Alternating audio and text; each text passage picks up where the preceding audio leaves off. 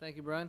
Good evening, council, staff, members of the public who are joining us. Welcome to our City of Summerside Committee of the Whole meeting of February 4th, 2025. I will begin by calling the meeting to order here at 5:04 p.m. Just a note for anyone who is joining us, we will begin our Committee of the Whole meeting. The Committee of the Whole meeting will take a pause at 6 p.m., at which time we will have a special council meeting. The special council meeting, when it's concluded, we will resume the Committee of the Whole meeting. So if you're going to watch for the whole night, you don't need to worry about it. But if you're looking for one part, that's how it's going to roll. So with that, I'll call for a motion to approve the agenda as presented. Councillor Snow, second. Councillor Adams, all in favor, please indicate by saying aye. Before you do, I have an amendment to add to the agenda. I almost forgot. Council has a copy. I have resolution COS 25-016, and actually, council, I will just move to approve the Committee of the Whole agenda. That resolution will go on the special council agenda. So back to where I started. Councillor Snow moved to approve the Committee of the Whole agenda as presented. Second, Councillor Adams already did it, but thanks, Bruce. All in favor, please indicate by saying aye. Any opposed? Changes? Hearing none, we're going to move it along. We acknowledge the land upon which we're gathered is unceded Mi'kmaq territory. Abigail is covered by the historic treaties of peace and friendship. We pay our respects to Indigenous Mi'kmaq people who have occupied this island for over 12,000 years. At this point, I'll ask any member of council to declare a conflict of interest with respect to any item on the Committee of the Whole agenda this evening. Hearing none, we'll move right into item 5, committee reports and recommendations. First is a report from our studious chair of Planning Committee, Councillor Duran, with respect to complete streets. I'll hand it over to you, Councillor. Thank you, Your Worship. As you will see in the package, there's a complete streets draft policy. The Planning Committee has been working towards a complete streets policy to make our streets safer, more accessible, more connected for everyone, whether you're walking or biking or taking transit or driving. So while the city's official plan already states that we are to have a complete streets policy, there's no formal policy in place to guide how we design or build them.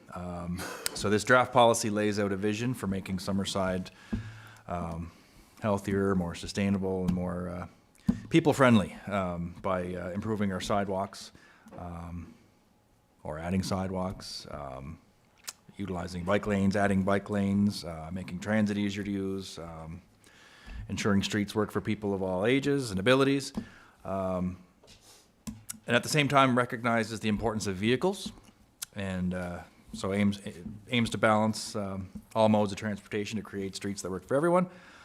So we're asking council for direction on the next steps.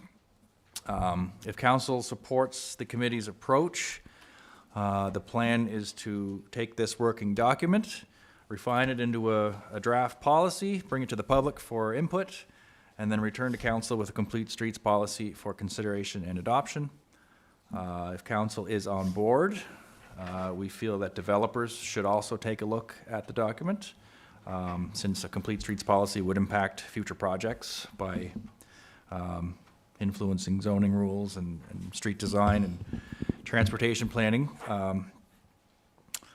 So yeah, this is an opportunity, I guess, to sort of shape the future of Summerside, at least in terms of its streets, that I think will benefit residents and businesses and visitors, and will also, I think, align with goals that the province has, like their active transportation strategy. So I'll leave it open for conversation. I don't expect that everyone has read in its entirety leading up. I think it was just handed out today, so I mean, I don't expect everyone to be up to speed on it, but it is something that you can review, and we can bring it back to the next committee meeting for feedback, and hopefully get something carved out that we can submit for adoption.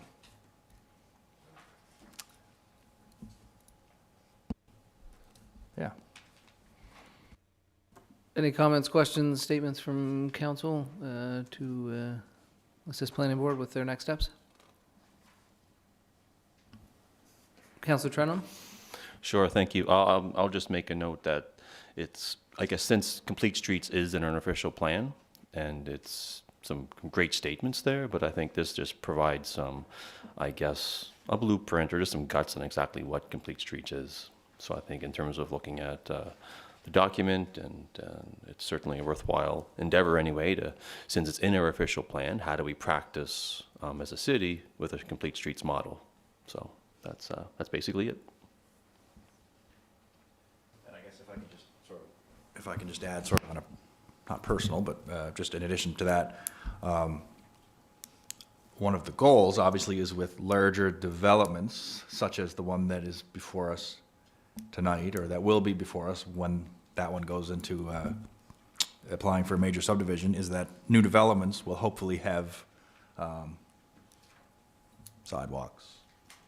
Essentially, that's my favorite part of the policy, that all new developments hopefully will have sidewalks and or transportation lanes. But yeah, that's the big piece for me. Obviously, there's more components to it, but to know that all future developments and future new streets will or can possibly have sidewalks is a pretty big step. So, and hopefully, and when we come to discuss more of it with tech services, hopefully by narrowing streets, that was one of the options that was sort of discussed. We'll be able to keep the cost at least sort of neutral for developers in order for them to be able to include their sidewalks. I think Councillor Duran just hit on what I was wanting to say. You know, I like the concept, but I really think we need to be cognizant of the mitigating the additional cost for developers. You know, we were on our hands and knees here for a lot of years, begging people to come. We have them here now, and we just don't want to burden them with additional costs. So I think we just got to be recognize that and do what we can. Thanks. Just to sort of add on what Councillor MacDougall was saying, I really like the concept of it and the idea behind it. I would be curious how this is working, or similar guidelines, policies are working in other communities, municipalities, and what they're seeing, if there's any negative impacts in regards to future development or feedback from builders in the area, that sort of stuff, just to see how that would play out. The concept itself is great. Yeah, but that would be one caveat I'd like to see or hear more on. Justin, you had mentioned a provincial active transportation strategy. Is there one in place? I don't know if it's in place or if it's being developed, but it's out there and it's. Okay. I know we had talked about it before, and it was like they were working on it, so I wasn't sure. Yeah, and I don't know if there's a difference. Ken, you might know. Sorry, Councillor Trenholm. Is there a difference between the PEI active transportation strategy and a PEI active transportation policy? Maybe they don't have a policy. I know we were discussing that a couple years ago, and they don't have one, so we weren't able to follow it. Right. So I don't know, is the strategy different than policy? Well, yeah, so there's a PEI, it's a draft PEI active transportation network plan. So it lists lots of the details and specifications of how wide a street has to be, or how wide a AT pathway has to be, right? But this definitely, Complete Streets relates to active transportation, but it's a component of, I would say, right? So Complete Streets is more, I guess, broad and encompassing, right? Where active transportation is just, I guess, it's focused on that piece, right? So they're really related, but aspects of Complete Streets are a little different too, and more broad. But I would say that, yeah, right now that I've been hearing that the movement towards finalizing, it's pretty close. But in terms of that would provide it lists a global perspective, so it doesn't focus in, say, on Summerside, what Summerside needs to do. Yep. It's the whole network across PEI, so lots of it's the Confederation Trail and improvements to that. And there is recommendations from municipalities and that kind of thing, but Again, it's draft, and when it gets approved, there will be some standards, but the majority of the standards that are in that are the same standards that, say, are in BC.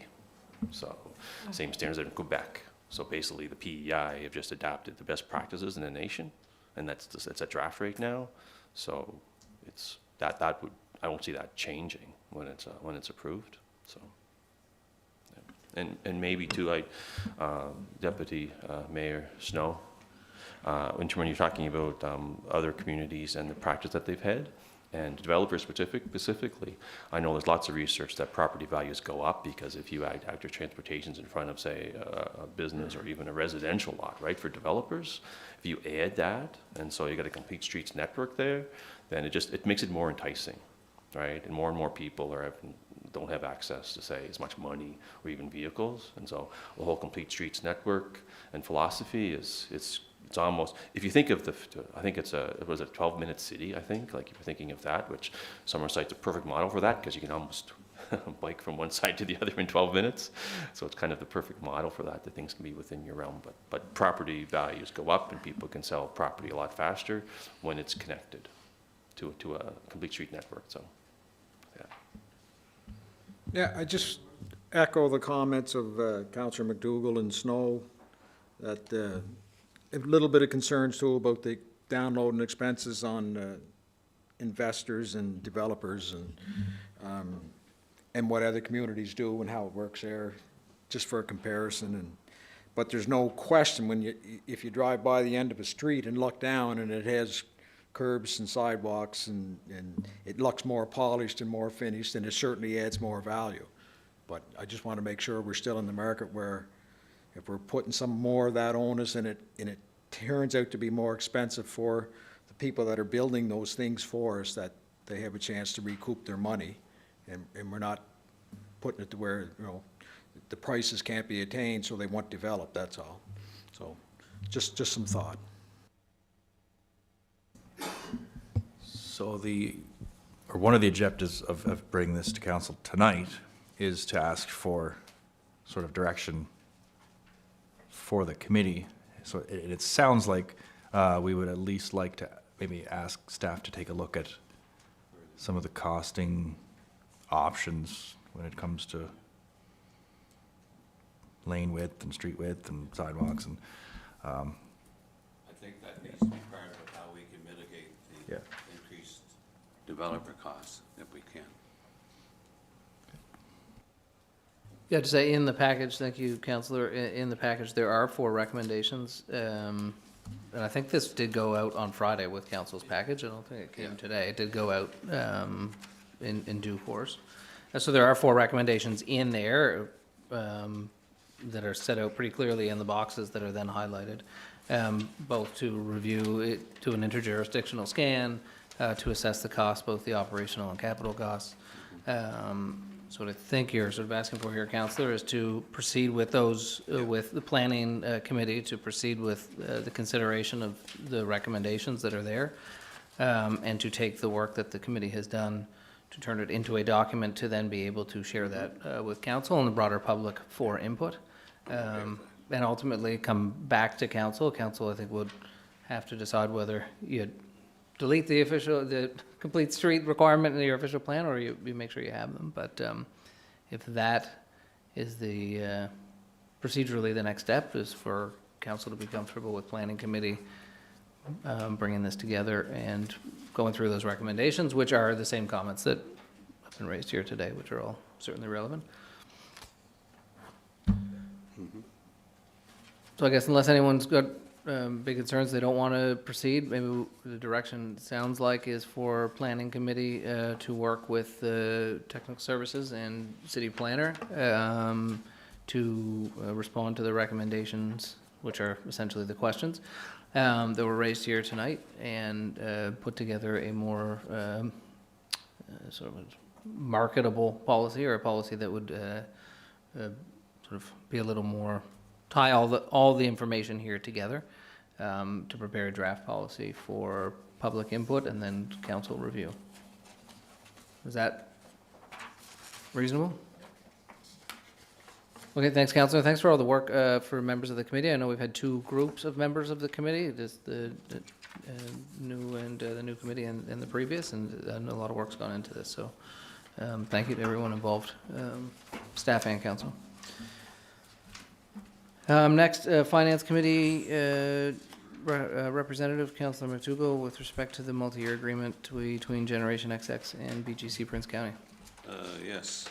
One second. Yes, Your Worship, I do have a resolution that I will be forwarded on to later on in the meeting this evening. And it's to borrow from financial institutions to finance the cost of a portion of its capital expenditure from the previous fiscal year and or refinance existing loans that have come due. Oh,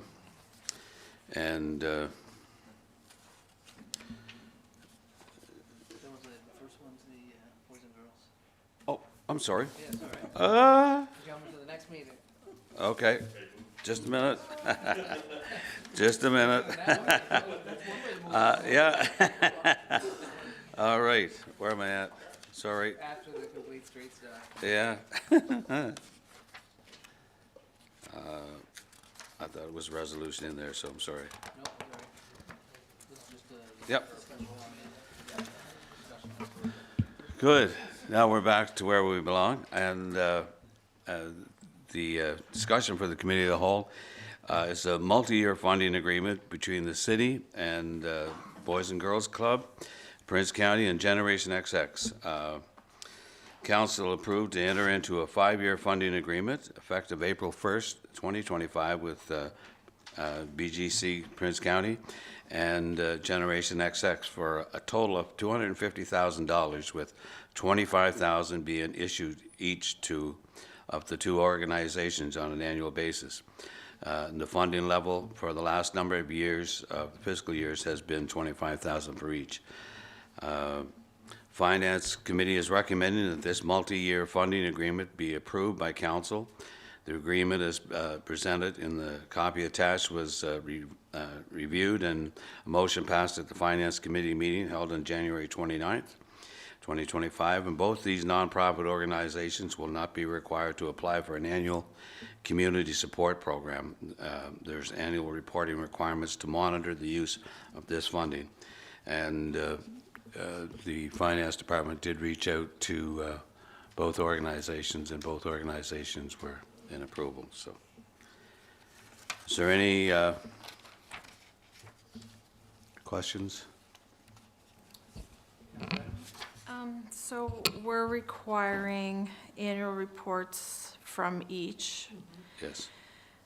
projected operating results, financial statements, their metrics, other sources of funding, outline of the work they've completed. So that's, they have to send that in annually. Yeah. Plus, we're going, it says regular meetings shall be held annually to discuss progress. Who's that with? Who is the Yeah, meeting with? who's meeting? Like, who do they meet with? Like, just, I would say it's. I would say it would be probably the our finance staff. Finance staff.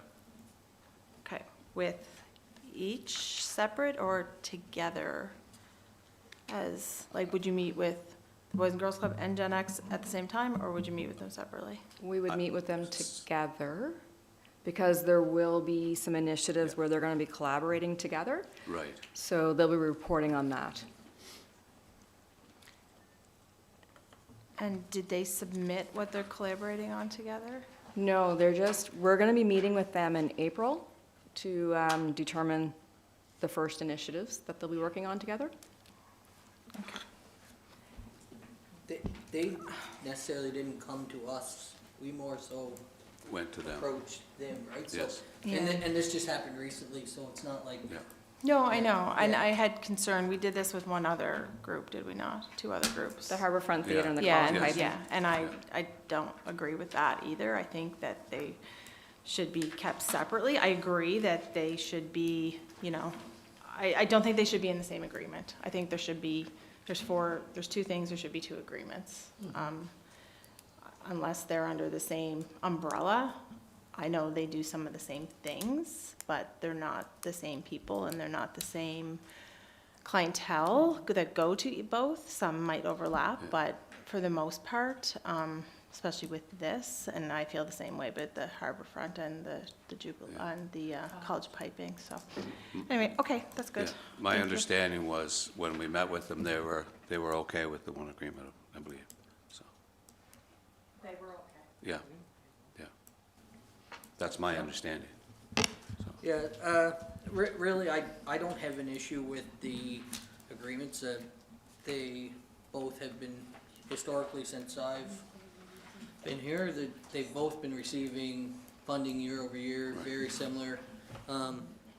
As a former board member of or president, I guess, of the Boys and Girls Club years ago, and, you know, a lot of times that report and et cetera was just extra work happened to be done that, at the end of the day, I don't know if there was much benefit to the reports coming into council. We would fund them regardless. Both organizations do great work in the community. I am actually quite impressed and happy that they've decided to work together and do some projects. I think that could really benefit the community. I do agree with Councillor Adams.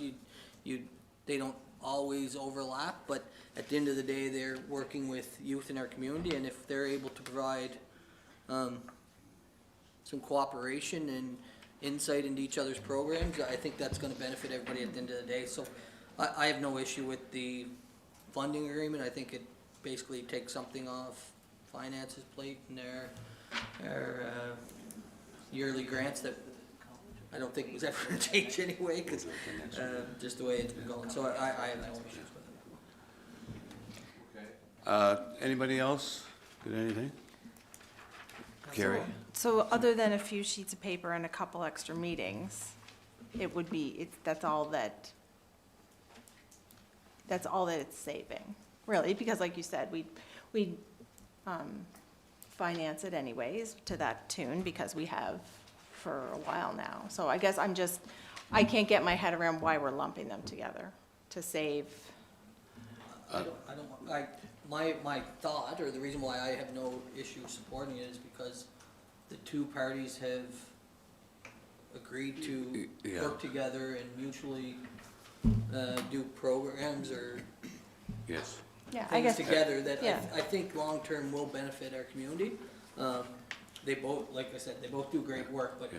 pulling both organizations together where they can start to communicate and work together, I think is a huge positive. Even though, yeah, it's a piece of paper. Yeah, but it's just a piece of paper. They can do that without us lumping them into the same agreement. I just have issues with not having separate agreements for, like, the money's gonna be the same. It's just gonna be, that what's coming in is the same. We're still requiring annual reports. We're still wanting financial reports from each. So I guess I just don't know why we're starting to lump things together. Like, are we going to lump swimming and figure skating and hockey together next? Like, Yeah. why, I guess? Yeah, There's no and- reason for it, in my mind. And Councillor Adams, with this one, we started with the college and Harborfront. This one here, it seemed to fit. The two parties wanted to come together. We're talking just on the funding of the 25,000. And I'm sure that the doors are open anytime that any of them want to climb that stairs and have a meeting with council or anybody, if they have an extra project. Because they were never scared before, so I can't see them being scared off by this. I think this is just a funding mechanism for our budgeting process, and I'm okay with this part of it. And for their budget, And for their budget too. So it just, stable funding. stable funding, yeah.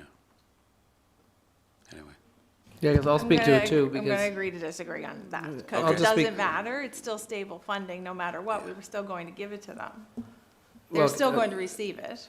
well, one second, sorry, we can just take a break. We will go through the mics, but I did turn mine on, because I did want to speak to it, because we enter into tripartite agreements all the time. We enter in with the federal government and the provincial government for all kinds of funding opportunities. It is certainly not unusual whatsoever.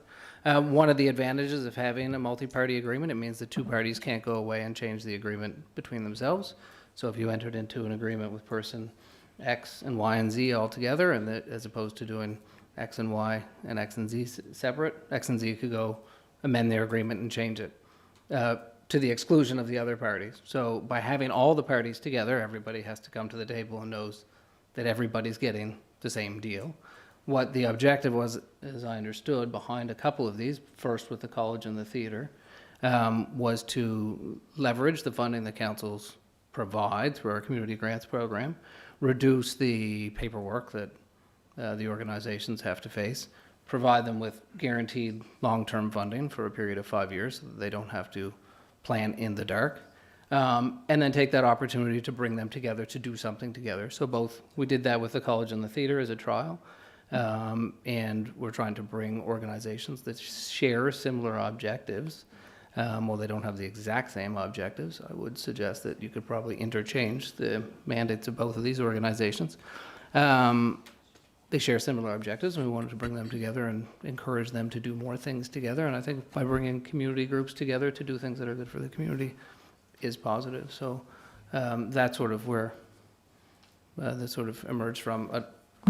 I don't think there's any issues with having 3 parties to an agreement. That's pretty common. Councillor McColeman? Thank you, Your Worship.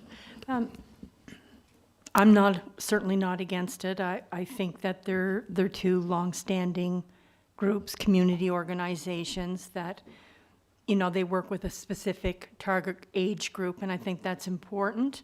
But I guess I look at it in another way, that if we're lumping different groups together, that may work out very well. But if there are any differences of opinion, if there's any disagreements, then to me, I look at it as a sense where the city is almost like a parent.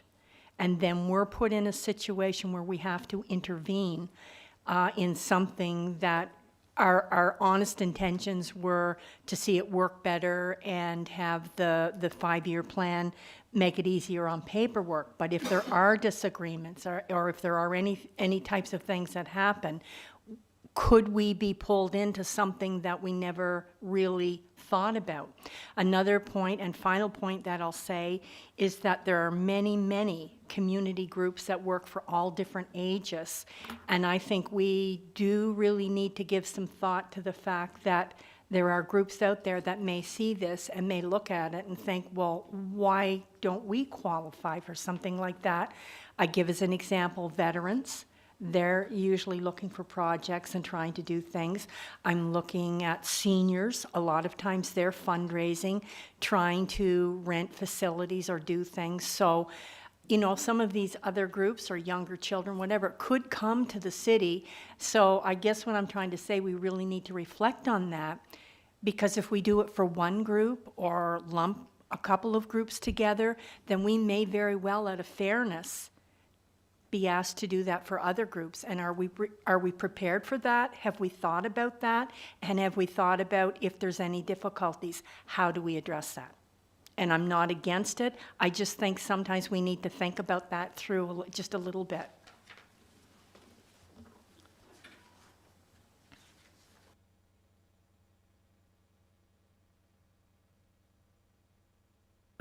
So, Council, sorry, to make sure my mic's on. So the resolution to enter into the agreement would come to our next council meeting. That was the similar path. That's the same path we followed with the last Harbourfront Theatre and College Piping. Make a resolution here to move it on? No, it would just come at the monthly meeting. Okay, yeah. Yep. Great. Thank you, Council. Thank you, Finance Committee, for the work that the committee put into that and previous agreements. With this, we'll move into item 6, staff reports. 6A is the Renewable Fuel Generator and Engagement Plan. We have Director Greg Gaudet, and we have folks from Dunsky Energy and Climate Advisors here as well. The summary report of the engagement plan was attached in your package, and I guess we have Greg coming up to walk us through. Okay. 1 second, I need to give a file to Brian, so hopefully you'll go. You can put it right on there yourself. You put it right on here? Yeah.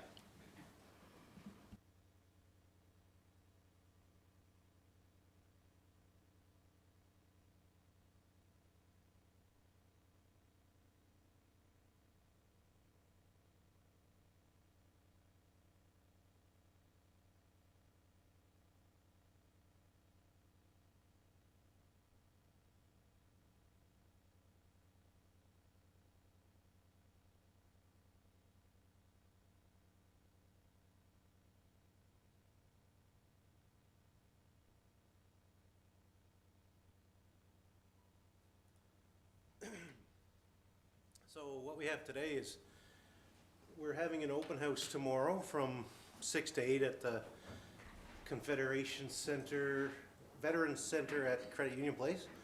Open house public on the project for Summerside Electric to invest in a generator of some type.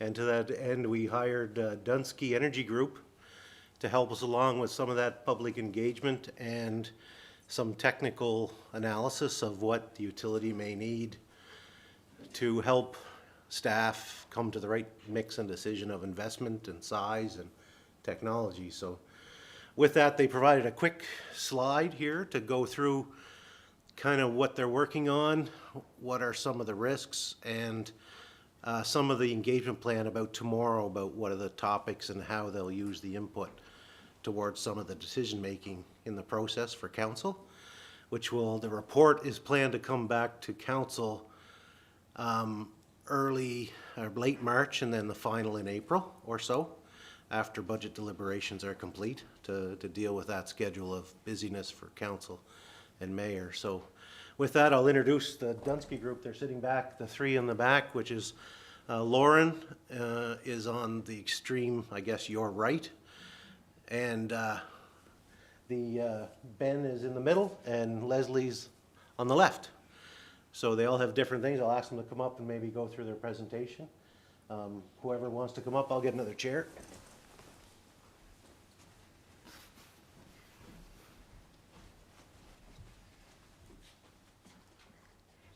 So thanks so much for having us. I have the pleasure of coming home for this. I'm originally an Islander, but based in Ottawa now, so I always look for an opportunity to get back to the island.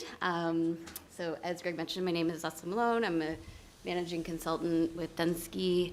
My colleague Ben is our senior research director, and Lauren she wears lots of hats, but for this project, she will be leading the facilitation.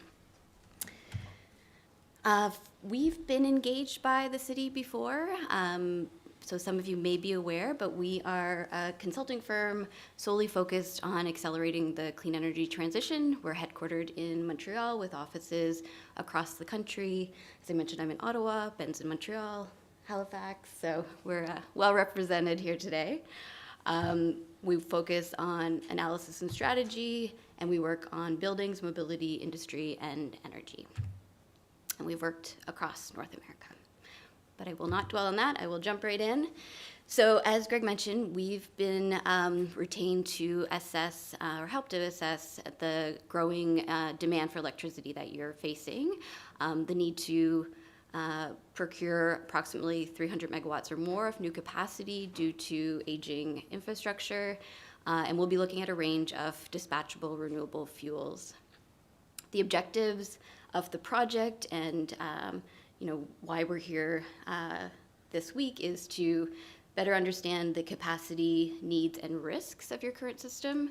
We'll be looking at the economic and technical feasibility, as I mentioned, of various possible options.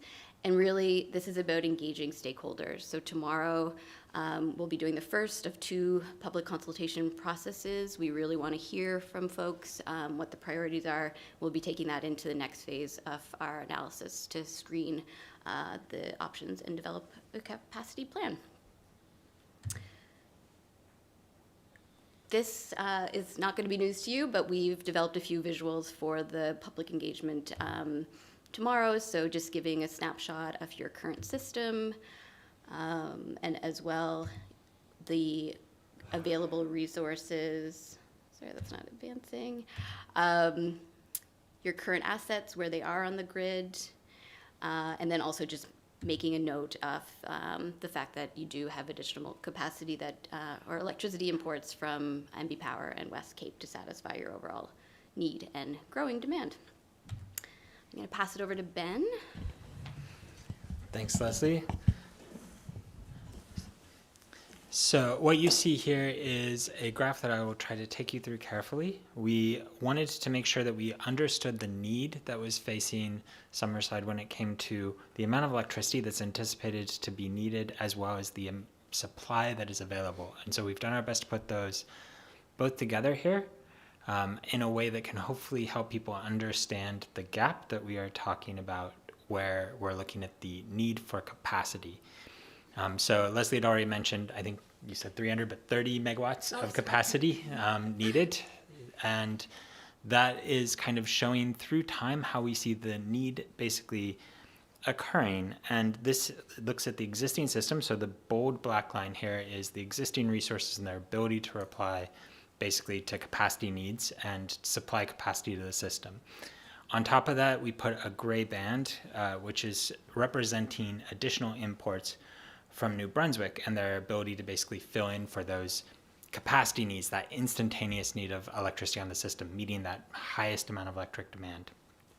You'll notice in the history that there is a point there that is above that import band. The reason that that happens is because while we have counted what we think is the capacity that is normally counted for on the wind contracts that Summerside had, there was actually more wind coming in during that event, and it was able to go through that event. It was over the capacity credit we would normally give the wind, but it was a fortunate circumstance that the wind was producing more electricity during that time. But it does show a very close to the line system where you have peak loads that are getting very close to the ability of the resources that are available to meet those peaks. And when we look at the amount of load we anticipate going forward, we looked at the demand forecast. We did a lot of statistics and a lot of sort of projection on where we think load's going, looking at heating demand from heat pumps coming on and creating electric heating, as well as electric vehicles and how those might come in and impact the system. And we looked forward and projected, and it probably looks very familiar to you because we landed on a very, very similar spot to where Greg landed when he did his forecast. What we wanted to add on top of that is looking at extreme events. And so when you look at the history and you see that big peak, it was in 2022, I believe, or 2023. That was a cold event, and we wanted to say what would happen if you had a similar event going forward. So the dashed line here gives you under what we would call normalized weather. We took 30 years of historic weather and we said, what's the average temperature on any given day? How much electricity would be needed for that?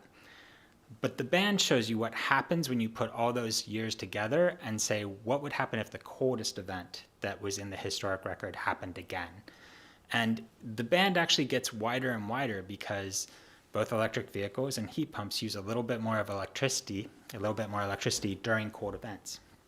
So while the load is going to grow from people coming and adding in electric end uses, from adding electric vehicles and adding electric heat into their homes, it also is going to become more sensitive to cold events, and you're going to have potential for even higher peak events going forward.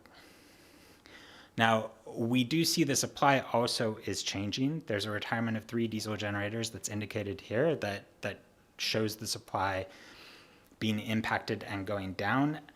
And then we have the dashed line to show a renewable of the West Cape contract. So if that contract is renewed, then that dashed line represents basically where the supply would be.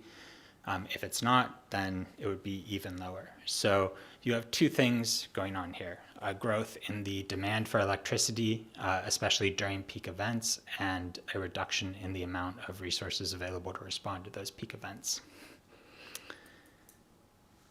Okay.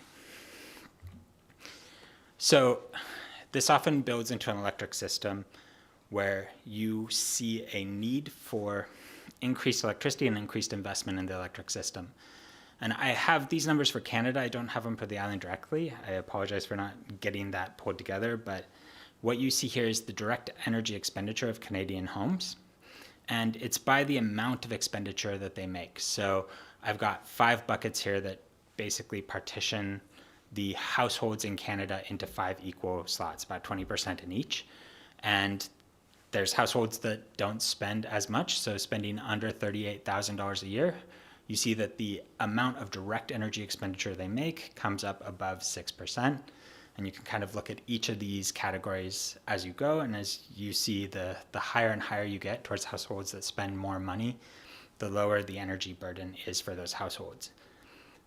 The reason I like to show this is because it's easy to get focused on electricity as the only picture.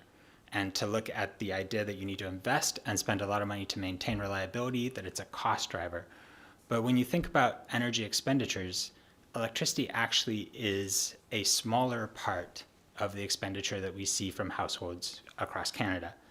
A lot of that other expenditure is in spending for diesel or gasoline for cars, spending for natural gas for heating, or other energy sources. So while electric bills, in pretty much every decarbonization study I've seen, are expected to go up, because there's a lot of investment needed across all of Canada, and Atlantic Canada especially, into the electric system, we really do hope that some of those expenses are offset by a reduction in these other energy needs that people have, that they're spending less money on gasoline for cars, they're spending less money on heating oil or natural gas or propane.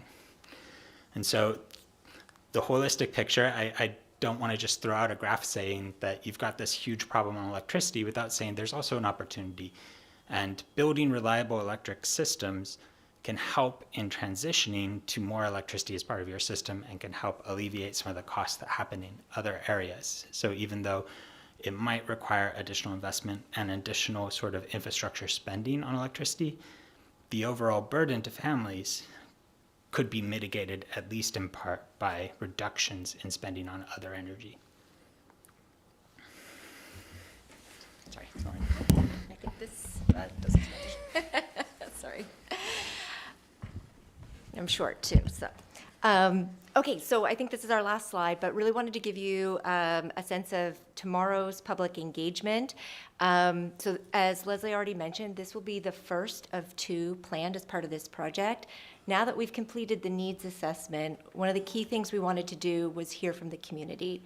And tomorrow's meeting is a combination of things. We want to be a bit educational to really help them understand the current electricity system, where we're at, the need and the growing demand for electricity, and then also talk about what we want our future state to look like, which is an electricity system that, of course, meets the demand, an electricity system that is aligned with the community priorities, and that it continues to be safe, affordable, and reliable, as we always want our electricity system to be, but also clean, resilient, and sustainable.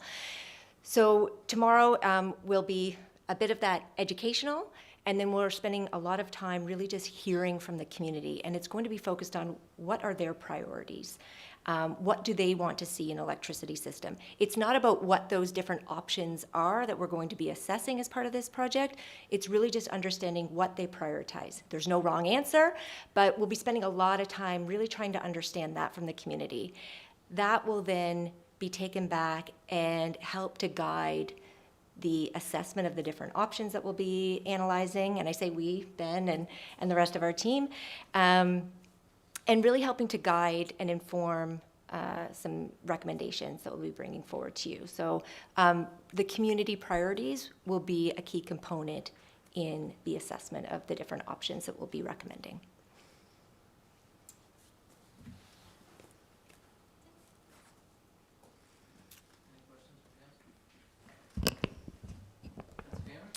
Thank you. Thank you for that presentation. It was great because I felt like it was, I don't want to say dumbed down, but I understood it. And sometimes electricity can be very complex. Just when it came to the direct energy expenditures and you didn't have the data specifically for PEI, is that something that you can get for us? So the source for it was StatCan in 2021. I would have to look at the StatCan data to know for sure how far down I could break it, but we can certainly look and send that back. Perfect. Thanks. Thanks again. It was great. Yeah, thank you very much. I just wanted to ask, is it possible when the time comes to present us with like the post open house report to highlight or indicate what suggestions or actions actually come from the public and really highlight what they want or ask, as opposed to just consolidating it into one big report? Because I think there's some people out there that might have the impression that tomorrow is more of a presentation and less of an actual compiling of the public. Right. So it'd be really interesting to know when the time comes what actually came from them. I understand. Do you know what I mean? No, it's a great question, and I think I really do encourage, hopefully, that people do come to participate. I know it's a 2-hour timeframe, which is a lot to ask. Time is precious, but it really is meant to be an engagement tomorrow. We want to spend a lot of time, and we've dedicated a lot of time tomorrow to really listen. And I don't think we have planned just a report on the stakeholders, but it will very much be featured in the final report as justification and support for the recommendations. So, yeah, absolutely. And just for the record here for anyone, the time and location of the public meeting tomorrow? 6 to 8? It's at the Veteran Convention Center at the Notre Dame, 511 Notre Dame Street. Is that the cup? Credit Union Place. Yeah, okay. Just- And it's from 6 p.m. to 8 p.m. 6 to 8 p.m. at the Credit Union There'll be a Place. few snacks and coffee, so. Snacks and coffee on Greg. And then my only other question is, following the public facilitated session, is there an opportunity for members of the public to review any information and provide comment by email or otherwise for those who couldn't attend? I believe so. I think Greg maybe can confirm how that will go, but we totally understand that not everyone might be able to attend tomorrow, so we'd love to allow opportunity for people to provide feedback in another means that suits them. Okay, great. Yeah, maybe staff, Greg, and if you could work with the communications department to make sure that materials go up on city website and we promote that so people can comment or provide their feedback who are otherwise not able to attend. Yeah, Dunsky Energy has been in coordination with the communications team for Awesome. a long time away. Great. Any other questions, comments from council? No? Great. Hearing none, thank you, Lauren, Ben, Leslie, for your work, and have a good evening tomorrow. We won't be there because we're in budget meeting, so I think some of us would rather be there, though, but we'll have our opportunity. Great, thank you very much. Thank you. Sure.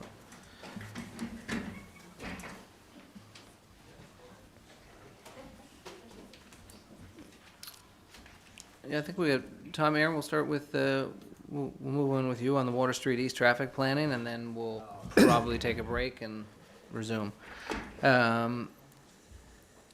Welcome. Hi. Aaron, I'll hand it over to you. We're moving on to 6B, Water Street East traffic planning, technical services. Okay, I guess traffic planning or reviews date well back on Water Street East, back as far as 2001 when we were looking at traffic growth in the city. We were collecting data since 97 or 99, and then we started seeing increases on Water Street East and what our options would be. Also at that same time, Pope Road was being, development was happening up on Ryan Street, and the mall expansion and Sobeys was happening, so the road was getting realigned there, so that was giving us a review of our, we basically have a good street, Water Street East along the south of our city. We have Route 2 up in the north of our city. We didn't have anything. We had some good north-south ones on MacEwen Road, Granville Street and Central, and we didn't have a full complement of east-west streets. So we have Pope Road that was coming on from South Drive. Excuse me. As part of that project, it got realigned at Ryan Street, and it got us over as far as MacEwen Road, but didn't get us to all the way over onto Water Street East. When we were reviewing the numbers coming in Water Street East, we were having high numbers of like 10 to 18,000 vehicles per day by the time you got to certain stretches. And as soon as you crossed over on MacEwen Road, those numbers dropped drastically, like 10, 11,000. So we knew a large portion of traffic coming in Water Street East, as soon as it got to MacEwen Road, was turning right and going north up into to head to the box or commercial district up there. So we ourselves felt that was from our numbers, but we hired an outside consultant to review those numbers, model the city, and that's what came about. We said, is there a need for the east-west street to garner traffic or get them quicker to that northern district as well, where they're headed anyhow? So that came about in 01. The timelines after that study was based on it wasn't needed directly. It was as traffic volumes increased, and they were projecting the volumes would be there by about 2010. for what we call the short connector, which is what is currently under construction. That's the short version or a portion of it. The longer version was all the way, that road connected all the way over to Reed's Corner. So as parcels of land became developed, we had a policy in place to allow and reserve out tracts of land for that study, so which we did as parcels became developed. Again, the traffic projections were that we'd be doing the short connector by 2010. We ended up not doing it until now, and the longer connector was anticipated to be around 2020. So it was a combination at first that we didn't have the traffic growth, and once we got the traffic growth, we didn't have funding partners that we were looking for to do the project, or we had a layout that we said individual property owners could do portions of it as they chose to develop their parcels, but it would be done in a systematic and uniform overall end plan. So we didn't have funding partners to do it ourselves. We didn't have the development happen. And finally, in the last couple of years, we decided to complete the design and finalize where the road would be. So if we came along with funding partners, we'd have a shovel-ready project, because that was the term that was needed. They were coming forward with projects, and we wanted to be ready to be able to jump on any funding programs that happened. And we weren't fortunate enough to get any funding programs through that. So the council of the day currently decided to proceed with this project based on the volumes that we're experiencing on Water Street East. So that was I'll say the longer or the recap of that one. Other things that we've looked at on that Water Street corridor from MacEwen out to Reed's Corner. I guess if we went way back, originally the very first roundabout in Summerside in PEI rather, was supposed to be at the Reed's Corner when that intersection was redesigned. There was some anxiousness or uncertainty if the very first one was going to be here in Summerside and how was it going to be handled. And the decision was that it got moved out to Travelers Rest, and that's where the first one got put in. So again, Reed's Corner you'd have to go back. It was redesigned, so it was actually turned into a signalized intersection and from what it was.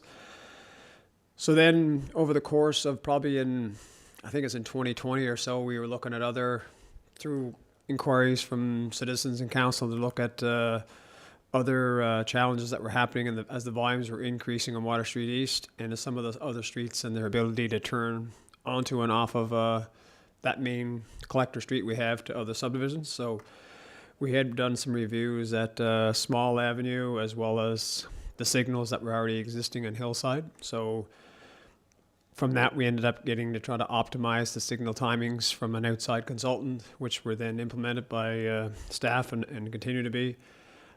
Small Avenue was seeing excessive delays in the peak hours for vehicles to turn into that subdivision. So a year or so later, a left turn lane was added to Small Avenue. I might have missed over a couple of times previously. We had installed overhead pedestrian signals to assist pedestrians crossing at a couple of, they were called an RA5, which was just a large pole that overhang and held a signal over the middle that pedestrians pushed. That was called the RA5 type, so we installed one of those at Small Avenue and another one in at Bay Avenue to assist, I'll say, peak pedestrian spots for crossing. Most recently, I guess we then did some more reviews as far as type of signal crossings, and we had a couple more in other jurisdictions or other sections in South Drive, and they were called an RRFB, or a rapid rectangular flashing beacon. So it basically hits it, it's smaller, and it flashes at a lower level, not at the right height, way up high like the other ones were. That was deemed to be another level of crosswalk enhancements. So we reviewed and we replaced the one at Small Avenue from the overhead one to that RRFB. I think we also had another one scheduled for Gillespie Avenue, and we had done a review of Gillespie Avenue as well. So then, as far as when we talk on Gillespie Avenue, we had reviewed that intersection and said, okay, that one doesn't align at a 90 degree with Water Street East. We had called to put adjust the crosswalk there and install an RFB, and at the same time then a development was proposed for across the street of a 59 unit building, which was going to be potential to have an actual road there to lead down to the rest of the property and other properties. So a longer term project was to look at realigning Gillespie to make a proper four-way intersection at that. We have deferred that the last couple of years until that project is completed.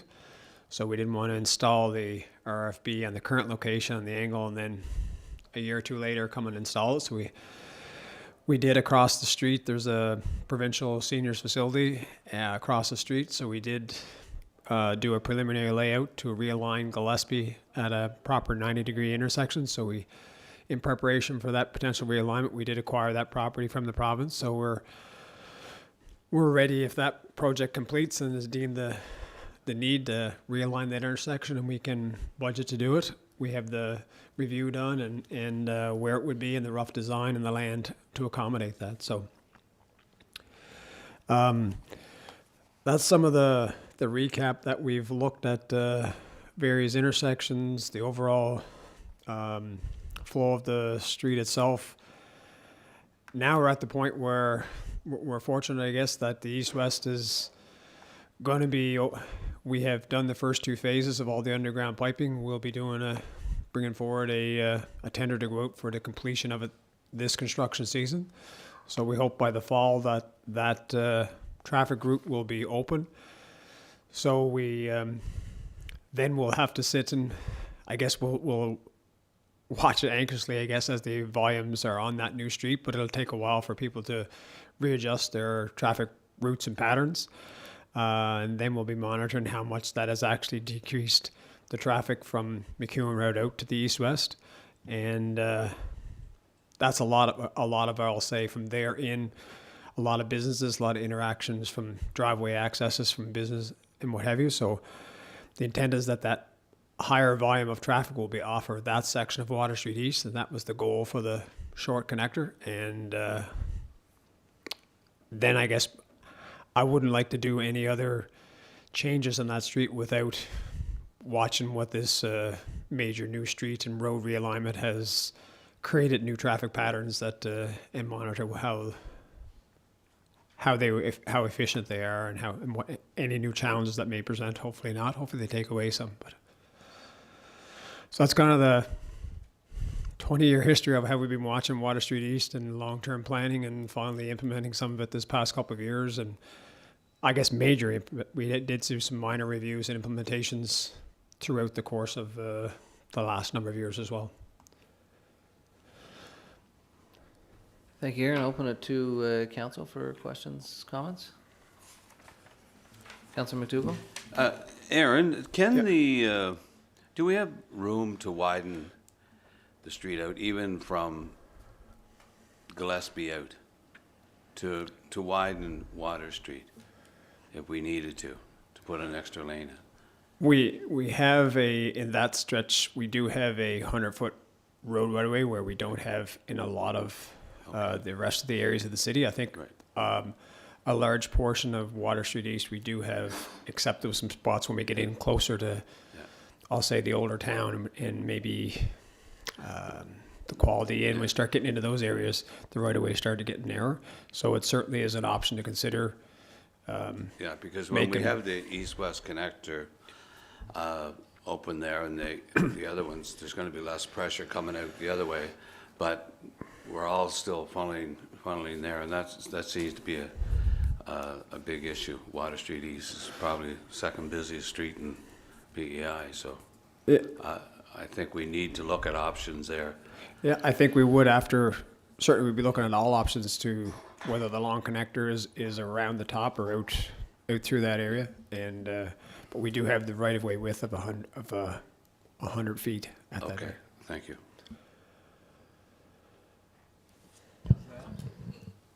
Just agree completely with what Bruce said.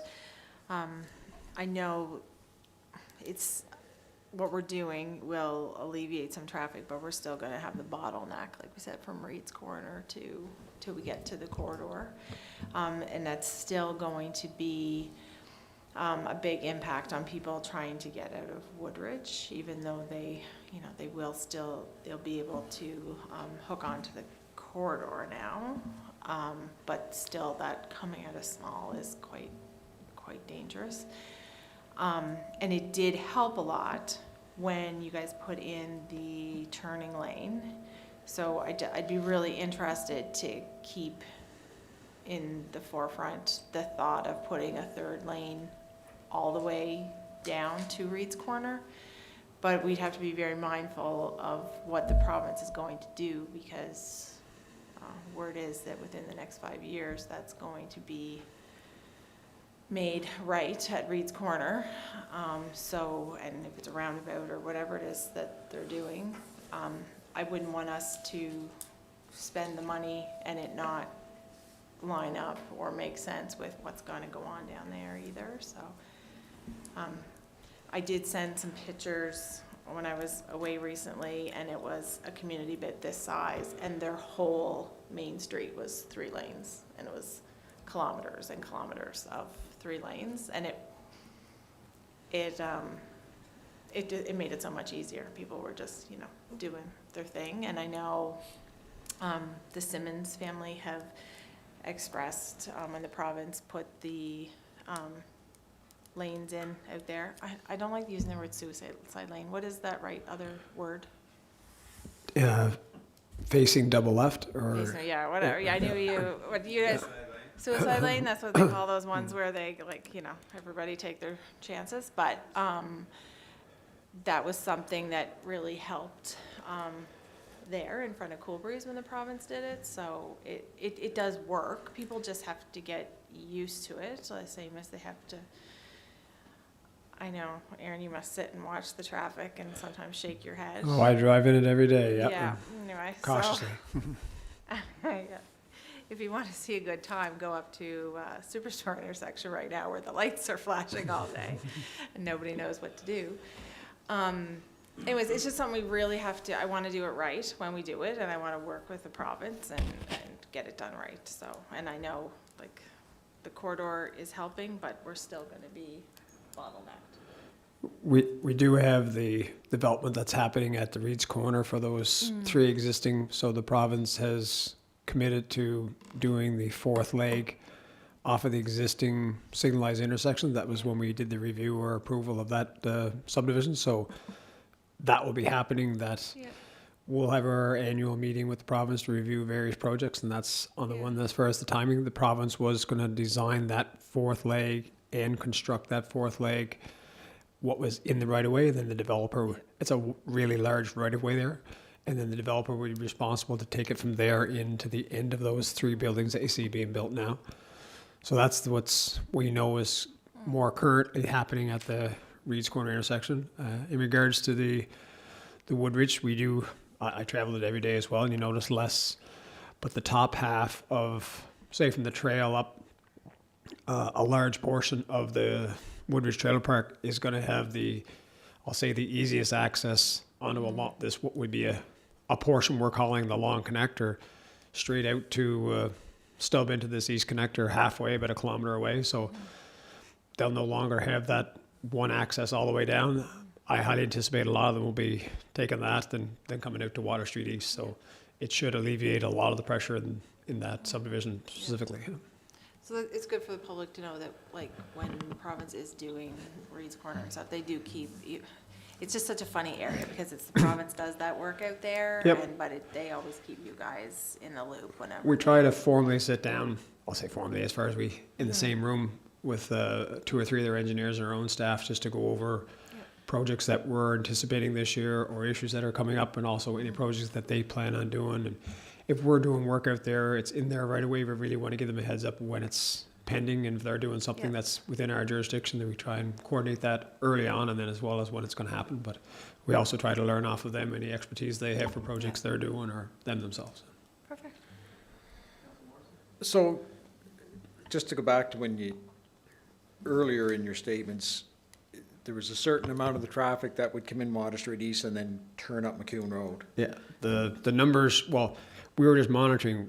We have a small counter that we count traffic, and we set it up in Water Street East at various sections, and the numbers dropped off drastically when you're coming in town, but as soon as you cross MacEwen Road towards Harvard Street, drastically, like 5,000-6,000 vehicles. So we know a lot of traffic is coming to MacEwen Road and then turning right and going up So do you know if it was like 50% or 30%? I could get you, but the numbers I thought were something like, we're having something like 16 and 18,000, they're dropping to 10 or 11. So we know there was like 6,000 vehicles heading up. I mean, some of that is going to be from Water Street East itself, but as you know, coming in, a lot of traffic comes in from the surrounding areas. Right. So Yeah. we knew automatically if we got that much, we should have 5 to So- 6 initially on this new east-west. So I get from that, then, once the east-west connector opens, and there'll be traffic lights at the east-west connector, At both ends, yes. Sorry, I should have Right. added that, yes. that could be somewhat similar. Instead of even coming in as far as MacEwen Road, you're gonna have people turning right and going up the east-west connector, and Yes, and Which as would part of that, we've also added a short right slip lane like at MacEwen Road now. Yep. So they'll be able to turn right and jump onto that if there's waiting for traffic, if it comes to signals, to not back it up. Right. Anything that's going right, we'll have a shorter slip lane there that they can come up there and turn right. And because there's no plans to put traffic lights at any other intersection like Bay or Gillespie or. Correct, not to date Yeah. yet. So, and the only other really thing that was in the plan was the crosswalk light or signaling at Gillespie, but it's still in the works, but waiting for completion of other projects that are there, and then a line in the streets and, Correct. okay. We did do the review, and one was warranted at that location, and we had 2, so we did the one and adjusted the one at Small Avenue. Yeah. And then we held off on the one in Gillespie, and, No. because the contractor did put some of the services in last fall, the water and the sewer. Yep. For that street, they have to complete it this spring, Yep. they have to be ready for occupancy for that building, Yeah. but. It's the thing that like I say, I hear the most, and I've said it here numerous times, is coming out of Gillespie and Bay Avenue or any streets along there and trying to turn left onto Water Street East to head out of town, and it's difficult to cross the both lanes of traffic to get out. And that may alleviate it some, but still there's gonna be those times where it's gonna be a struggle, I believe. Yeah, we're interested to see if that amount of traffic does turn right, that Yeah. they should provide more opportunities for exiting and, I'll say, egress and access from the new signals into MacEwen Road on that stretch by decreasing that number of And so traffic. again, those will be things that'll be looked after we open the street and the traffic, and then you Yep. get studying and looking at numbers again, and. We count the traffic, we have 2 counters, and we count traffic on the main roads every year. Yep. And then we go to the local streets every second year, so that we get and then we don't just do Water Street, we'll pick probably 4 spots of Water Street East coming and going. And then we also, as well as that data, we also get volumes of traffic as well as speeds. So then we'll also know, we get reports afterwards, and then we share that with our police department they're down for 2-day periods, and we get the data and we submit them over to police so they can have it for their own. If someone calls with an inquiry, did we collect data on our speeds in that last 2 years? We can quickly refresh and say, okay, we have it, or we can add them to the list and collect them later on. Thank you. Any further questions, comments from council? Seeing none, thank you, Director. We're going to start the 6 PM meeting now. Yeah, so we will take a pause with our committee of the whole meeting here, and we'll begin our special council meeting that is scheduled to start for 6 o'clock, so we'll start at 6:12. Yes, Councillor? We will do 6C, we'll come back to 6C, and then we'll come back to 7, all the way A to J as well. Just because we have a scheduled meeting for special council and a number of items on there, members of the public were there for that. Deputy Chief, you get to sit with us for a little bit longer. She tried. So with that, we will put a pause in our committee of the whole meeting, and we'll begin our special council meeting. So with that, I'll call to order the special council meeting of the City of Summerside here for February 4th, 2025. Before I call for an approval of the agenda, I would take a note of an amendment to the agenda, the addition of resolution number 25-016.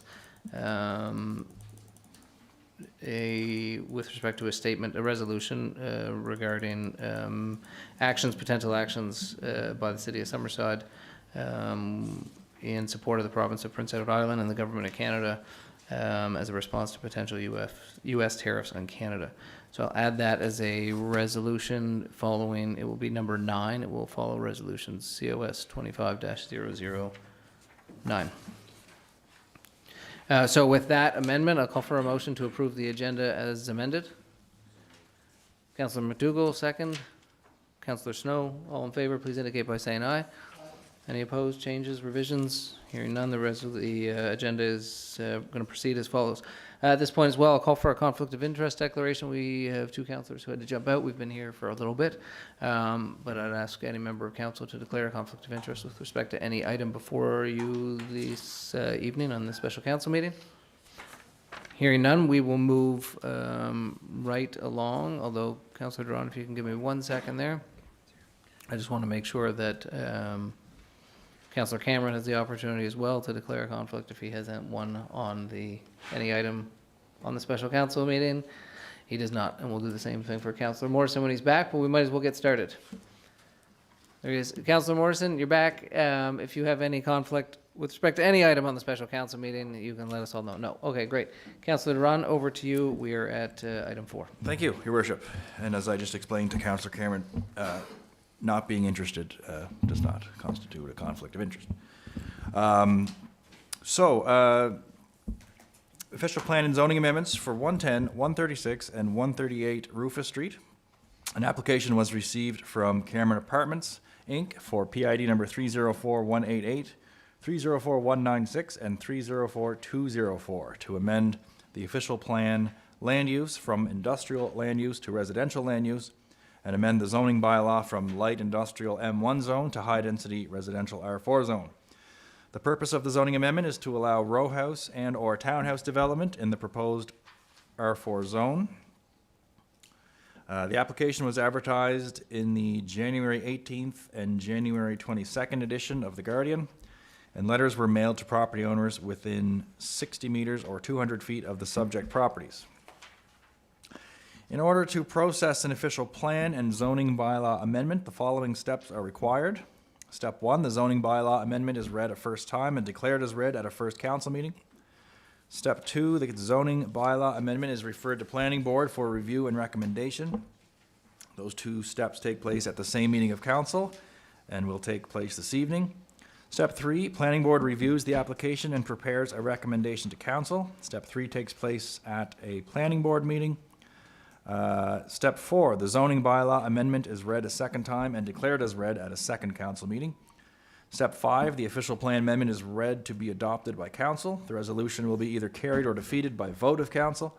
If the official plan amendment is adopted by council, it is sent to the Minister of Housing, Land and Communities for signature, and the amendment becomes official.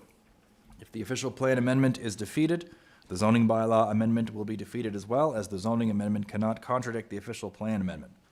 And step 6, the zoning bylaw amendment is read to be adopted by council. The resolution will be either carried or defeated by vote of council.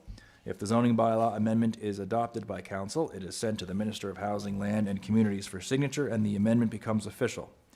Steps 4, 5, and 6 take place at council's second meeting.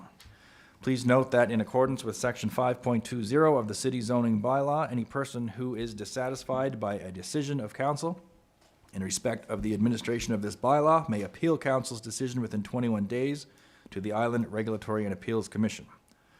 And just for public knowledge, step 3, the planning board meeting, I believe will be at the, would it be at the March committee of the whole, or it might possibly be at the February monthly council meeting, which is the 3rd Monday in February. Tuesday this month because of Islander Day. Okay, and then steps 4 to 6 would take place at possibly a special council meeting in early March, which we will specify at the planning board meeting. So the current zone, light industrial M1, the purpose of this zone is to accommodate light industrial and other compatible non-noxious industrial uses, together with some supporting and complementary commercial uses. Permitted uses in the light industrial M1 zone currently, subject to bylaw requirements. On the industrial side, heavy machinery, sales and repairs, marine sales and repairs, truck driving school, light industrial, food processor, alcohol manufacturer, brew pub and microbrewery, manufactured home construction, accessory building, automobile towing facility, trucking depot, cannabis production facility, construction company, light. Currently permitted on the commercial side, animal care facility, shelter and kennel, body shop, repair, shop, sales establishment, processor and outlet, dry cleaner, bakery, small, medium, and large child care facilities, automobile storage facility, outdoor storage area, self-storage and warehouse, building supply outlet, printing or publishing establishment, or parking lot. And then other permitted uses in the current M1 telecommunication tower. Discretionary uses in the M1 industrial, subject to council approval, recycling facility, wind energy conversion system, or a solar energy collector system in the industrial side, or a business professional office commercially.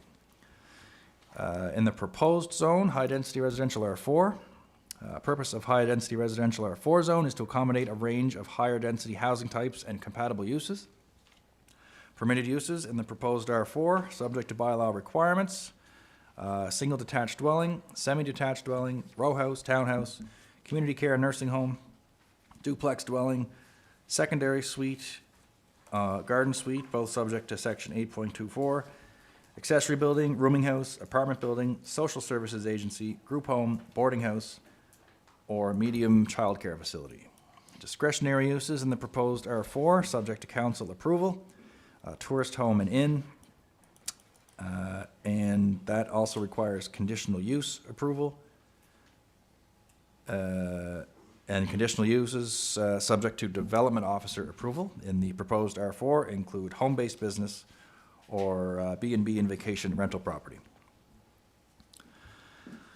So, comments and questions. If the applicant is present, the applicant is Jordan and Riley Cameron, or if there's anyone here representing them, they're more than welcome to step forward and make any comments or presentations on the application. And if not, we'll open the floor to any questions or comments from council. And if there's no comments or questions from council, we would open it to the public as well. Now's the opportunity. Councillors Trenholm and Cameron, I didn't see the order in which you turned on your lights, but. Okay, thanks.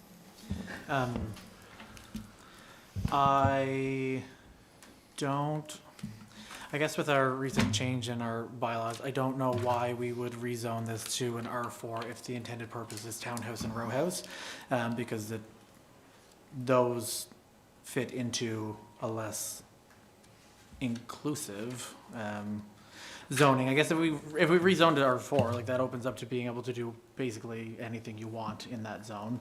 But if we kept it like R2, you can have up to 4 townhouse row houses. So the question for rezoning to an R4 zoning doesn't make sense to me, and I don't know if there's anyone here representing Jordan or Riley, is that what it was? To maybe answer that question, because even if you wanted up to 6, it would be an R3 zoning, so to me, it doesn't really make a lot of sense to rezone it to R4. I would ask if did this application come in before the official plan zoning was official? And maybe that's why, or? Because it was just Councillor, signed. just quick note, again, this is the first reading for council, so this is the opportunity to ask questions, but I just caution council on having positions on it, having not taken at this stage, we're here to listen, although I assume we don't have an applicant here.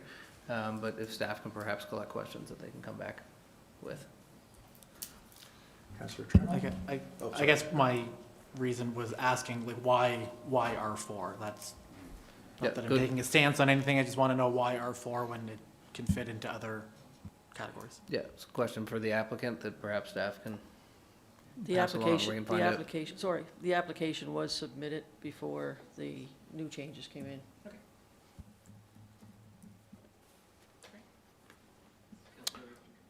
Sure, sounds good. Yeah, I guess just a couple points. First, I know we've recently, our Director of Economic Development talked about another property where it was light industrial going to R4, and he provided a rationale of the consequences of doing that. So I would obviously urge staff to seek out the director's feedback on, does that have any impact? Because obviously the city has lost, and I did have a computer issue. I'll had all this data on my computer. Now it's not, it's on my third screen, which I don't have here. But that being said, I believe it's 6 acres we've lost. Okay, I'm just going by memory. So I think it's really important that when we're looking at industrial land, that as it was said in that letter, that they're employment lands. However, understanding that I believe the current property, does the current property already have residential units on it? It does, correct, yeah, that's what I thought. But still, having the director's feedback on that. And I would concur with my counsel to my right here that I think it would be really good to know the rationale, because exactly what they're wanting to do in terms of their concept, they're able to do under R1, 2, and 3. And if they wanted to have a little more height and units, R3 would work. And there is a part in our official plan, and forgive me, like I say, if it's computer issues, but there's a part that says in terms of us maintaining some type of control over our land. And I'm thinking that if it is approved at R4 and if it goes forward, then what that would mean in terms of, I guess, they could put anything on there, right? So I think understanding the consequences of that as well, that's really important. So I guess that's my 3 points. Thank you. And the applicants actually arrived now. We just started talking about this application. So did you folks have anything you wanted to just state or present on this application before we continue with questions? If you wouldn't mind just stepping up to the mic. No problem. We're good. Jordan Cameron, I put the application in. It's currently industrial, I believe. I just go to the CUP, beautiful facility we all know, frequently.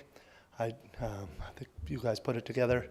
And I just feel it'd be more beneficial to the city as a multi-unit down the road, maybe sell them off individually. I think we have a lot of multi-units coming online in the next few years here, but yeah, whether it's R3 or R4, R4 gives you a bit more flexibility, but what we're thinking, 2 to 5 years time with this row housing type scenario, if it can be done in R3, we'd be open to that. R4 just is a bigger umbrella, I guess.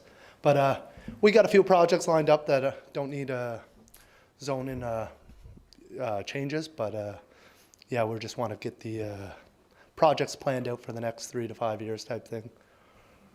Thanks. Thank you. And just on that, the question sort of just was posed before you arrived.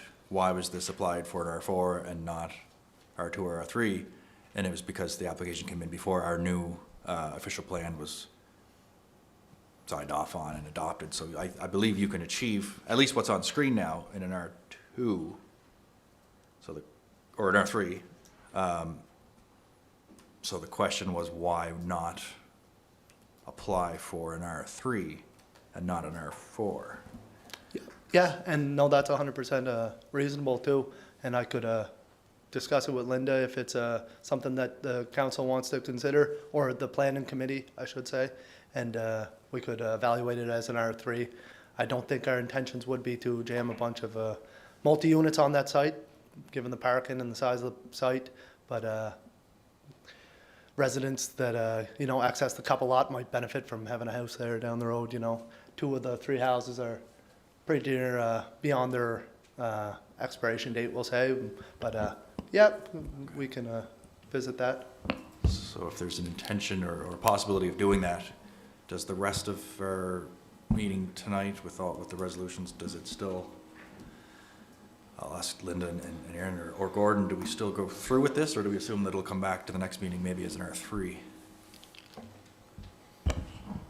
I'm not 100% certain on shifting a any amendment from M1 to R4 and shifting it to M1 to R3 and what that process would entail if it's, I mean, we're here tonight to hear what the options are, more about the development, and if they redefine their development to say it fits within then the request, we may have to come back to restart the first step, but that's still, I think we should still go through what the development is and what they're trying to accomplish, and we realize that the rules changed, that when they applied for I think this was 6 or 7, Jordan? Yeah, I believe. 5 or 6? I believe 5, yeah. Yeah. 5 couldn't fit in our current R3 standards that we had when the application came in, so they submitted for R4, which was the only way that was going to permit it to. So I don't give you a good answer today as far as going into the resolutions portion, but here in the I guess I actual- just don't want to add time for the applicant, for staff, if this ends up coming back and.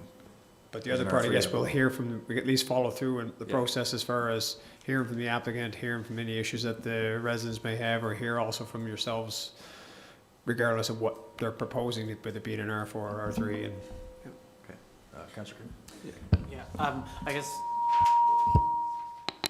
it's a little squeaky. My question, I guess, is like, now that our bylaws have been amended and changed, like, are you guys aware of that?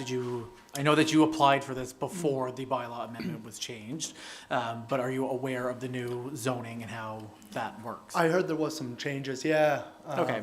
I just want to make sure, because I think it's a great idea, and I go to the Cup quite often, and it would make for a nicer area too. Not that there's anything wrong with that right now. Why am I so? There we go.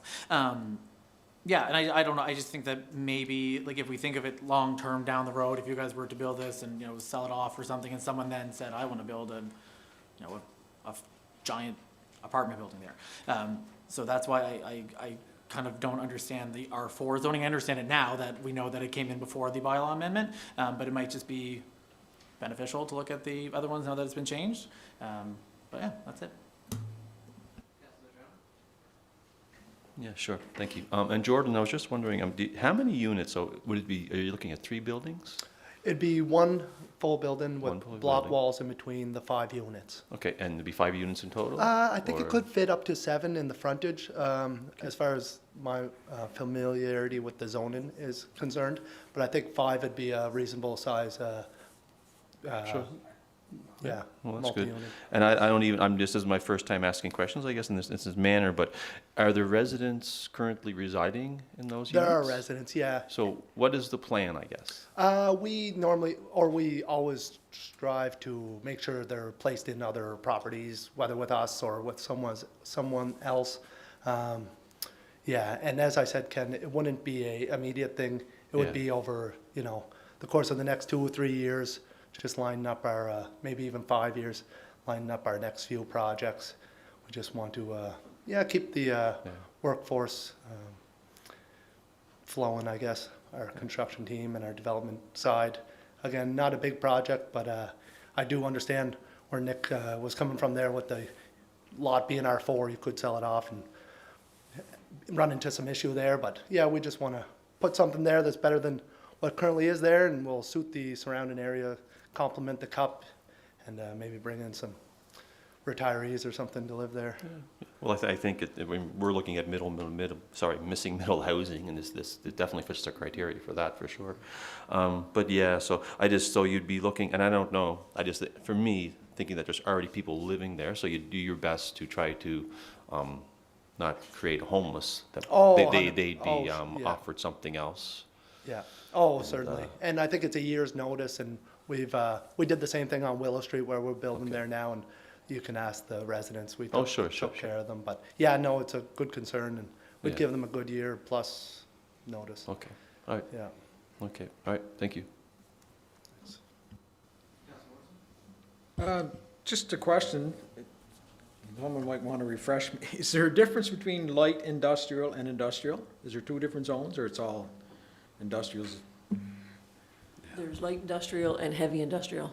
Yeah, This is light industrial. yeah. And the one at Greenwood Drive would have been heavy, maybe? Light industrial. Light industrial also? Okay. Yes.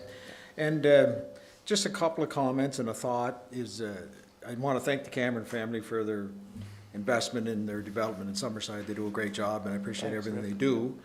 The only concern I would have about taking that property and if it's what's in the picture or whatever, and closest to the credit union place and all that, and the type of housing that we're definitely looking for, but the only, did you say you may sell them down the road, or you're full intent of renting? No, I think we'd look to, at this stage, we would look to likely sell, just being there's a lot My of- only fear would be for another gentleman that's in the room who has a construction company next door and has a yard, I guess a building beside and basically a yard behind is, and the properties would be great, don't get me wrong, and don't take it the wrong way. No, yeah. But if you turn around and build that really nice property and people then purchase them, then they start coming to us and saying, yeah, you know, that guy back there, he's got a big pile of topsoil and a pile of gravel, and the dust is blowing off everything, and it's making my house dirty, or it's noisy back there. And then it kind of affects him, who's been there for 20 years all along. Sure, And yeah. that would be my big concern. I wouldn't want all of a sudden for those people to come and try to get him to move out of the area. Oh, sure. Because, Yeah, no, that's so it's fair. just a thought. Yeah. You know, I like the project and everything like that. Yeah. I would hate for something like that to ever happen to somebody else that they. No, big time. And the Yeah. McCausland property is beautiful, nice piece too. Yeah. If they ever decide to do something, they wouldn't want their property, tarnished by what we do, regardless if it's multi-units or whatever. Yeah. Or commercial. I know that there might have been some commercial in the discussion as well, but, yeah, no, that's a good point. And I don't know what, their group, if they have any qualms with being, developed Yeah. as residential. No, because sometimes, you know, where you read where a hog farmer has a property and then he starts selling off lots, and people come in and they buy their lots, build their homes, say, yeah, can we do something with that farm? The smell's bothering me, and I Yeah, don't wanna- exactly. They come knocking at your guys' door, and yeah, you want good neighbor Yeah. relationships, good fences too, I guess. Yeah. Yeah. Anyway, it's just a thought. No, but good points. Councillor Dugal? Yeah, thank you, and thanks Jordan and Cameron family for investing in our city. I like the concept, and I too would prefer if it was an R3 instead of the R4, and I just hope that you can work with the city and tech services to see what we come up with, because I think it's a good project, so, thank you. Thanks. Just very quickly, it looks beautiful from what we've been presented with, but I just wanted to comment, like somebody else had mentioned, about how you guys make sure that the people that are currently in areas are taken care of when you come in. I know that that was brought forward. Somebody had mentioned to me how your family, the company, had made sure that the people on Willow and Perry, is it? Willow, Yes, yeah, Perry, yeah. yeah. That, they were, first dibs and made sure that everybody was Yeah. taken care of. So with everything that's going on right now and people needing places to live, that's very much appreciated. Yeah, So thanks thank for you. that. Yeah, no, we do put strong effort, yeah, thanks. Jordan, thank you for your application, and to the Cameron family for the work that you do. I certainly think it looks like a very good project. I think we have to do our due diligence, and the question came up earlier before you, just as you were coming in, about it being light industrial. So I would like to get a little bit more information on that, just to make sure, and possibly, if the same type of thing can be done in an R2, R3, then maybe, thinking on that, if that would be something that would be workable, because it does look like a good project. But I think for us, we just have to make sure that we hear too on the industrial piece on the land, if it's light industrial, just to get ourselves really clear on that. But thank you for the application. No, thank you. Okay. And we can definitely revisit the planning committee on the third floor there, and we might be back next month with our 3 proposed. As I said, we're not pedal to the metal for this spring type thing, but we are just planning out the next few years. Yeah. Thanks. Thank you, Jordan. Councillor Duran. Okay, thank you. And thank you, Jordan. If there's anyone here as members of the public that have any questions or statements or comments, by all means, now you can also come forward, but if not, we'll carry on. I thought so. All right, please, please, if you don't mind, just state your name. I think we stopped demanding addresses. Is that correct? I don't, yeah. What's that? You'll find me. I thought I'm we not stopped. going too far. Anyway, yeah. Anyways, Douglas McCausland. I own the land next to the Camerons. I guess probably 25, 30 years, close to 30 years I've been there. And I purchased that land from the city of Summerside. Nelson Johnson and Norman Gallant was councillors. And Nelson and I drove around Summerside looking for an industrial piece of land. My business started here. My father was born in Summerside. Our business has always been in Summerside. The first time we had a chance to buy a piece of property, I wanted to buy it in Summerside because that's where I wanted to stay. So we drove around looking. There was 3 pieces they had for sale, and one where I made my mistake was the place where all the asphalt is now in the parking lot for the big rink. I could have bought that reasonable, and I didn't. So anyway, the one over by the city hall, by the town hall, or the town garage, and it was in the neighborhood that I knew the people, and it was going to be wine, wine, wine. So I said, no, I didn't want that. I picked the one in the West End where I grew up. And I said, I'm going to go here, I'll buy that. I paid for it. It was zone construction, and that's what I wanted. Now, we plow snow. Dump trucks are going anywhere from 6 o'clock in the morning, 10 o'clock at night.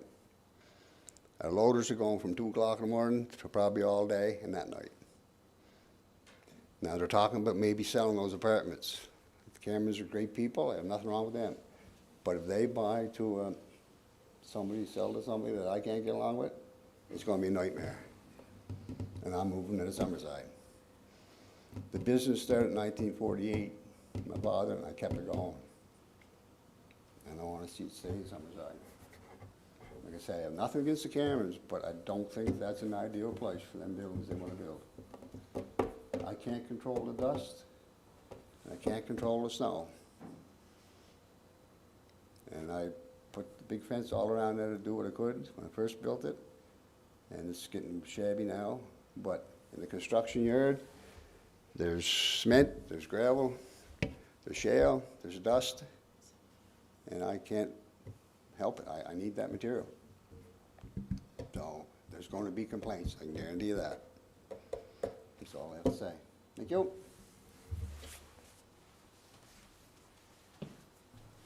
Okay. With that, I guess we'll move into the resolutions and what these resolutions, sorry? Or if there's nobody else, if anybody else would like to speak, please. I don't see any heads getting up, so.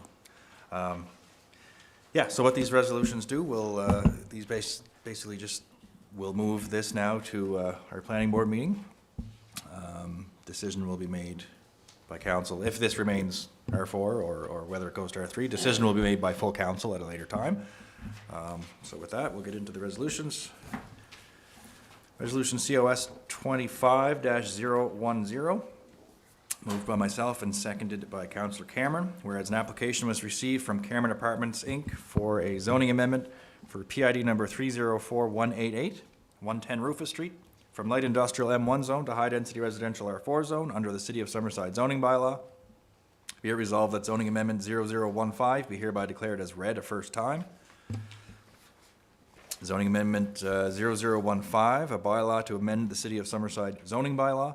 The Council of the City of Summerside, under authority vested in it by Section 18 and Section 19 of the Planning Act, hereby enacts as follows. The zoning for PID number 304188, 110 Rufus Street, shown in Schedule B of the City of Summerside zoning bylaw, is designated as high-density residential R4 zone, hereby excluding it from its former designation of light industrial M1 zone. Thank you, Councillor. Resolution COS 25-010, moved by Councillor Duran, seconded by Councillor Cameron, is on the floor. Any further comments, questions, statements from council? Seeing none, we'll call for a vote. All in favor, please indicate by saying aye. Aye. Any opposed? Hearing none, that resolution is carried. Councillor? Resolution COS 25-011, moved by myself and seconded by Councillor Trenholm, Whereas an application was received from Cameron Apartments, Inc. for a zoning amendment for PID number 304188, 110 Rufus Street, from light industrial M1 zone to high-density residential R4 zone under the City of Summerside zoning bylaw. And whereas zoning bylaw amendment 0015, a bylaw to amend the City of Summerside zoning bylaw, was read and declared as read a first time at this council meeting, be it resolved that zoning bylaw amendment 0015, a bylaw to amend the City of Summerside zoning bylaw, be hereby referred back to the planning board for review and recommendation. Resolution COS 25-011, moved by Councillor Duran, seconded by Councillor Trenholm, is on the floor. Any further comments, questions, statements from council?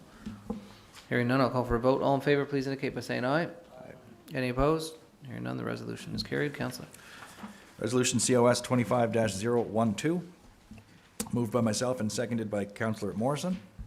Whereas an application was received from Cameron Apartments, Inc. for a zoning amendment for PID number 304196, 136 Rufus Street, from light industrial M1 zone to high-density residential R4 zone under the City of Summerside zoning bylaw. Be it resolved that zoning amendment 0017 be hereby declared as read a first time. Zoning amendment 0017, a bylaw to amend the City of Summerside zoning bylaw. The Council of the City of Summerside, under authority vested in it by Section 18 and Section 19 of the Planning Act, hereby enacts as follows. The zoning for PID number 304196, 136 Rufus Street, shown on Schedule B of the City of Summerside zoning bylaw, is designated as high-density residential R4 zone, hereby excluding it from its former designation of light industrial M1 zone. Resolution COS 25-012, moved by Councillor Duran, seconded by Councillor Morrison, is on the floor. Any further comments, questions, statements from members of council? Hearing none, we'll call for a vote. All in favor, please indicate by saying aye. Aye. Any opposed? Hearing none, the resolution is carried. Councillor. Resolution COS 25-013, moved by myself and seconded by Deputy Mayor Snow. Whereas an application was received from Cameron Apartments, Inc. for a zoning amendment for PID number 304196, 136 Rufus Street, from light industrial M1 zone to high-density residential R4 zone under the City of Summerside zoning bylaw. And whereas zoning bylaw amendment 0017, a bylaw to amend the City of Summerside zoning bylaw, was read and declared as read a first time at this council meeting, be it resolved that zoning bylaw amendment 0017, a bylaw to amend the City of Summerside zoning bylaw, be hereby referred back to the planning board for review and recommendation. Resolution COS 25-013, moved by Councillor Duran, seconded by Councillor Snow, is on the floor. Further comments, questions, statements from members of council? Hearing none, we'll call for a vote. All in favor, please indicate by saying aye. Aye. Any opposed? Hearing none, the resolution is carried. Councillor. Resolution COS 25-014, moved by myself and seconded by Councillor Adams. Whereas an application was received from Cameron Apartments, Inc. for a zoning amendment for PID number 304204, 138 Rufus Street, from light industrial M1 zone to high-density residential R4 zone under the City of Summerside zoning bylaw. Be it resolved that zoning amendment 0019 be hereby declared as read a first time. Zoning amendment 0019, a bylaw to amend the City of Summerside zoning bylaw. The Council of the City of Summerside, under authority vested in it by Section 18 and Section 19 of the Planning Act, hereby enacts as follows. The zoning for PID number 304204, 138 Rufus Street, shown on Schedule B of the City of Summerside zoning bylaw, is designated as high-density residential R4 zone, hereby excluding it from its former designation of light industrial M1 zone. Resolution COS 25-014, moved by Councillor Duran, seconded by Councillor Adams, is on the floor. Further comments, questions, statements from council? Hearing none, call for a vote. All in favor, please indicate by saying aye. Aye. Any opposed? Hearing none, the resolution is carried. Councillor. Finally, Resolution COS 25-015, moved by myself and seconded by Deputy Mayor Snow. Whereas an application was received from Cameron Apartments, Inc. for a zoning amendment for PID number 304204, 138 Rufus Street, from light industrial M1 zone to high-density residential R4 zone under the City of Summerside zoning bylaw. And whereas zoning bylaw amendment 0019, a bylaw to amend the City of Summerside zoning bylaw, was read and declared as read a first time at this council meeting. Be it resolved that zoning bylaw amendment 0019, a bylaw to amend the City of Summerside zoning bylaw, be hereby referred back to the planning board for review and recommendation. Thank you, Councillor. Resolution COS 25-015, moved by Councillor Duran, seconded by Councillor Snow, is on the floor. Any further comments, questions, statements from members of council? Hearing none, we'll call for, there is one. Councillor Duran, yes. Question, I guess, which sort of encompasses all of these. Should the decision be made to revert back to an R3 application, we would essentially just have to do this again. And I know there's no rush from the developer's side. I just want to make sure that that's accurate. We're going to review what's required on the Planning Act and speak with the planner and what if we haven't had this happen to say we've changed or considered changing at the first step, so we'll follow up what the proper process should be. Okay. And I guess, and just to kind of reiterate to the public that this is not a decision being made tonight on this. This is just moving forward to planning board. So. Thank you, Councillor. Any further comments, questions, statements from members of council? Councillor McColeman, you guys are surprising me here. I just want to be sure, so you're going to speak to the planner, or to the developer. Are you going to speak to our director on the light industrial? Okay, good, thank you. Any other comments, questions, statements from members of council? Hearing none, I'll call for a vote. All in favor, please indicate by saying aye. Any opposed? Hearing none, the resolution is carried. Thank you, Councillor Duran and council.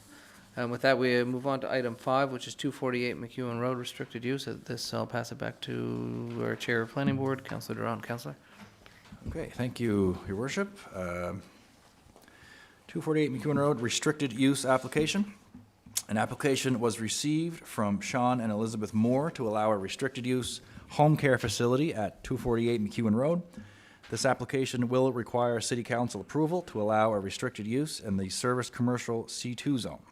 The application was advertised in the January 18th edition of The Guardian, and letters were mailed to property owners within 60 meters or 200 feet of the subject properties. In order to process a restricted use, the following steps are required. Step 1, the restricted use is read at a public meeting. Step 1 is taking place this evening. Step 2, Planning Board reviews the application and prepares a recommendation to Council. Step 2 takes place at the Planning Board meeting. And Step 3, the restricted use is read to be adopted by Council. The resolution will be either carried or defeated by vote of Council. And Step 3 takes place at Council's second meeting. Please note that in accordance with Section 5.20 of the City Zoning Bylaw, any person who is dissatisfied by a decision of Council in respect of the administration of this bylaw may appeal Council's decision within 21 days to the Island Regulatory and Appeals Commission. Service Commercial C2 Zone. The purpose of this zone is to provide for large and medium-sized commercial uses which need road frontage for ready vehicular access and advertising exposure. Permitted uses subject to bylaw requirements in the C2 zone. Under commercial, we have hospital and kennel for an animal care facility. Body shop, repair shop, sales establishment, service station, and washing establishment for automobile establishments.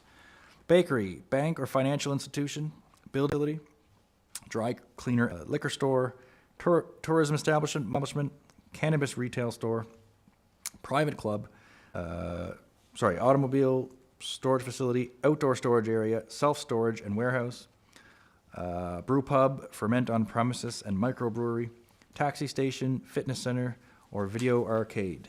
Under industrial, we have row house, social services agency, townhouse, commercial or residential building, or commercial/residential building, residential dwellings lawfully existing prior to 1999, or ancillary residence. And under institutional, we have community center, emergency services facility, college or university, entertainment facility, place of worship, public library, museum and gallery, or government office.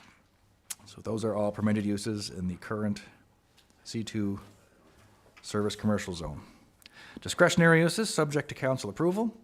Under commercial, tavern, bar, lounge, crematorium, accessory to use to a funeral home, flea market, pool hall, or tourist home and inn. Under institutional, we have in vacation rental property or secondary suite. Presentation. Ideas. Lawn suites on each of the rooms. So what we're hoping is giving 24-hour availability. In plenty of retirement living options, we aim to offer peace of mind in a safe, stress-free lifestyle that removes some of the drawbacks to remaining in their own homes and the responsibilities associated with home ownership. Chores can be a hassle, dream come true. Independent living allows you to escape from daily chores, giving you something supremely valuable in return, time. Allowing you to spend precious time on their retirement to focus on doing whatever they like to do as and when they want to do it. Now more time.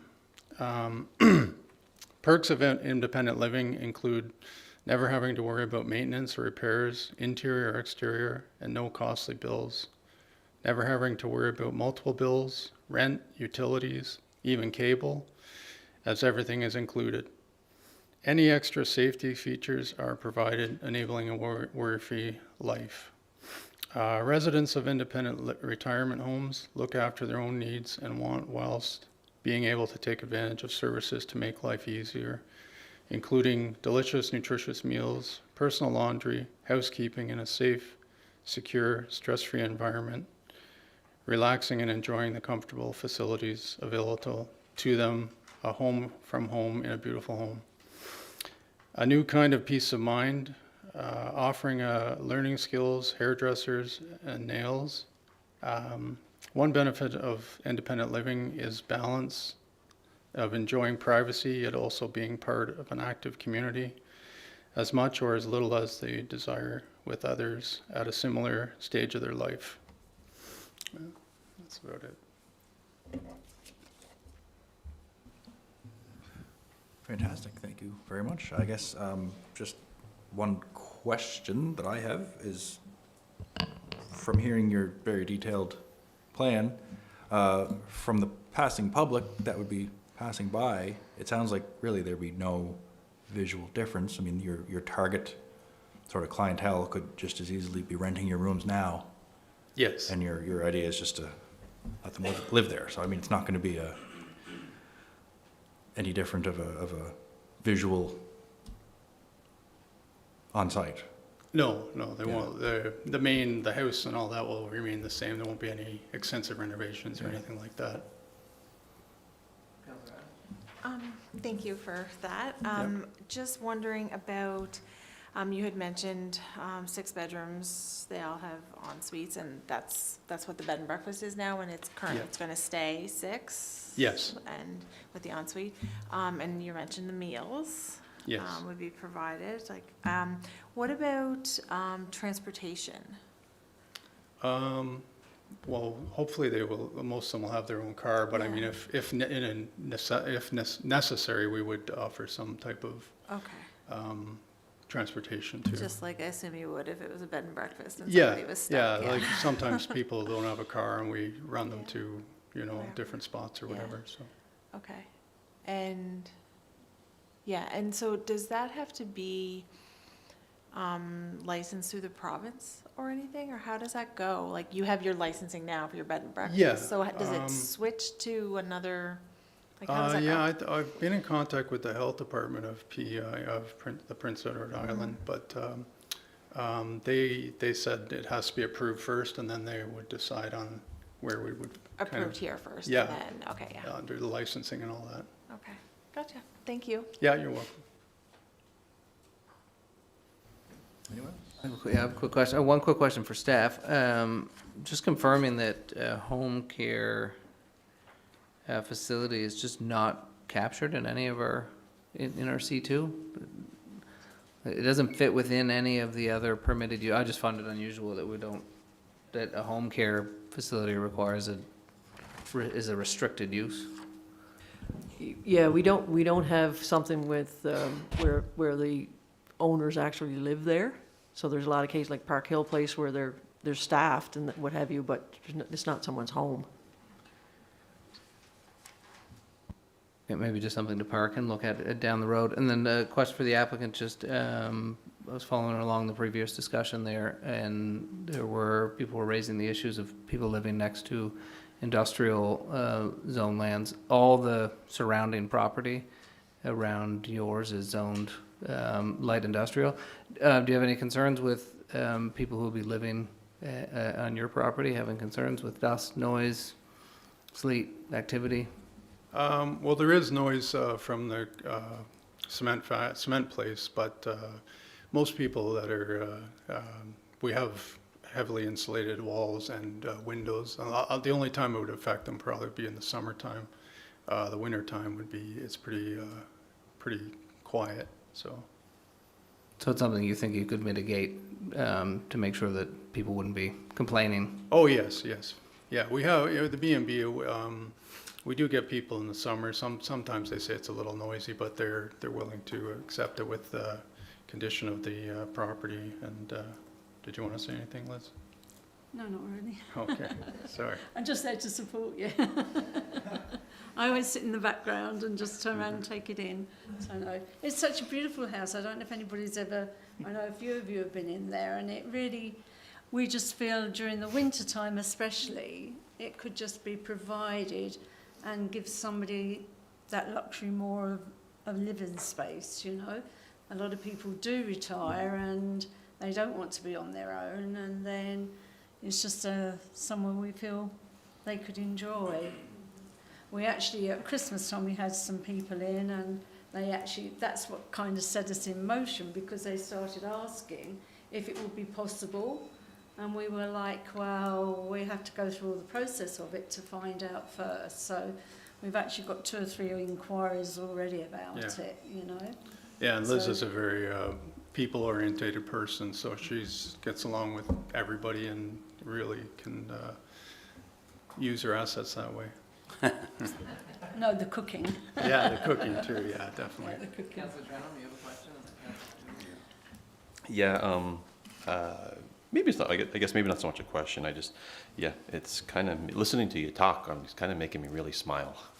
And I think anyway, it's really nice. And I think when listening to your detailed explanation, I was on your website, and the rooms are just amazing. Thank you. Right, like really amazing. And it's like, you could see how if this were to happen and go through, that the value and community need would have, and the number of, there's 6 people there, and like you're saying, it could provide potentially the opportunity for those who want to share in a group experience, yes, but also those who feel the need to have a little privacy, and also to do so. And I think it's nice to know that there's someone there 24/7. Yes, very much. If they do need anybody, or but also a lot of people, they get to a point in their life where they're lonely, and it's just nice to know that there are other things that they could do if they necessarily wanted to do. Probably I'll get involved with them more than you.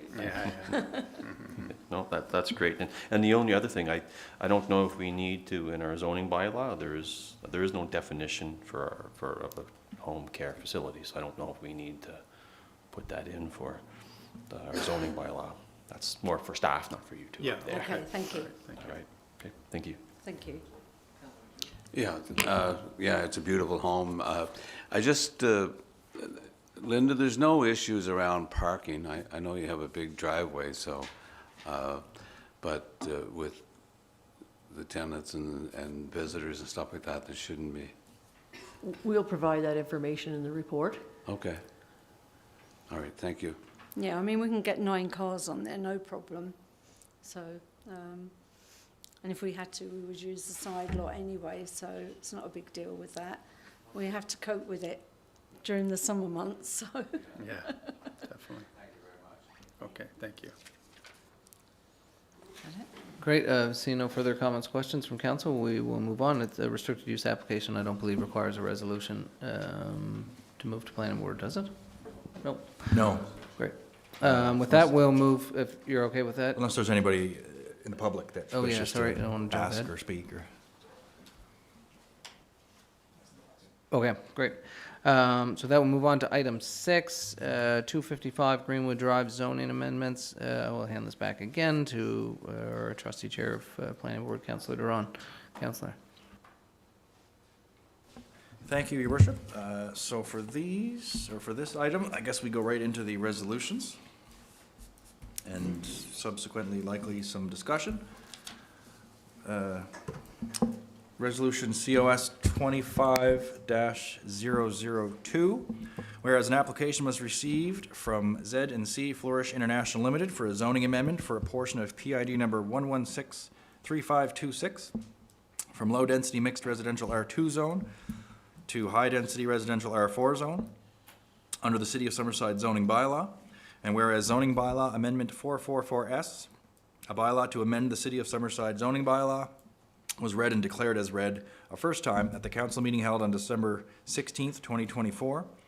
And whereas in accordance with section 5.7 of the zoning bylaw, council shall consider the following general criteria as applicable: conformity with all requirements of this bylaw, conformity with the official plan, suitability of the site for the proposed development, compatibility of the proposed development with surrounding land uses, including both existing and projected uses, any comments from residents or other interested persons, adequacy of existing water, sewer, road, stormwater, and electrical services, city parking, and parklands for accommodating the development and any projected infrastructure requirements, impacts from the development on pedestrian or vehicular access and safety and on public safety generally, compatibility of the development with environmental, scenic, and heritage resources, impacts on city finances and budgets, other matters as specified in this bylaw, and other matters as considered relevant. Be it resolved that zoning amendment 444S, a bylaw to amend the City of Summerside zoning bylaw, be hereby declared as read a second time. This bears the recommendation of the planning board meeting held on January 20th, 2025. Zoning amendment 444S, a bylaw to amend the City of Summerside zoning bylaw. The Council of the City of Summerside, under authority vested in it by Section 18 and Section 19 of the Planning Act, hereby enacts as follows. The zoning for a portion of PID number 1163526, shown on Schedule B of the City of Summerside zoning bylaw, is designated as high-density residential R4 zone, hereby excluding it from its former designation of low-density mixed residential R2 zone. Thank you, Councillor. Could you just repeat for me who moved the resolution? Moved by myself, and I would look for a seconder. Councillor Snow, thank you. Resolution COS 25-002, moved by Councillor Duran, seconded by Councillor Snow, is on the floor. I'll now open the floor to comments, questions, statements from members of council. Councillor Duran, we'll start with you if your light's on. Oh, sure, yeah, I was going to turn okay? it on again anyway. Yeah, so Okay. I guess, I mean, what I'll say now sort of would be relevant to the rest of these this evening, so I'll just kind of say it now and not repeat it later. So I have discussed with a number of residents up in the Greenwood Drive area and surrounding areas and Gavin Estates area, as well as some residents in other areas of the city, but mainly in that area. And the primary concerns have been with respect to the safety of pedestrians in what will eventually be the larger new development, as well as the entry and exit points of any new streets, both onto Greenwood and in future other areas. So I believe that the latter will be satisfied as the development in the surrounding areas progresses, keeping in mind that this overall plan is like a 10 to 15 year phase. As for pedestrian safety in the short term, to these new proposed R4 areas, I feel that I'll be in a position to approve the major subdivision when the time comes, as long as our complete streets policy is in place and includes sidewalks, as well as the signalized intersection at Pope and Greenwood, but I know that's down the road. Excuse me. There were also a couple of residents who had some other concerns that were less about the land use and more about land ownership. I feel that those concerns have been addressed, at least in my own communications with many people. And although land ownership is provincial jurisdiction, those were never concerns for me personally, and I will state for the record that the decisions I make in this room are not shaped by David Wheel's stories on Facebook. So that's where I'll leave that. Thank you, Your Worship. I guess a lot of what I have to say very much echoes Councillor Duran. I think I've struggled with this a little bit from the beginning, since we have spent so long trying to amend bylaws to find that missing middle portion of housing. And to me, this development doesn't really make all that much sense. We'd be taking away the possibility, well, I mean, I guess the possibility is still there to put the missing middle in there with townhouses and row houses, but the plan is to not put those there. It is to put apartment buildings. And to me, that doesn't really fit with what we've been working on for the last 8 or 9 months now. As well as safety for pedestrians, the cost to be able to run a sidewalk all the way up to Berkshire, is that which one it was? It went so far, and then we asked to get, that was a fairly substantial number to be able to do that. And if we are going to put a sidewalk into Maple Wood, okay, well, go with names tonight. Why would we stop there? It wouldn't make sense to stop there when there's another access point at the top. So my viewing of this is it would cost way too much money for the city to be able to put that sidewalk in right now. Just to appease this development. I do think that there is a sidewalk needed in that area for sure, but it just is too costly at this time, and it doesn't follow the bylaw amendments that we were trying to do. So for me, I don't think I can support this development. Yeah, thank you, Your Worship. I know when this came through first, a while ago, it was turned down. I had some real problems with it. I was a little closer this time. I've talked to many of the same people that Councillor Drawn has spoke with, and I agree with Councillor Cameron on the sidewalk, the in order for me to support something, I gotta have it in my head that I'm supporting it, and I'm not there yet. So I'm close, but I'm not there yet. So, thank you. Thank you, Your Worship. Some time ago, this laminated thing appeared on our desks, and it was sort of when we were having trouble one time separating our feelings on something over the actual bylaw and our official plan and so on. So as much as sometimes it's hard to, it's been here now for years. I don't know actually where it even came from, but I've kept it and I do refer to it. And it refers to the bylaw SS15, and it's section 5.7, and C has suitability of the site for the proposed development, and that's something I go back and forth on that one.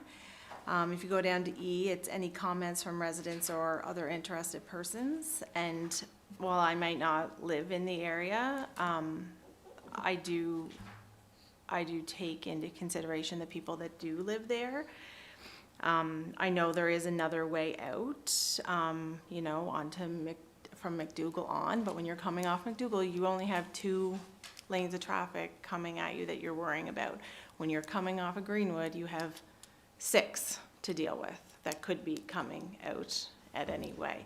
So I know there's lights going in there at some point in the future, but that's something it's still an issue. And F is adequacy of existing water, sewer, road, storm, electrical service, city parklands, accommodating the development, any projected infrastructure requirements. And that's where the inadequate infrastructure comes into play for me. And like Councillor Nick had mentioned, to get us to where we need to be to host this would just be so costly right now. And I'm not saying that they shouldn't have it now, but just this can't be. It needs to come together properly and at the same time. We need to do it for the right reason, not be pushed to do it and go broke because of it. And then G, it said impacts from the development on pedestrian vehicular access and safety and on public safety generally. And that goes back to the sidewalks and that access, again, like, you know, you have your bus stops and so on there. So those were my considerations for reviewing it this time. Councillor MacEwen? Thank you. Thank you, Your Worship. Well, I think trying to hear all sides of the application, all of the information that has come in, I'm at that place where we've talked about safety of pedestrians, more about land ownership, comments, concerns of residents have really weighed very heavy with me. I think, you know, people that have purchased properties for many years and worked on them, have paid taxes. I really feel that sometimes if we don't hear what they say, then we're not really giving it a really well-rounded look. I also think that there are safety concerns that have come out around the streets, the sidewalks, the traffic bottlenecks. I think in some of the emails that we've heard from residents, there's been concern about a strain already existing on our healthcare system. There's overcrowding in schools, and I really, for me, I just right from the beginning of the Housing Accelerator Fund, I did struggle with it because I feel very much that the wisdom that we use in planning, in moderation, and being reasonable about the things we do will allow our community to grow without creating pressures on different people that are, you know, trying to, you know, build apartments or townhouses or whatever. We need a cross mix. I think for me, one of the things that I've really struggled with is the fact over our farmland and our industrial land, that when we build on it, we may lose other opportunities for different things coming in. And when we lose it, we don't have it to grow further in our economic development as a community. I think I'll wrap it up. What for me, this is what it's all about. And I'm repeating one of our residents' comments. To be clear, we are not opposed to development. We recognize that responsible growth is necessary for Summerside's future. However, once farmland or industrial land is lost to development, it is lost forever, which makes careful planning essential. Farmland or industrial is irreplaceable, and the consequences of development decisions are permanent. We can't change them. Once the door has opened, we can't change and go back to farmland. And finally, promoting rapid development without careful consideration carries significant risks. The current development policy has the effect of forcing landowners to rush into subdividing their land into uniform small parcels to achieve a quick sale, rather than focusing on smart growth and thoughtful density. So for me, that's where I struggle with it, and I just am not comfortable with the decision. Councillor Trenholm and then Councillor Snow. Sure. Just looking at, I guess, in terms of what I would base my decision on, if I'm looking at, I guess, on one side, does it fit the definition of a high density location criteria in the official plan? I guess it does. Does it, one of council's priorities and goals is to promote high density housing? Well, obviously this does. In terms of green space, will it help and advance the green space? I think there's potential that it could. The sidewalk issue, certainly, I think some other members of council have talked about that it would be costly, I guess, but introducing the sidewalk is definitely needed in that area. What really challenges me, however, is that our official plan talks about promoting a sufficient diversity of housing types. It's on page 28, anybody listening at home. What I guess we've been seeing, and I guess their overall vision also in our official plan, which is on page 39, I believe, or 4. We want a broader mix of housing and affordability housing options. So I think if we're looking at the references made in our official plan twice about the missing middle as part of our half, as well as in the official plan itself.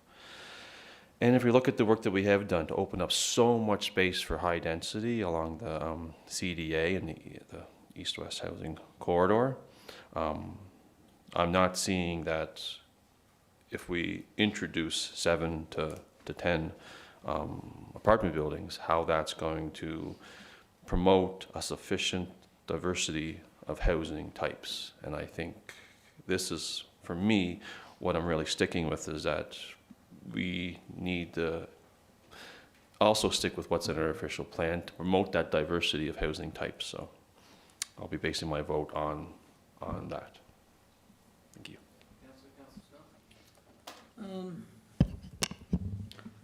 I guess we're gonna be focusing on getting a sidewalk in up to that area. I'm a little bit confused that we're sitting here expressing how much we need to put a sidewalk in, yet we are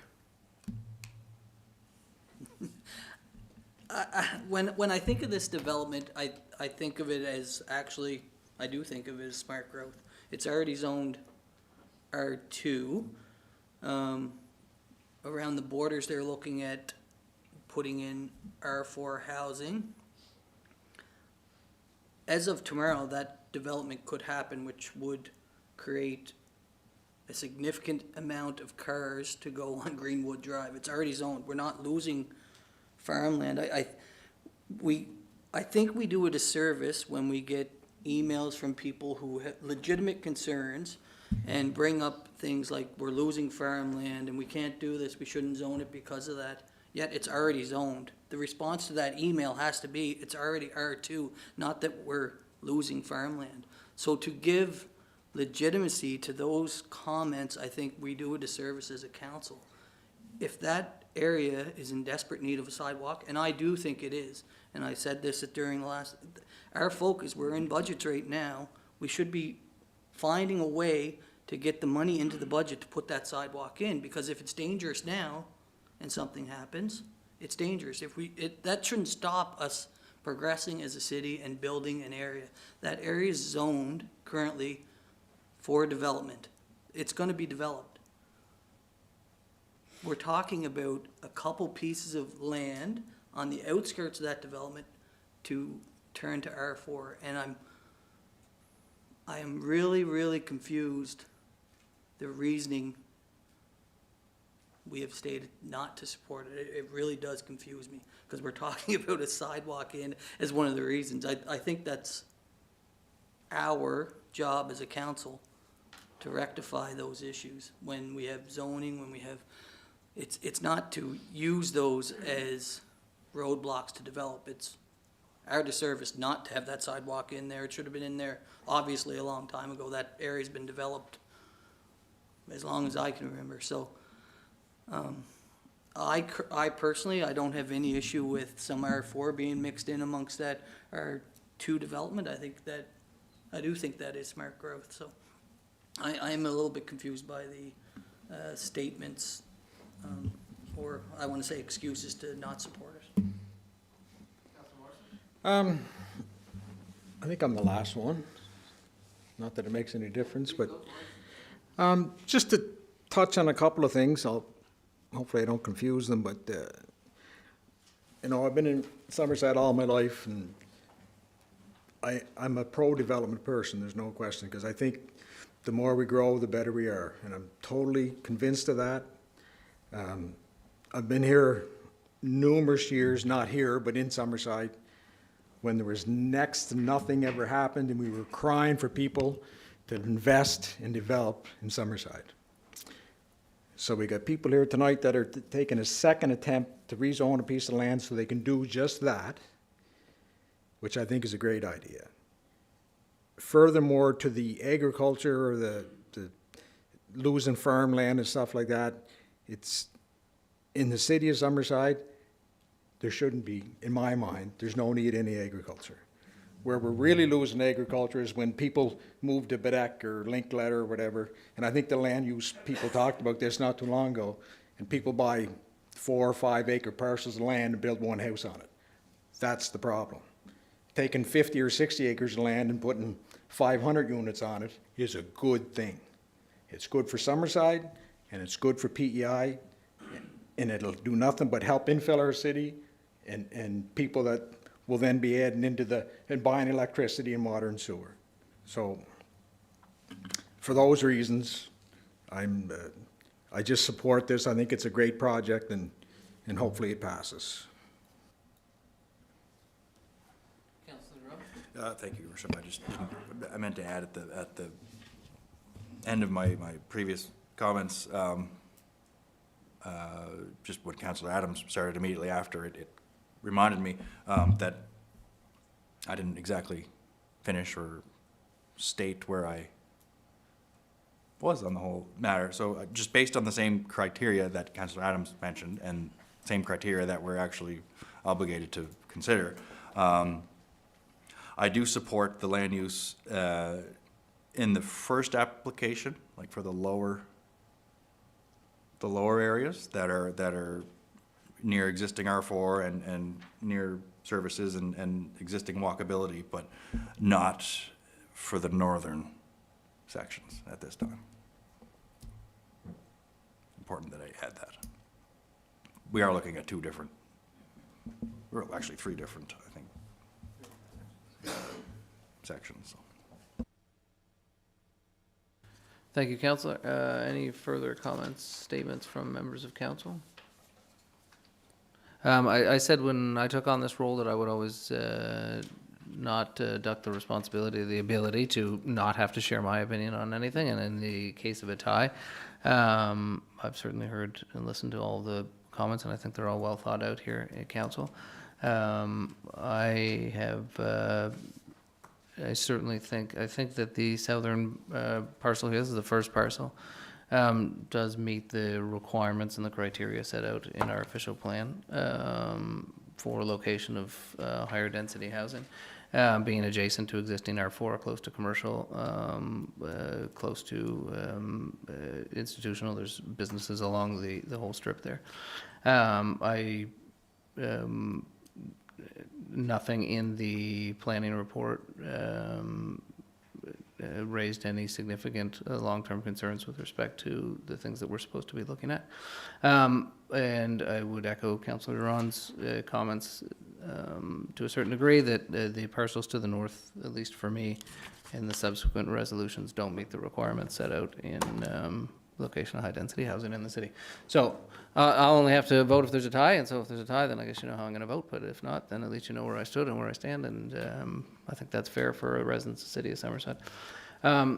So with that, I will call for a vote. Resolution COS 25-002, I already said this, but I'll put it back out there again. Moved by Councillor Duran, seconded by Councillor Snow, has been on the floor, has been discussed and debated by council. There do not appear to be any further questions, comments, statements from members of council. So I'll call for a vote. All in favor, please indicate by saying aye. Aye. And all opposed?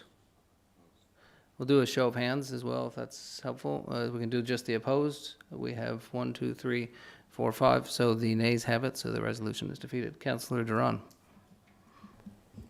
Oh, just so we have for the record, Brian, did you get the record on voting? I saw 4 hands, I didn't see the 5th. Okay, so for the nays, I have Councillor Trenholm, Councillor Cameron, Councillor MacDougall, Councillor McCollum, Councillor Adams. I'm going to assume those in favor, Councillor Morrison, Councillor Snow, and Councillor Duran. Okay, the nays have it by 5-3, so we'll move on to the next resolution. Councillor. So I don't believe we need to read the next one, or we still have to? You'd still have to proceed with the other ones. They're different parcels. No. Yeah, you would just go to just continue to follow along. 003.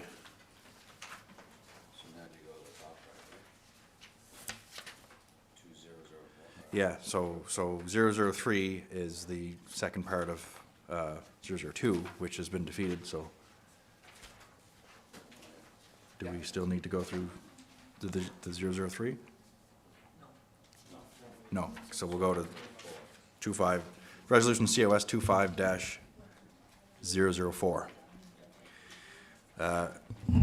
Whereas an application was received from Z&C Flourish International Limited for a zoning amendment for a portion of PID number 1163526 from single-family residential R1 zone to high-density residential R4 zone under the City of Summerside zoning bylaw. And whereas zoning bylaw amendment 444N1, a bylaw to amend the City of Summerside zoning bylaw, was read and declared as read a first time at the council meeting held on December 16th, 2024. And whereas in accordance with section 5.7 of the zoning bylaw, council shall consider the following general criteria as applicable: conformity with all requirements of this bylaw, conformity with the official plan, suitability of the site for the proposed development, compatibility of the proposed development with surrounding land uses, including both existing and projected uses, any comments from residents or other interested persons, adequacy of existing water, sewer, road, stormwater, and electrical services, city parking and parklands for accommodating the development and any projected infrastructure requirements, impacts from the development on pedestrian or vehicular access and safety and on public safety generally, compatibility of the development with environmental, scenic, and heritage resources, impacts on city finances and budgets, other matters as specified in this bylaw, and other matters as considered relevant. Be it resolved that zoning amendment 444N1, a bylaw to amend the City of Summerside zoning bylaw, be hereby declared as read a second time. This bears the recommendation of the planning board meeting held on January 20th, 2025. Zoning amendment 444N1, a bylaw to amend the City of Summerside zoning bylaw. The Council of the City of Summerside, under authority vested in it by Section 18 and Section 19 of the Planning Act, hereby enacts as follows. The zoning for a portion of PID number 1163526, shown on Schedule B of the City of Summerside zoning bylaw, is designated as high-density residential R4 zone, hereby excluding it from its former designation of single-family residential R1 zone. Moved by myself, and I would ask for a seconder. Councillor Morrison. Resolution COS 24-25-004, moved by Councillor Duran, seconded by Councillor Morrison, is on the floor. Any further comments, questions from members of council? I'm going to presume that members of council comments from the previous resolution would carry over to this one, as the discussion was of a general nature. Hearing none, I'll call for a vote. All in favor, please indicate by saying aye. Aye. And all opposed? And so the nays have it by a 6-2. I have nays: MacDougall, Duran, Cameron, Trenholm, McColeman, and Adams. Is that correct, Council? Okay.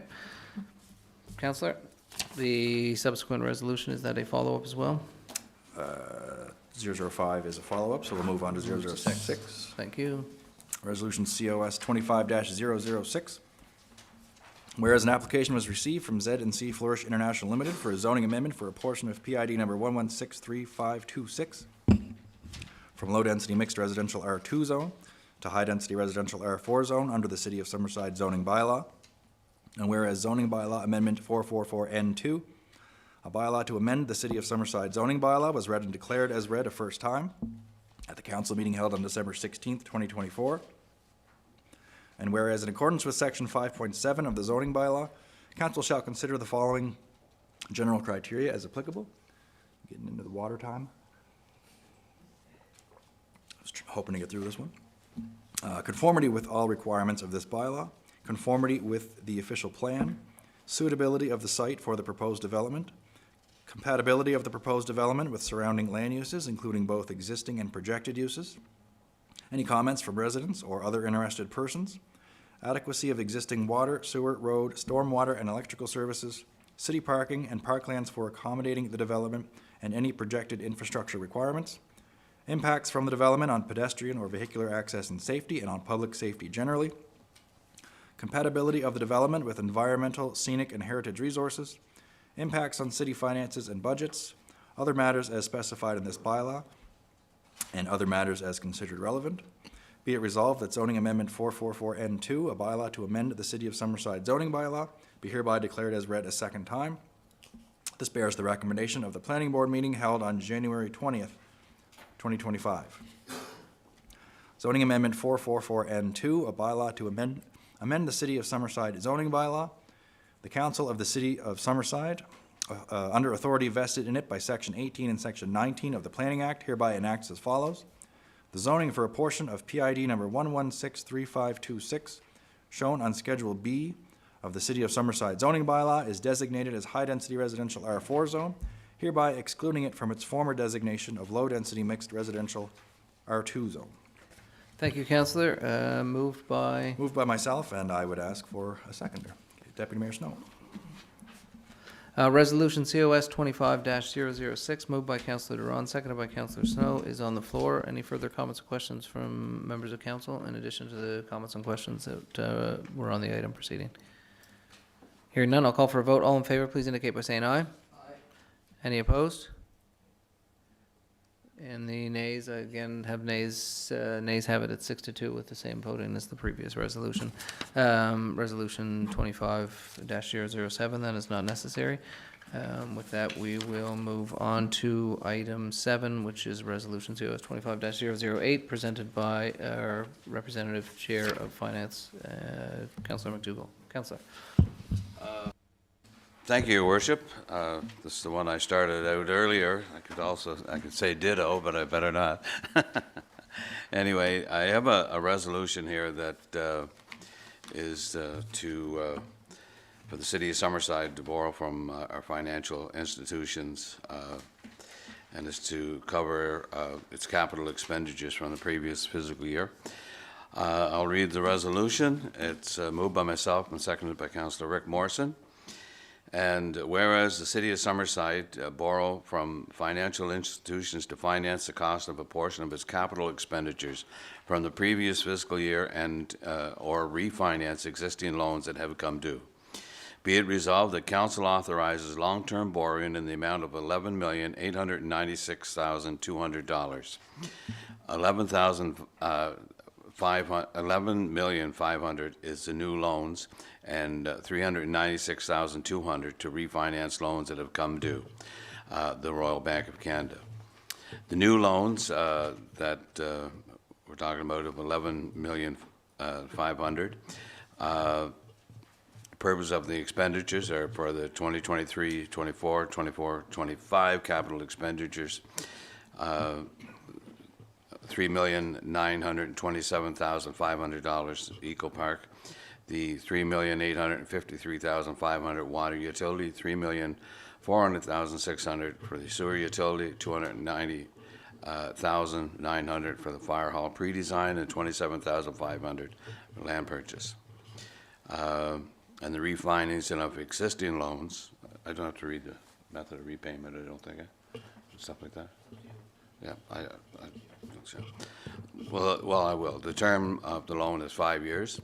The amortization is over 20 years, and at a rate of 3.63%. And interest only until March 31st, 2025, beginning in April 2025, equal blended monthly payments including principal and interest. Refinancing of existing loans of $396,500, a loan amount of $299,300 for 2013 water utility capital construction. And that's over 5 years with amortized over 10 years with a rate of 3.63%. And also $96,900 for 2013 sewer utility capital reconstruction. And that's 5 years with amortized over 5 years with a rate of 3.63. The City of Summerside can incur the indebtedness and liability as set out above. The loan total of $11,896,200 will not cause the City of Summerside to exceed its debt limit as set out in the Municipal Government Act, Part 3, Division 3, Section 1643. The security required for this borrowing transaction is the appropriate borrowing resolution and related documentation. And this bears the recommendation of the Finance Committee. That's it, Your Worship. Thank you, Councillor. Resolution COS 25-008, moved by Councillor MacDougall, seconded by Councillor Morrison, is on the floor. Questions, comments, statements from members of council? Hearing none, I'll call for a vote. All in favor, please indicate by saying aye. Aye. Any opposed? Hearing none, the resolution is carried. Thank you, Councillor. And with that, we'll move on to Resolution COS 25-009, Summerside Fire Hall land purchase. Councillor Adams, representative of Emergency Services. Councillor. Thank you, Worship. So I just said Resolution COS 25-009, moved by myself, seconded by Councillor Duran. Be it resolved that City Council approve the purchase and sale agreement for the property at MacEwen Road and Ryan Street for a fire hall location in the amount of $450,000 plus HST. Thank you, Councillor. Resolution COS 25-009, moved by Councillor Adams, seconded by Councillor Duran, is on the floor. I'll call for statements, questions, comments from members of council. Councillor MacDougall, you have your light on. Oh, I'm sorry. Okay, it's from the last one. So my offer stands.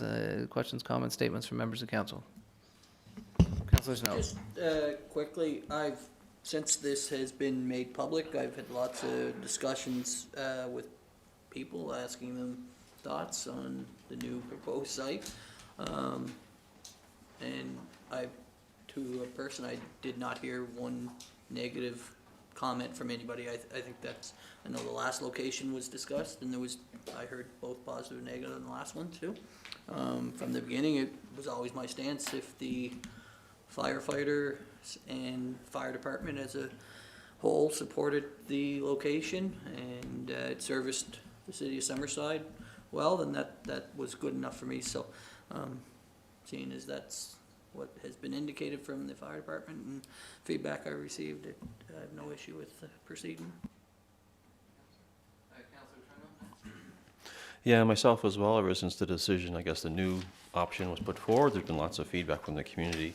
The vast majority are in favor of it, as opposed to the other Legier location, where I don't think I didn't receive any reports of anybody being in favor of that from the community anyway.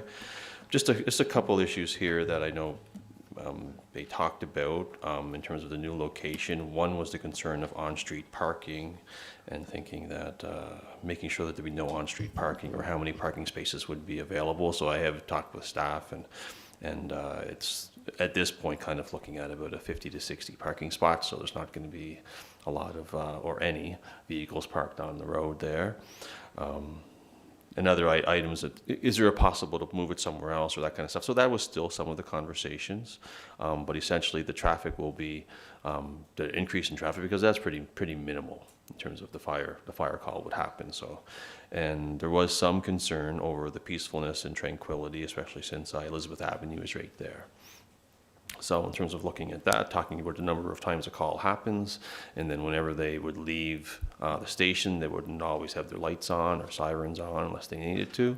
One resident mentioned, though, that there could be the potential, and asked if we thought about it, having an RRFB automatic. So in some places, if the emergency service is leaving, then they could automatically trigger the RRFB crosswalk that we have in the city, or something to alert. I'm just going to put that out there in terms of a recommendation, or an idea. But I'm very, I guess, pleased to have this on the table and to look at this location. So it's a great move forward, I think. Thank you, Your Worship. Certainly, I have talked to different residents in various wards, and for the majority, most of the residents were very pleased on this land choice for City Council and for the fire hall. The other point that I wanted to make, I believe when we were having our earlier discussions on this parcel of land, it was, I believe, deemed to be industrial. Is that correct? Had that come up in one of the discussions, that it was industrial? It's within the east-west, corridor CDA. Yeah. CDA. But I think that comment was made, though, that it had been industrial land. I don't want to debate the point. It's just that for me, it really makes an impact, because in talking tonight, that land was available, and if it had been used up for something else, we would have missed out on being able to place a state-of-the-art emergency resource fire department in that place that's going to be next to another emergency service that would be very cooperating together. So I think it's important to really think those things through. So I just want, and completely understand, people always have questions, and that's good, and they should ask questions when they have them. In regard to, being concerned about, it being next door, unfortunately, fortunately, depending on who you are and how you look at it, our first responders are sometimes our firefighters, with the current state of the ambulance service. So it can be looked at as a positive for those residents on Elizabeth and, what's the other one? Elizabeth and Alexandra. I knew it was a name, but I couldn't remember. And so that might be something that would sort of, appease them. The other thing is, if you're here at City Hall and they leave, you don't even know they're leaving. Like, the sirens don't start until they're further out. And the guy who drove a truck is beside me, so he can confirm that. But, what was the other one you had mentioned? Yeah, just the parking won't be an issue. There'll be lots of parking there. It's on the corner of the corridor, straight stretch out. You're still in town, but it's a straight stretch out for service to the eastern end. So it's, yeah. Councillor MacDougall or Councillor? Yeah, thank you, Your Worship. I did get a lot of calls and conversations with people regarding Legier Park. When this opportunity became available, I was really pleased that the city took the initiative to look at it, and have not received nothing but compliment. Whether you're going through the story, walking, every day you get a comment on the fire hall location. So I think it's a great location, and looking forward to getting everything on the road, and let's get at her. Thank you. Yeah, and just, I guess, to copy and paste everyone's comments, especially Deputy Mayor Snow, I've always said, and I'll say it one more time, as long as it's good enough for fire services leadership and the people that determine where a good site is for a fire hall, then it's good enough for me as a councillor to throw my support behind it. I found it kind of almost humorous when people used sirens as a sort of a way to argue it, and I wonder how many ambulances go by on the way to the hospital every single day, MacEwen Road, and I don't think, based on the number of our daily fire calls, which there are not yet fire calls every single day, I don't think sirens should be an issue, but anyway, that's more of a sort of an anecdotal type observation, but no, I'm glad to see it happening and with no delay from our original plan, and yeah, I support it 100%. Thank you. Yeah, I agree with sirens. We live in a relatively small city. No matter where you are in the city, you'll hear sirens going for whatever reason. I know I did hear quite a bit about the Legier Park location, and I'm very happy to see that we are hopefully moving into a different location and saving some green space within our city, because it's important to also preserve that and make sure that we aren't running low on green space supply. It's a very well-used park with a lot of potential to potentially grow into a much larger park. So I'm very much in support of this resolution. Thank you, Councillor Cameron. Any further questions, comments, statements from members of council? I'll just have a quick one here. I certainly will live within earshot of the fire hall, new fire hall, and EMS, and I can hear the helicopters coming in and out of the Prince County Hospital. And they sometimes wake me up at night, but I wake up and I immediately go back to sleep knowing that we are in good hands with good people doing their job, taking care of people in our community. So thank you to our fire services, our police services, and all the people who keep us and our community safe. And as the kids say, let's go. So maybe we'll get to a vote. All in favor, please indicate by saying aye. Aye. Any opposed? Hearing none, the resolution is carried. The kids do say that, Councillor Cameron. They do say, let's go. I've got you at home, and it's all bro this, bro that, let's go, and a whole bunch of other words that I don't understand. With that, we'll move it to our final. We have an amended special council here. We have one last resolution. Yep. Yeah, and I think, Councillor MacDougall, you're going to Yeah. read in the moving and the seconding, and then I'll read out the resolution. Yes, Your Worship, this pertains to a response to the threatened or U.S. tariffs on Canada and in support of the province and the government of Canada. I have a resolution here, COS 25-016, and it's moved by myself and seconded by Deputy Mayor Snow. And I would ask you, Your Worship, if you would read this into the books. Thank you, Councillor. Resolution COS 25-016. In response to the potential U.S. tariffs on Canada and in support of the province of Prince Edward Island and the government of Canada. Whereas the City of Summerside recognizes that at this time it must stand with and support the province of Prince Edward Island and the government of Canada on matters relating to national security, identity, and economy. And whereas the City of Summerside recognizes that long-standing economic, cultural, and social ties between our community, province, and country, and the United States of America has advanced all involved and benefited all members of this unique historical friendship. And whereas U.S. tariffs on Canadian goods will pose significant economic challenges threatening Summerside, Prince Edward Island, and Canadian industry, business, and residents, and the economic stability and prosperity of our historic trade relationship with the United States. And whereas the imposition of tariffs will harm Canadian and American economies by disrupting established trade channels and supply chains, increasing costs for consumers and businesses, and undermining mutual economic cooperation. And whereas it is imperative for local governments to take proactive steps to mitigate the potential impacts by strengthening local and national supply chains, identifying alternative sources of goods and services, and by supporting industries that contribute directly to the economic well-being of the province of Prince Edward Island and Canada as a whole. And whereas the City of Summerside is committed to fostering an environment of economic resilience for our city, province, and country by prioritizing the procurement of goods and services from local and Canadian sources, thereby ensuring that municipal expenditures support and enhance the regional economy and insulate our expenditures against the ongoing volatility surrounding Canada-U.S. trade. Now, therefore, be it resolved that support for local and Canadian procurement. 1, the City of Summerside shall, whenever possible and practical, prioritize the purchase of goods and services from local and Canadian vendors. 2, such procurement efforts shall come into force and remain in effect so long as the province of Prince Edward Island limits procurement from U.S. sources in response to the imposition of tariffs or council deems necessary to insulate Summerside against future trade volatility.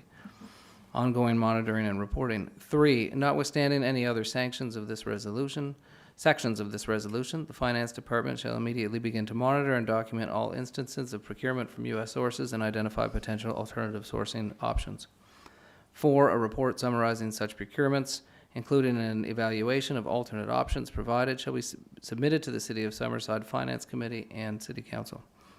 Economic impact and policy advocacy. 5, the City of Summerside shall continue to assess and communicate the local economic impacts of any U.S. tariffs that may come into force. 6, the City shall engage with the Summerside Chamber of Commerce and local businesses to identify potential impacts of potential U.S. tariffs to the operations of local business and communicate those impacts to the province and federal government. 7, the City shall advocate through appropriate channels for policies that support economic stability and equitable trade practices between Canada and the United States in alignment with the interest of both nations. 8, the City shall call on the province of Prince Edward Island and the government of Canada to take any and all necessary steps to eliminate interprovincial trade barriers and accelerate projects of national importance for the betterment of all Canadians. Be it further resolved that this resolution is intended to demonstrate the City of Summerside's commitment to standing up for Canada, putting the interests of the nation of Canada ahead of any one of its parts, protecting our local economy, supporting the province of Prince Edward Island, and promoting mutually beneficial trade practices between Canada and the United States. Adopted this 4th day of February 2025 by the City Council of the City of Summerside. The resolution is on the floor for comments, questions, statements from members of council. Councillor MacDougall. Thank you, Your Worship. I fully support this resolution. I was, along with a lot of people on this island and right across Canada, had an awful feeling in our stomach, leading up to the day the tariffs were supposed to happen, and we were notified here at our budget meetings, I guess, that they were put on hold, and it was sort of a relief at that time, but it's probably, it's a 30-day reprieve. Hopefully, things can be worked out, but then again, we're not sure about anything these days, especially who we're dealing with.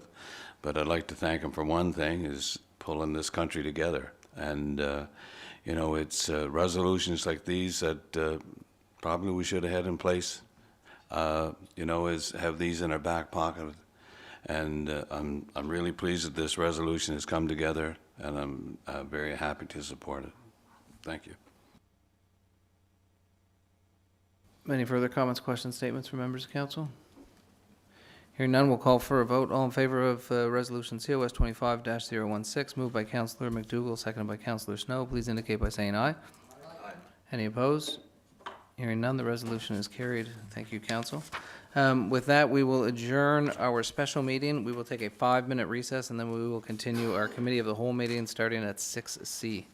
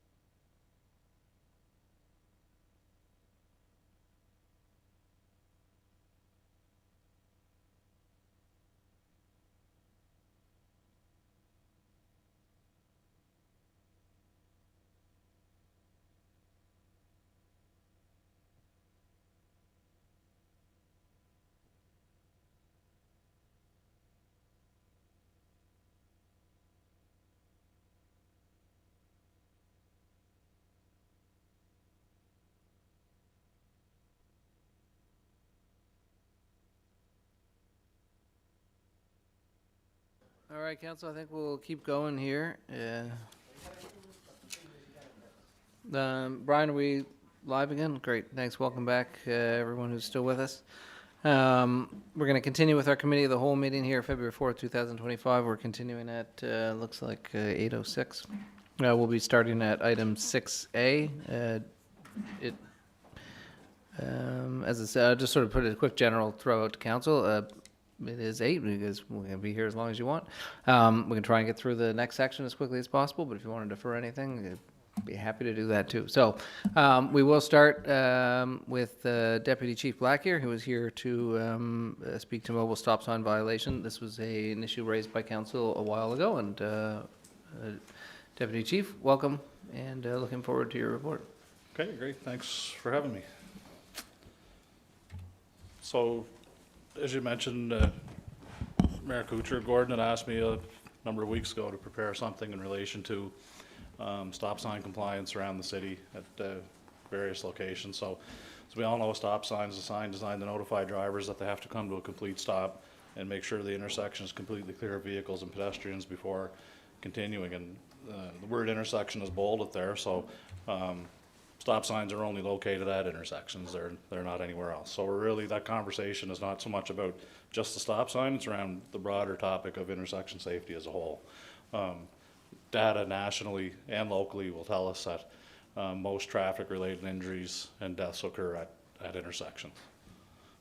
And I also didn't know that I was going to have Aaron's expertise here tonight, so he can feel free to jump in whenever he feels the need. So are we going to be able to get to a point where drivers always stop for a stop sign? The answer to that is no. To some degree, there's always going to be some either impaired driving, distracted driving, or other factors that are going to influence drivers' behavior and cause them to not obey a stop sign. But there are some measures that we can put in place to help mitigate those situations. So the next few slides are just information that Gordon had forwarded on to me, and there are areas of concern as noted by each councillor. So Justin Duran had these locations, Corey had these, Nick had these, Carrie had these, Ken had these. So as you can see, given the number of areas of concern, posting a police officer at these locations is not going to be the most practical solution. So we have to find other ways to get people to voluntarily comply with these stop signs and other signage that's in place. So the police will always be part of the solution, but there are other issues that need to be addressed to help ensure drivers are complying with any kind of signage. So how do we determine that there is a problem that needs to be addressed, first of all? How do we determine where stop signs or other traffic calming measures should be implemented? How do we get the public to obey or comply with traffic calming measures? So voluntary compliance is always the goal. We want people to actually stop at the stop signs because it's the right and safe thing to do. So how can we bring awareness to that, to the issue of people not stopping? So the public awareness, social media campaigns, and advisories in conjunction with our communications team, who do a great job for us. And so an example of that could be, we could do a Traffic Tip Tuesday video. I don't know if you're all familiar with the videos that we've been putting out periodically with different traffic-related issues. So that's one of the things we can do to bring attention to the issue. Most of these other potential problem-solving measures are all in relation to visibility. So we have to make sure that people are able to actually see the signs we want them to obey. So is the area appropriately lit for the dark nighttime hours when there's no daytime light for people to be able to see signs? Are branches trimmed back appropriately to allow for visibility of the sign? Making sure that there's no other obstructions that would impact the view of the driver so they can't see a sign that's coming up. So some of the potential solutions are the use of lighted stop signs, and these are already in place at a few locations around the city. Granville and Notre Dame is one, West Drive is another. I'm not sure if there's any others in place right now or not, Aaron. We had the church intersection for a while after the signals came down. Yeah, but the flashing red stop signs can help draw the driver's attention. Overhead warning lights, these are also in place at various intersections around the city. Another piece of the puzzle that can help draw a driver's attention to an upcoming stop. The use of painted roadway markings, the big bold word stop painted just prior to the stop line. Those are used in different municipalities. And they can also be, they can be either at the stop line or a distance back from the stop line with an arrow pointing towards the direction that the stop is going to be happening. And just around the issue of painted roadway markings, just at various locations around the city, some of the paint wears quicker in certain areas than others, and it leaves drivers guessing as to where lane markings are and where they should be stopping. And so I guess Aaron's probably the subject matter expert on that, but potential solutions around what can be done to improve in that area. Speed humps just prior to an intersection can be used to slow vehicles down. Warning signs that there's an intersection ahead as drivers approach the intersection can be beneficial as well. And then comes compliance, obviously, and we're always going to be a piece of that puzzle. Other factors that could help in that regard is intersection design considerations.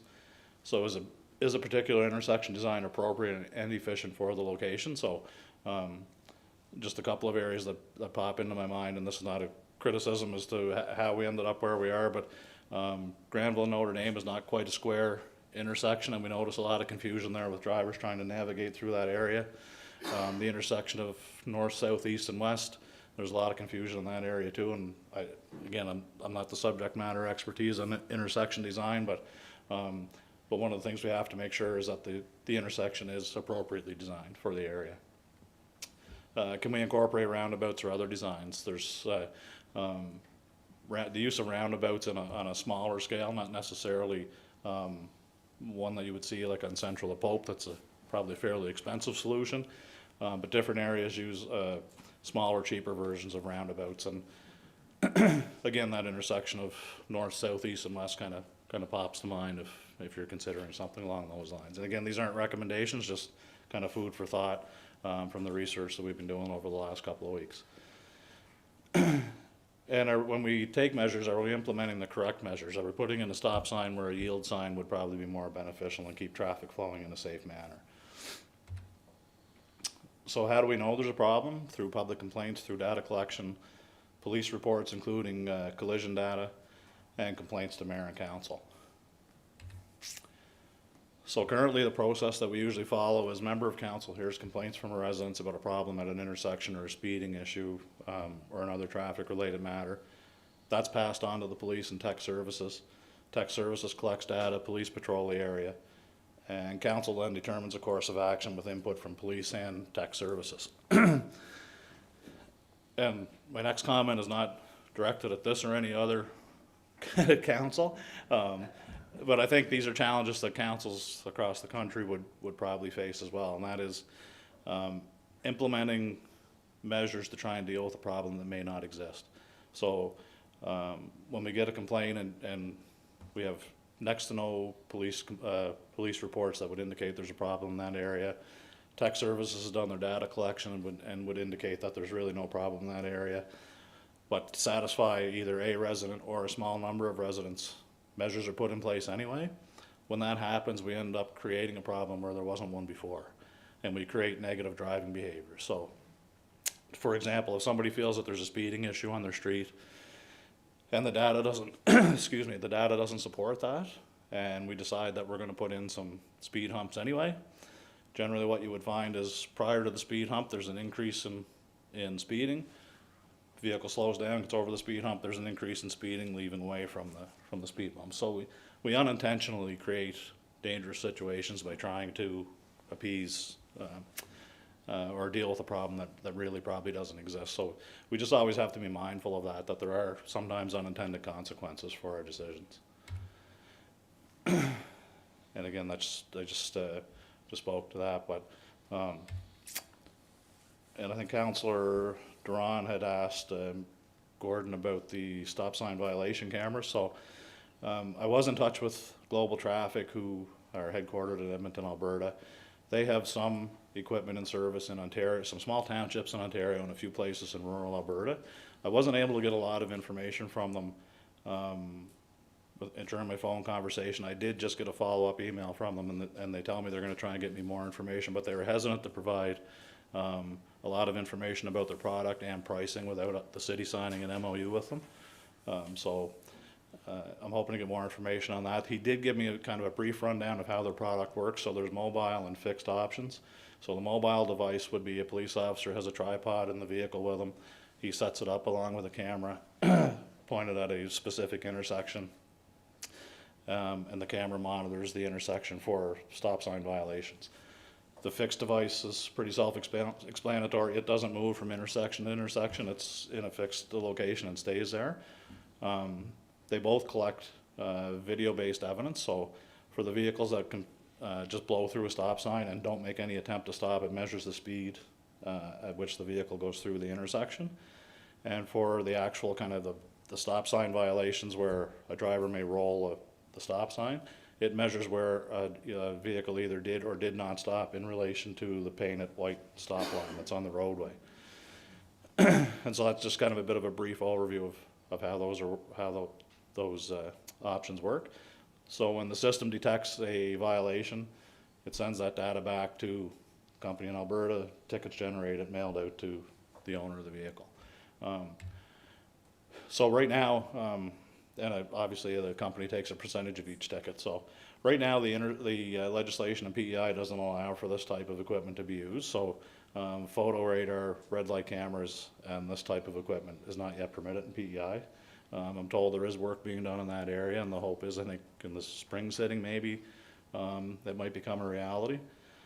But right now, the legislation just doesn't exist. So there are some benefits to this type of equipment. It can play a part in intersection safety, and it can be a resource saver for police. But there are also cons, and some of those are police service may have very little control over discretionary issues. So when doing the research on this type of equipment, I was able to find some data out of the United States, and there was a video that I came across with a lady in Washington, D.C. who lives near an intersection where one of these cameras was put in place because of a lot of complaints to council and police, and there was a safety issue. And so how the cameras work is it's set up to detect how close the vehicle stops to the actual white painted line on the roadway. If you stop too far away from that white painted line, it's a violation. If you stop too far on or over the white painted line, it's a violation. So you have a very narrow area of where your vehicle needs to stop, which can be a challenge. So this lady lives close to one of these intersections. She goes through this intersection often and thinks she's stopping appropriately every time she goes through, but gets 7 tickets in the mail the first year that piece of equipment was in place, right? So we have to be careful of those types of issues too. We don't want to punish drivers who really aren't creating safety issues on our roadways. So, but they can, again, the equipment can be beneficial to improve road safety when it's used appropriately. So my only caution to that would be, if at some point we do get close to considering that kind of equipment, put it in an area where there really is a significant public safety concern, and we're not going to be punishing the drivers who are really trying to be safe on the roadways. Again, as I said, they're only in use right now, at least this company's product, in a few townships in Ontario and a couple of rural areas in Alberta. And I'm expecting more information from them hopefully in the next few days, and I can get back to you on when I do hear back from them. So, unless anybody has any questions around that equipment or other issues, traffic-related issues that we talked about, that's pretty well it for me.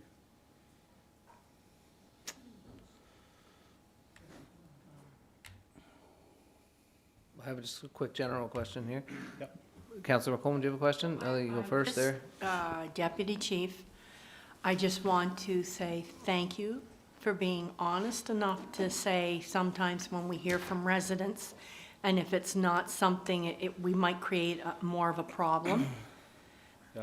I mean, sometimes I think we need to hear that, because I think we all fall pressure to residents just really trying to bend our ear and we really want to do what we think or feel is right. But if it doesn't line up with the testing or the monitoring or whatever the traffic control is that's being done, I think it's good for us to know that.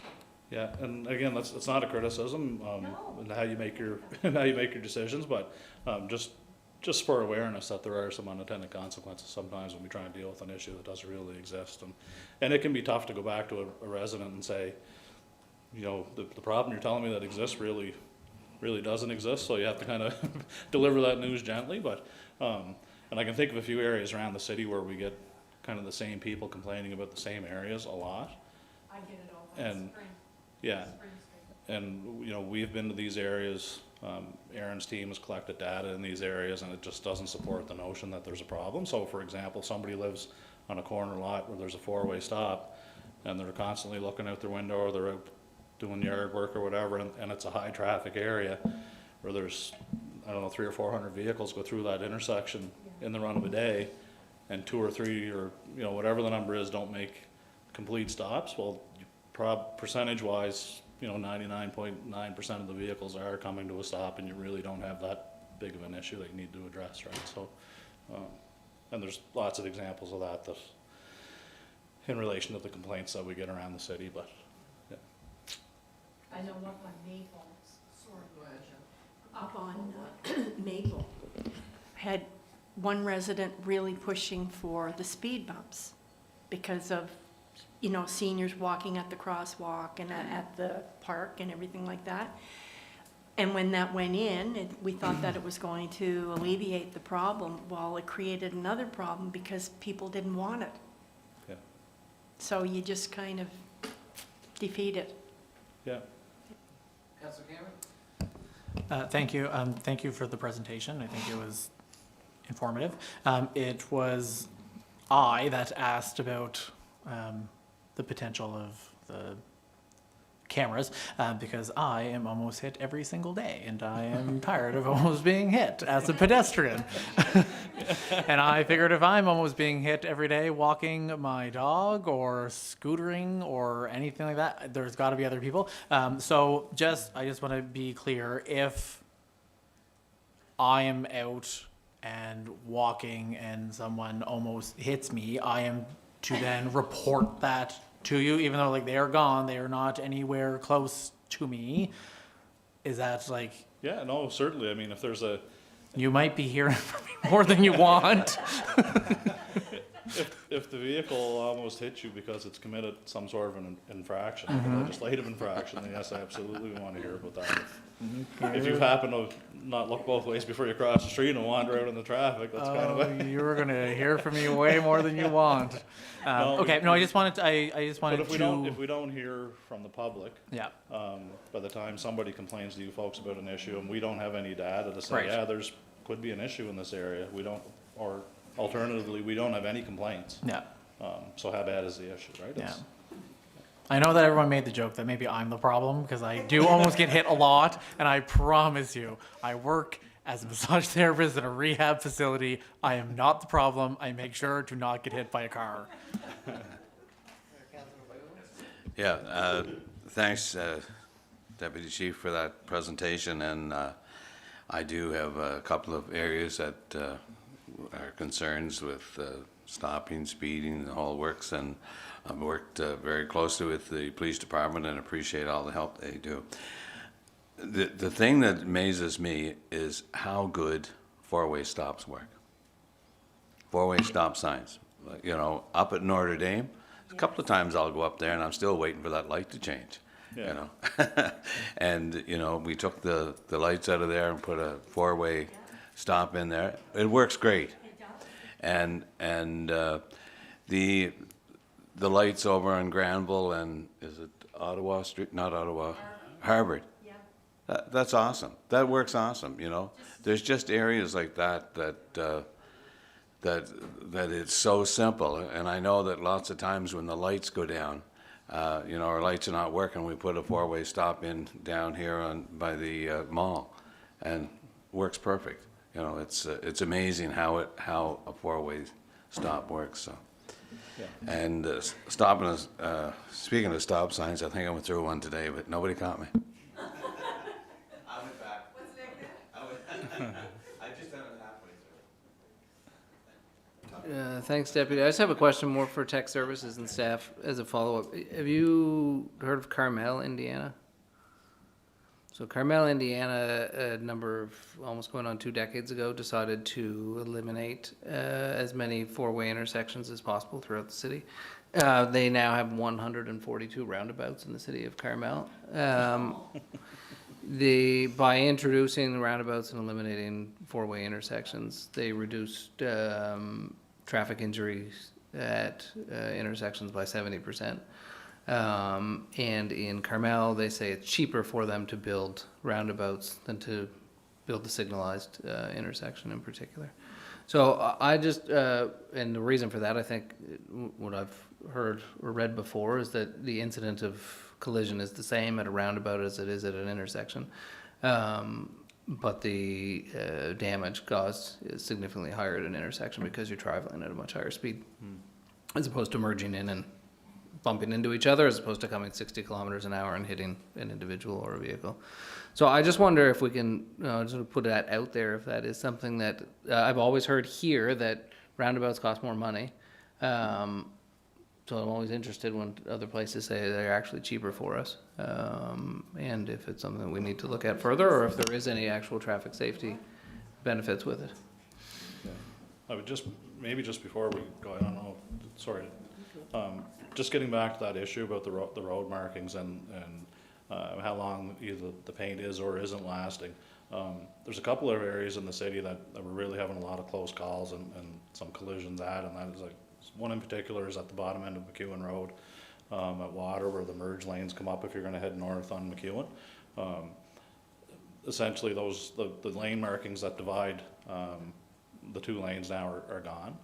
They're great when they're first put down, but I think just because of probably the high volume of traffic goes through that area, it wears off very quickly.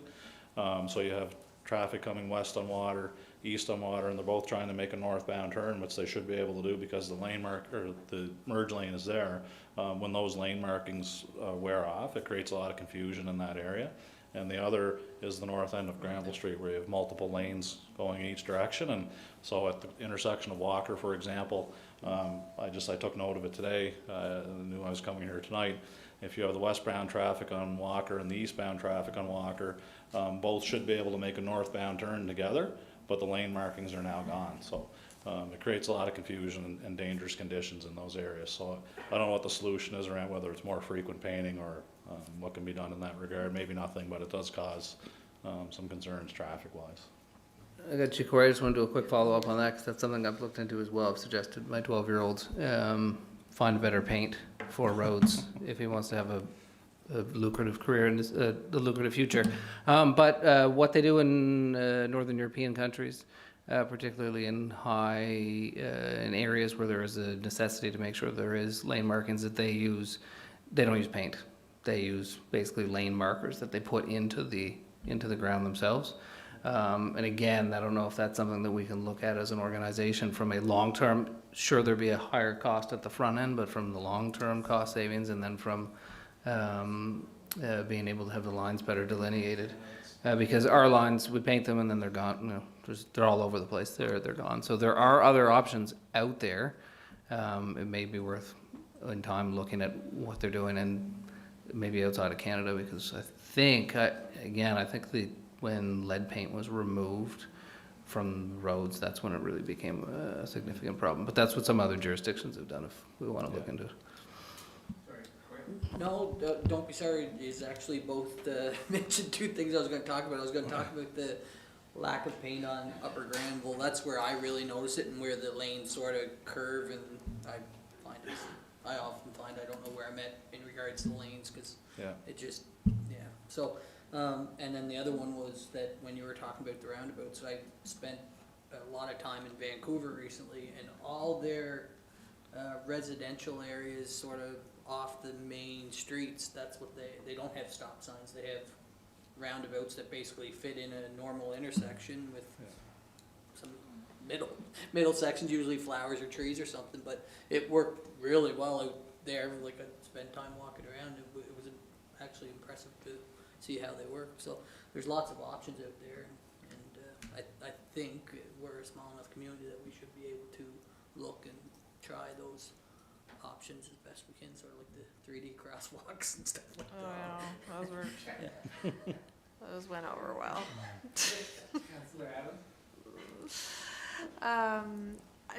I just have quite, like, the paint, and now, we know there's no LED or lead paint now, and even the province has said they're having issues with it. But like, are we able to look at what places are doing that also have snow? Like, there must be, like, I don't know, there must be somewhere that's figured this out. And like you said, with the markers, but then like, what do we do with the snow removal, right? So. It's in northern European countries where they have. Yeah, so like, and you know, I remember when Bob was CAO and he was like, let's try these chicanes, and I was like, oh my God. Anyway, that was the 3D crosswalk year too, I think, but it's semi-works down on Rogers now. We sort of have it like, you know, is it not Rogers? What's that one behind McDonald's? Craig. Yeah. Like, it sort of works there, like, but anyways, the other thing, I just think there must be something that we can try in the areas, like Corey said, we're small enough, we know our problem areas, let's try it on Gravel Walker and see what happens.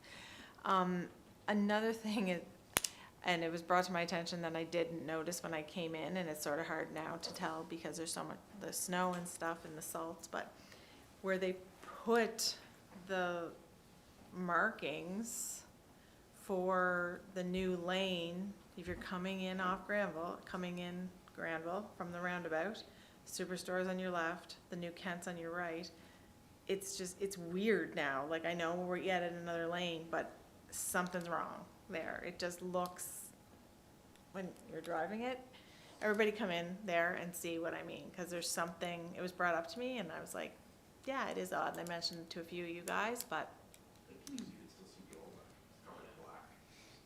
I don't know, it's just, there's something off, and just, I thought, oh, maybe. It may be too, that you're used to previously going dead straight down Granville Street, and now the lane, there's a bit of a curve in it too. It looks like, you know how you sort of, like, usually merge in from the right, like, I think it may be because you're, like, the left is coming out, and usually the right comes out, I don't know, it's just, there's something different about it, and I was like, well, maybe we'll just, I said I'd ask, so. If we had good paint, they'd be clearly marked. Yeah, exactly. Anyways, now it's not an issue because everything's covered in snow, but anyways, yeah. That's all. I just quickly wonder if we have engineers who work here, and I'm sure we have engineering summer students, and we met with UPEI, who has an engineering department. I wonder if that's something that we could reach out to some of these bright young minds and see if they can come up with, identify what are used elsewhere and come up with some options, and maybe the city of Summerside can be a leader and start our own little road marker project. But sort of, I see Greg in the back. He's keen, but he's busy. Yeah, I'll just sort of leave that out there because those are ongoing issues, and maybe in terms of as the Complete Streets team looks at streets, it can look at intersections and the camera options and roundabout options and road lane markings, because that would certainly make our streets safer.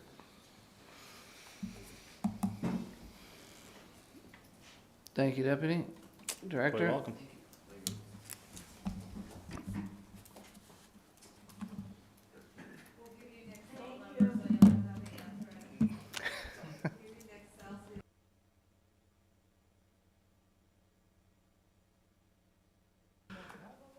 All right, Council, we'll move into item 7, our committee of the whole discussion items. It's 8:35. We'll take along as we can. Item 7A, review of advertising. Councillor MacDougall. Yeah, thank you, Your Worship. I put this on because a couple of weeks ago we were over at the credit union place at a meeting, and I had a resident approached me about the cannabis advertising in our lobby. So I was kind of surprised, taken back, when she pointed out to me. You know, that facility plays host to a large majority of children of all ages right across, most of Prince County and across the province. I know the need for advertising dollars. That's the business I was in. But, I had mentioned to the director my concern, and I had asked if they could be moved to another spot. The ones that I was looking at was right directly over the reception desk, and don't drive impaired was the smallest part on the sign. The cannabis sign was the largest part, like probably 2/3 of the sign. And call me old-fashioned or whatever you want, but I just don't think that we should be throwing that in the face of our children. And I would like to see a review of our advertising policy for facilities in the city. That's all I'm asking. And I know we need money. I know that's where we get the dollars from. But and I'm not against it. I just don't like throwing it in the face of our children. So, like I said, call me old-fashioned or whatever, but that's what I'd like to see, a review of our policy. So. When we have a review of the policy and maybe they could take back some examples of other, like if the PEI Liquor Control Commission, what, if they advertise, what does it look like? I think the problem too is that the cannabis symbol is just so visual, the actual symbol. Yeah.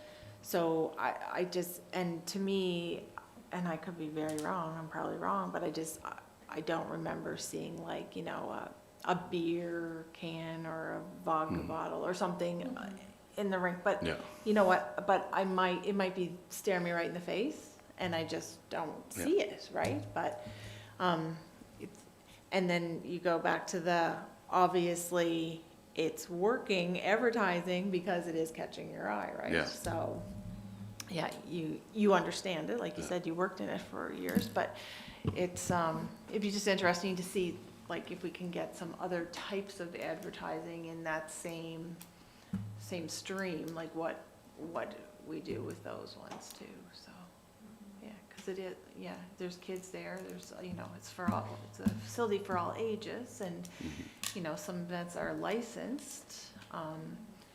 We do sell alcohol, we don't sell cannabis, so I don't, you know what I mean, what's the, anyways, it's sort of an interesting discussion for sure, so. Thank you. Like I said back to Bruce's email when he sent it around about this, I don't care either way. It doesn't matter to me. I don't see an issue with it. It also wouldn't matter to me if it wasn't there. But I tend to go back to Mothers Against Drunk Driving, PEI Liquor. They do the same type of advertising. This is not advertising.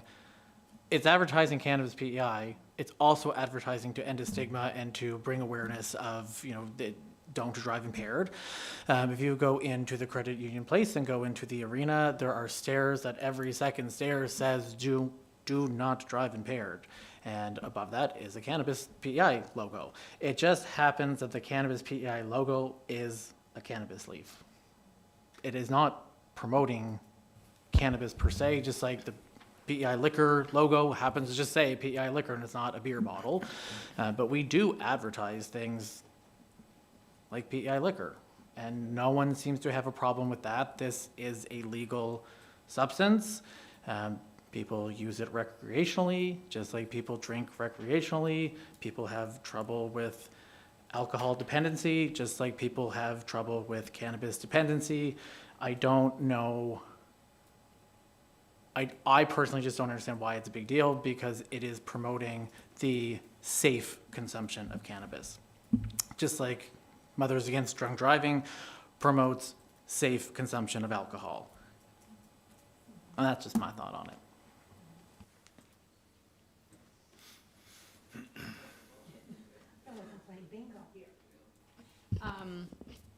I guess just a reflection. I remember when, I believe it was Deputy Chief Jason was in here, maybe in the spring, or they were talking about just different things about policing, but he said on patrols, or if they're doing any rounds or whatever, and they see somebody who is drinking from alcohol, they can arrest them, they can charge them. But when somebody is actually using cannabis, they didn't have the same benchmarks to follow. And to me, it's almost like a flip side. You can see the advertising, Mothers Against Drunk Driving or alcohol, it seems acceptable. But with the cannabis, it just seems like there's not even a backup where people can be charged if they're stoned or if they're on drugs or whatever. Like it just, to me, it's a dichotomy, sending different messages. I don't know if I'm going to. And I'm not knocking it. I'm just, it's people's business, but if we don't have a way of monitoring. So you can, people who drive impaired, they can monitor, they get charged with impaired driving. So that's the slogan underneath there, don't drive impaired. It's the same as, I think when talking about what Chief Black here was saying, he was saying that there's some rules about being under the influence in public, not driving, but that was what he was talking about. It would be interesting to know what we, and not that it matters, but it does drive in revenue to the city. As in all sponsorship, when you go in Credit Union Place, there's a big Molson Canadian beer. It's about the size, it's massive. I think there's lots of advertisement of this happening throughout the province. We're not the only one. I think if you went into other sports facilities in Charlottetown and other municipalities, you'd be seeing very similar one. I understand that people might be offended by it in some way, but as Nick said, it is a provincial government run facility that is, or organization that, and it's legal. So I don't think we'd be turning away PEI liquor. I just don't know where you start and draw the line and don't. If it was illegal, then obviously we wouldn't be advertising it, but it's illegal. It's legal to use or consume under the right circumstances. So I personally don't have an issue with it. Yeah, and if I could respond, I just, I don't care who uses what. It's just, I find it, you know, the brand of the cannabis leaf is large. It's probably 2/3 of their advertising. And, you know, I'm not talking about people of legal age. They should be wise enough to figure that one out. It's, you know, if you're coming down the stairs from a hockey game, what are you looking at? That big cannabis leaf. I don't think it's right. If they want to spell the word out, go ahead, but don't put this big leaf. And I have a problem where it is, and in our lobby, where everybody collects. And anyway, I'm asking to have a review of the advertising policy, and if you would like that, I'd appreciate it. If you don't, then fine. I've been down here to ask. And Councillor Trenholm? Sure. Yeah, I think it's an interesting discussion. I mean, I just, again, refer back to, I guess, looking at our official plan, sorry to official plan everybody to death here tonight, but, we have a healthy community strategy, right? So I would just be interested to see how that would fit. I don't know a line. I'd be interested in supporting the review, just to get my head around some of the issues, because I know the school will have policies on what they advertise. And I think in talking with school administration recently, it's the issues of mental health and addictions and anxiety, school absenteeism. We can't cure all of that as a city council, right? But I just think if I guess just focusing in on I'd be interested to see, have a review and see what it says, look at some best practices across the areas and see how it pans out. Yeah, I guess my focus, I guess I'm always looking at the younger children and how that could impact and yeah, just to have a review and see what it says, how it fits. But I do think that in that review, looking at how much revenue that's generated and the cost and that as well. So 12. Thank you. I have no problem with it. If we could just, at least make an informed decision. Yeah. That's all I'm asking. Okay, so the ask is to either review or not review. I'm going to say a couple things because I do have children. I don't see this as any kind of a problem. I don't think it is anything that needs fixing, and in terms of the priorities that we have before us and recognizing that if we are spending time and efforts reviewing this, that means that we're not doing other things that I certainly think personally, at least, we have bigger issues to tackle, but certainly defer to you. But I do think you start to cross into you are starting to decide which permitted vices are you like or you don't like, and I think that's a very slippery slope. We lease out a significant number of square feet in a city-owned facility to ALC and permit the use of gambling. Gambling is a vice. We sell alcohol. We have alcohol advertising throughout the credit union place. We've had that for years, so perhaps it's not as front and center or something that is so new. That is a recognized vice, and today we have a cannabis sign that says, "Don't smoke and drive," or "Don't drive impaired," which is a vice and also has a message. Again, I have 2 kids. I don't think either of them would recognize what that leaf is whatsoever, but I'd sort of suggest that if you do want to review the policy, you may want to consider what your policy is as a whole, as opposed to determining one vice is worse than the others. I don't know if we're the... So, okay. So to review our advertising policy,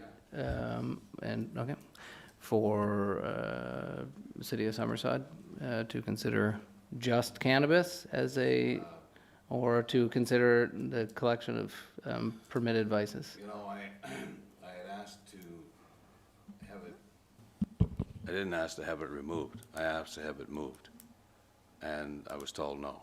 So I would like to see this reviewed. Like I said, maybe it's because I have principles and I don't agree with legalizing cannabis in the first place, and so maybe that's why I'm stuck where I am. But I think we owe the residents out there that we should look at this. If they're concerned enough to bring it to our attention, I think we should review it. So. I mean this respectfully, Bruce. Yeah. But, I'm glad you were told no when you asked somebody to remove it, because I think when we start doing that as councillors, or move it, yeah, whatever. I think we're overstepping our boundaries, and I think we need to realize that we have very qualified directors and staff in this city that make these decisions, and I don't think any of them make it with any ill intent. So I don't think that's our role to be saying, please move something. So I just want to clarify that. I asked if it can be moved, not removed. Oh. Can it be moved? And I was told no, because Cannabis PEI picked that spot. I just think we need to be cautious on our, and I would agree with Dan. I do think we have bigger priorities than our advertising policy within the city. Just 2 questions, and I agree with Corey on we probably have bigger issues, but and I'm not trying to belittle the situation. I'd like to know how long it was there and how many people actually complained. So, I mean, if it has been there for 6 months and that's the first complaint? I was just curious on that, that's all. So we have had we have a contract with the Cannabis Corp since 2021.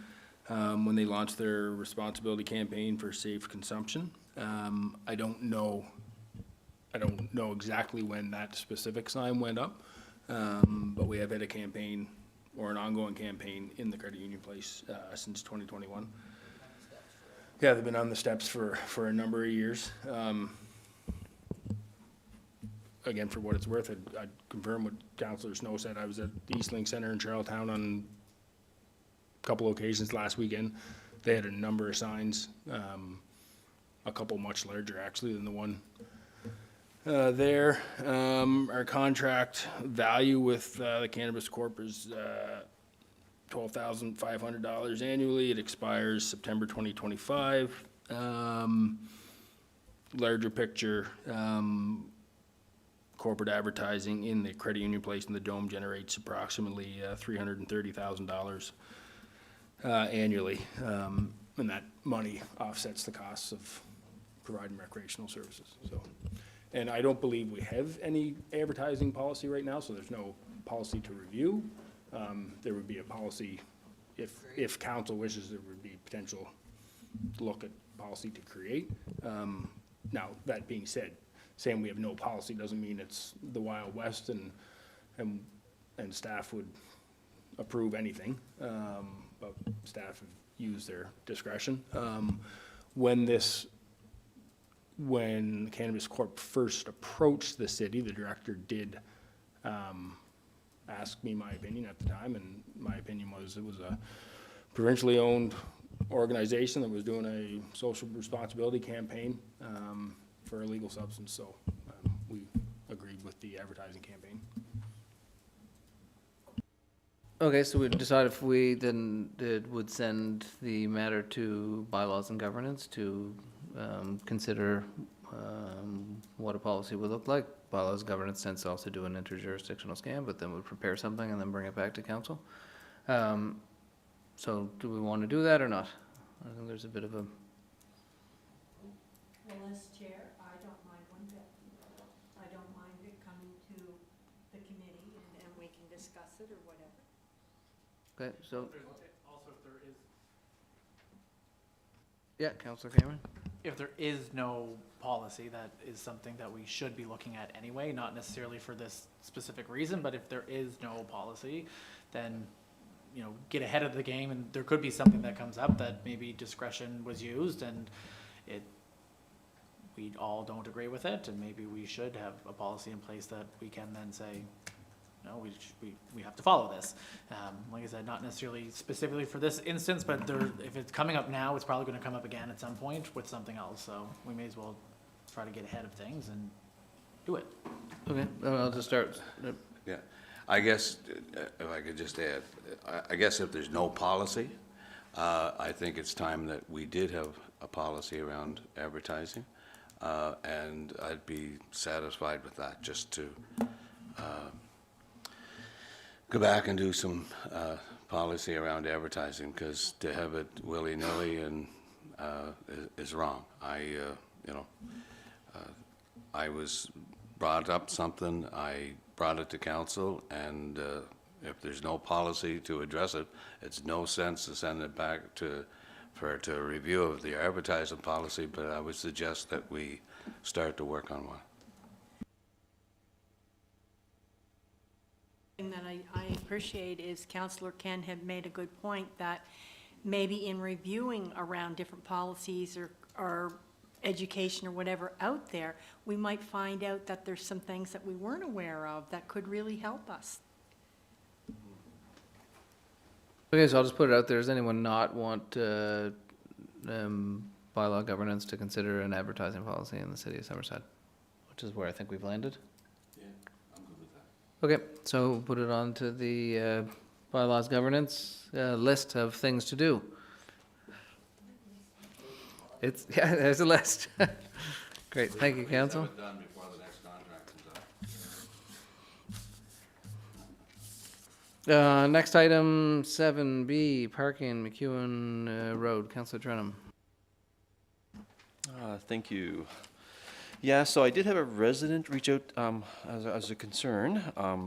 I equally shared that concern, as I've passed that many times. If you've been on MacEwen Road where, let's say, soccer's happening, and then at Athena, and then could be upwards of say 15 cars parked. So they're on the shoulder of the road, which is painted, and sometimes their tires will hit the travel portion of the road.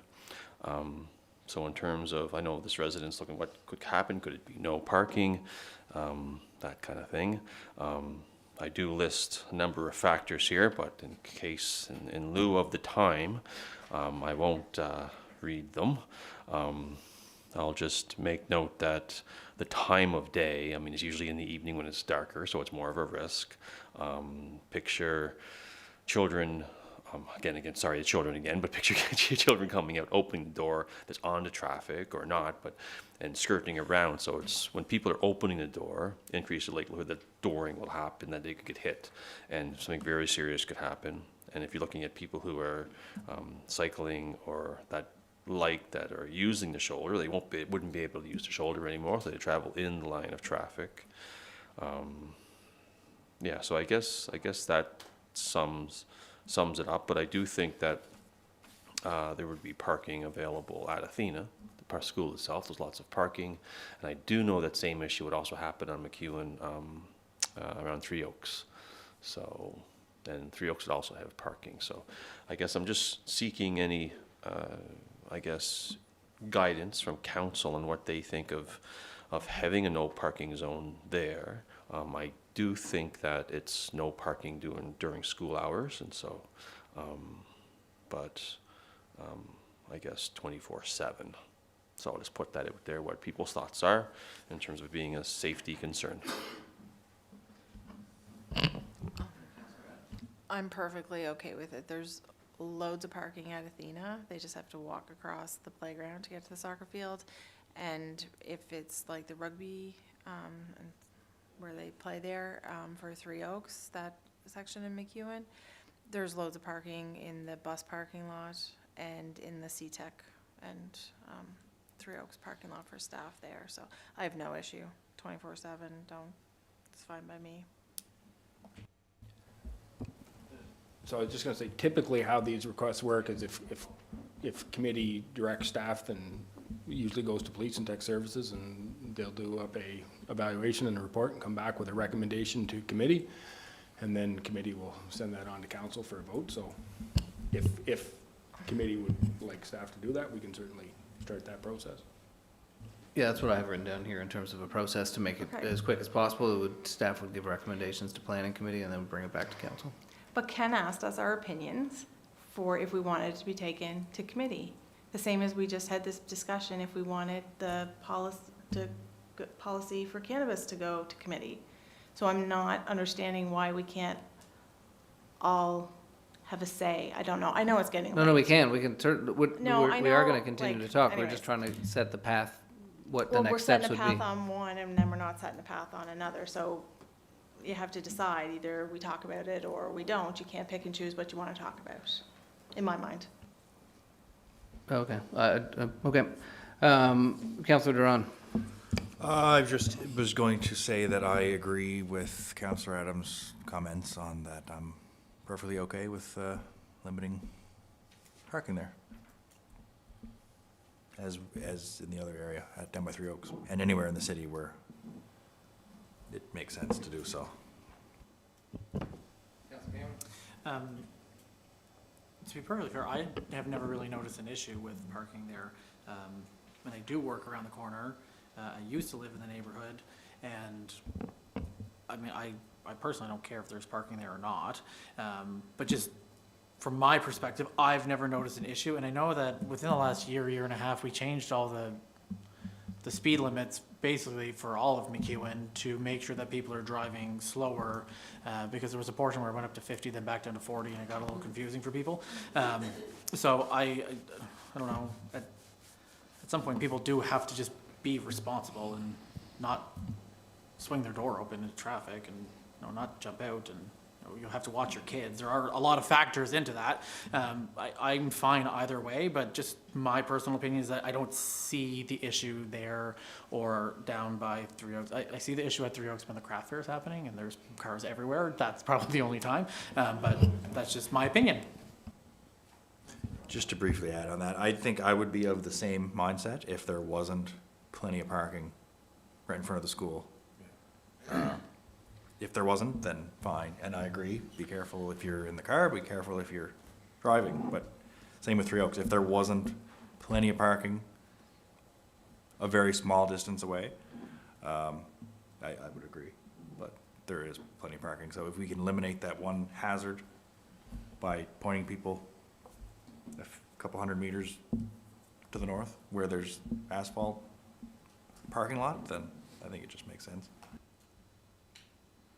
Yeah, I agree, and I think it's a good idea, because of the ample parking that's there. It's just, you know, they'd have to walk a little further to watch the activity. The only thing that would be unfortunate is if you had a child playing one of those sports on one of those roads, and you had a parent that was struggling to walk that far or get to the field. It's pretty convenient to sit in your vehicle and watch, but other than that, there's really no need for anybody parking there. Okay, so the process, the committee of the whole directs things to committee for study. I wouldn't, certainly I don't think council would then make a change of parking on a road without having recommendations from police and technical services to consider. So it sounds like council would like that to go to planning committee, and then come back to council with recommendations, and should be relatively quick, hopefully. Okey-doke. The only thing, if I could add, if Yeah, we're Councillor Durant. if we're going to include any amount of enforcement on that, can we also look at, and I know we don't have jurisdiction in private lots or whatever, but as a firefighter, just to give an example, can we look at the people that park at Walmart in the fire lanes, at the liquor store in the fire lanes, at Superstore in the fire lanes? It's laziness, period. I mean, that's another meeting, another topic, but it's ridiculous. There's no excuse for it. To your point, Justin, there's already no parking signs there, so we go and put no parking signs in front of the soccer field. If we don't enforce it, what's the difference? So,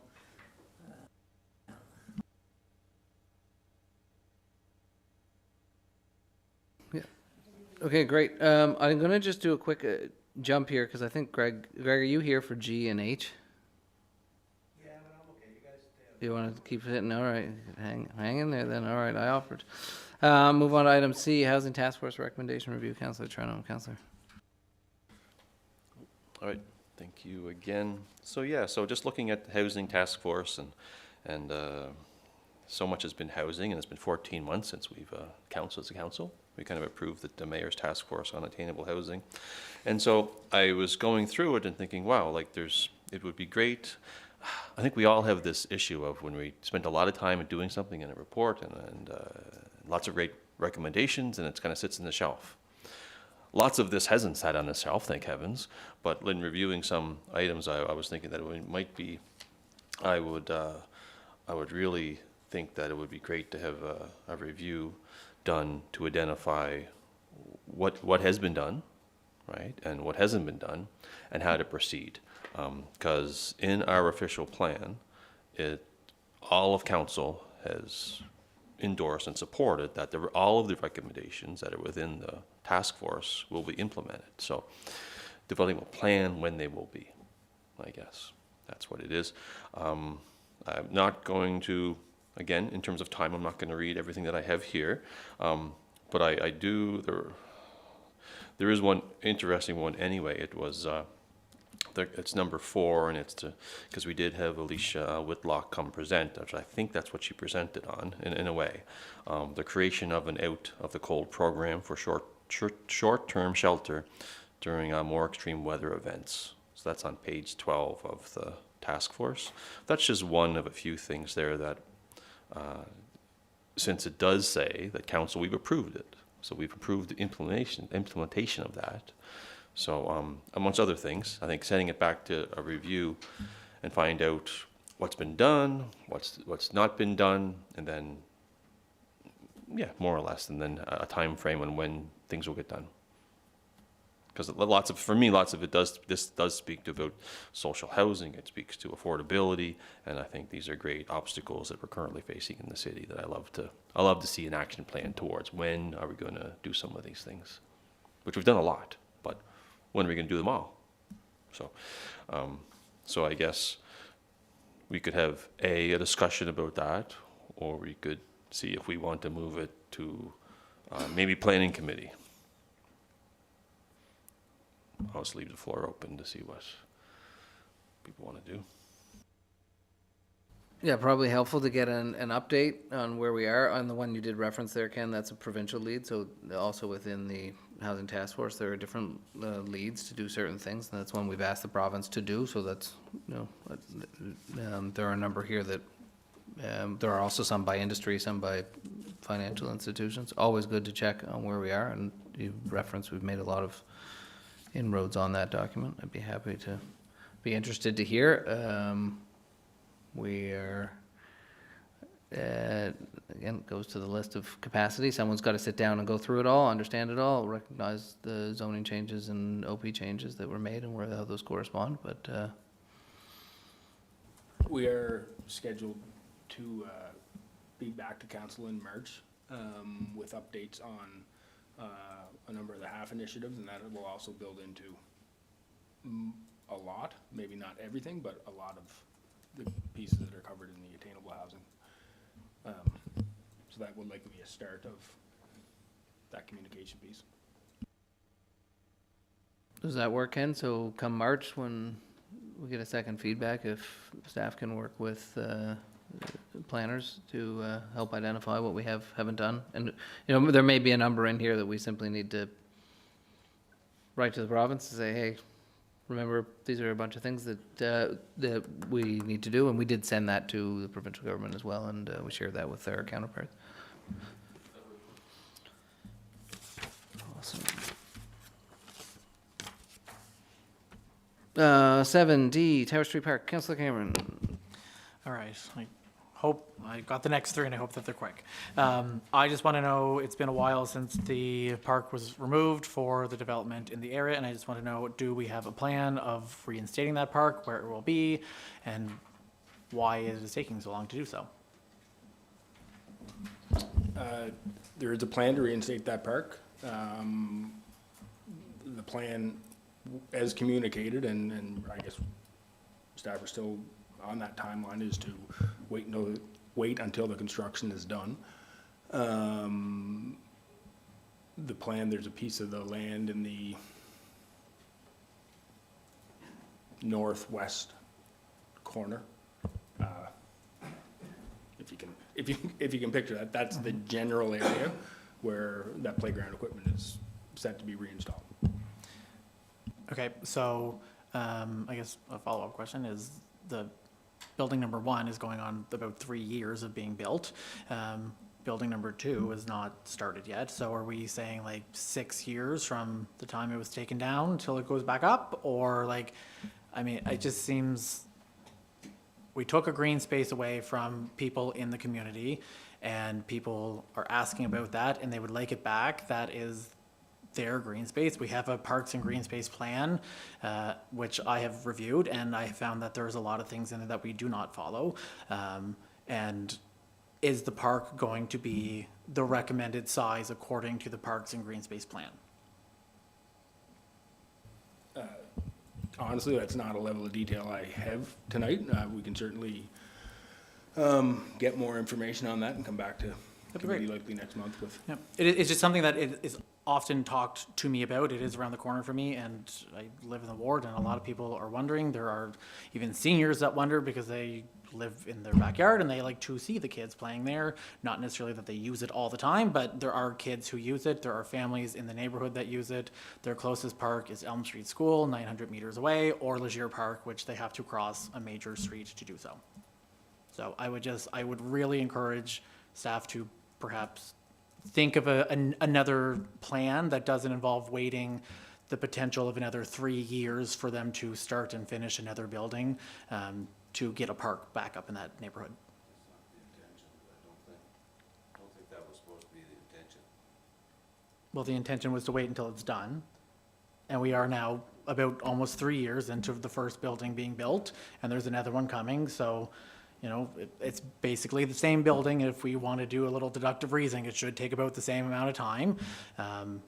Maybe it'll take a year, I don't know, but I think that maybe it's time that we look at an alternate plan, because people are waiting for a park that they pay taxes to have. So people feel like the promise was broken. Yes. Well, and some people also just don't have the right information. There are people who think that the park was removed and is never going back there. And, you know, I do try to tell people the plan is to have the park back there. But if we could just maybe look at a potential to expedite that, that would be really well received in the community. Because if it's not done soon, the equipment will be out of date and have to be removed, like we've had to take it out of other areas, so. And maybe what's there is, like you said, another 3 years, it could be expired and not able to be installed, so.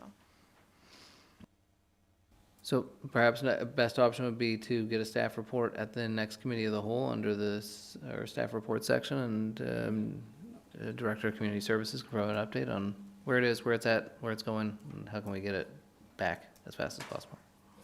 Awesome. Move on to 7E, policy on in-camera items. Councillor Cameron.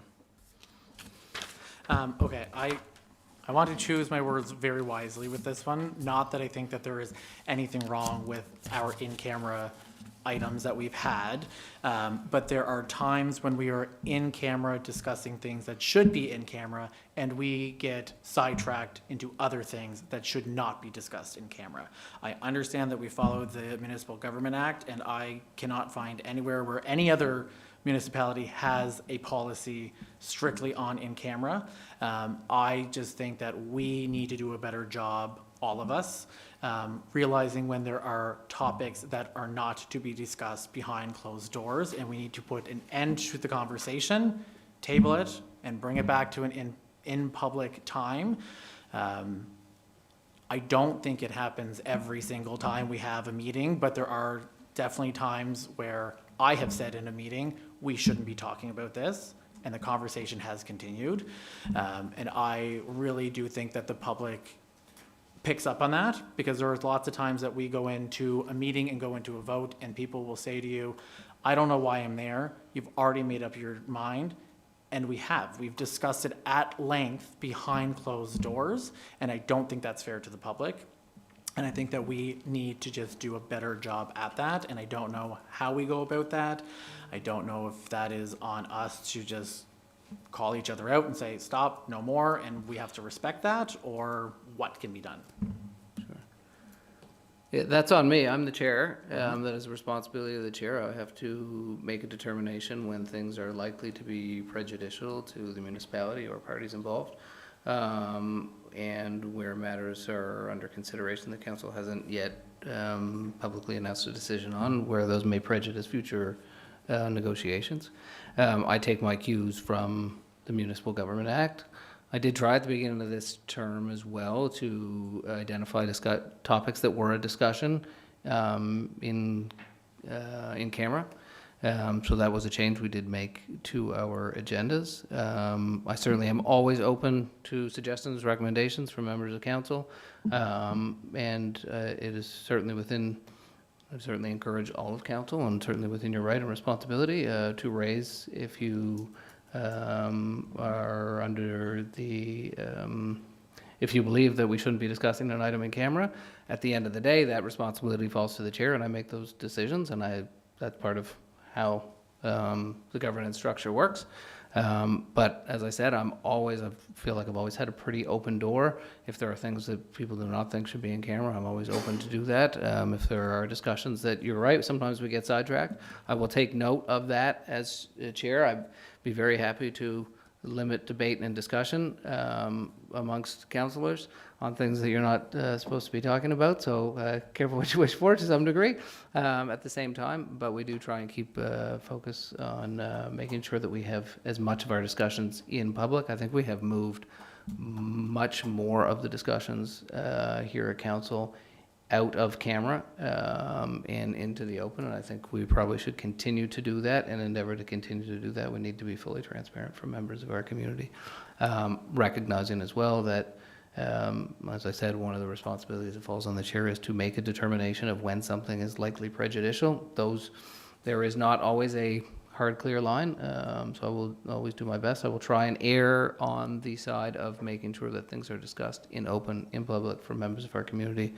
And as I said, any member of council has a concern before, after, and during I will certainly pay more attention to listen, to consider it, and I will take note, Councillor Cameron, of your comments that sometimes we get sidetracked.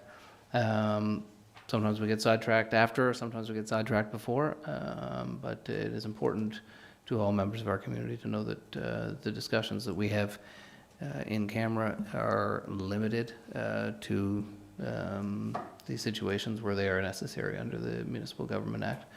I'd also add, I think sometimes, and I've said this before, that some of the best discussions sometimes happen in an in-camera setting, and I'm always disappointed that there are situations, times that we are not able to have those discussions in open session.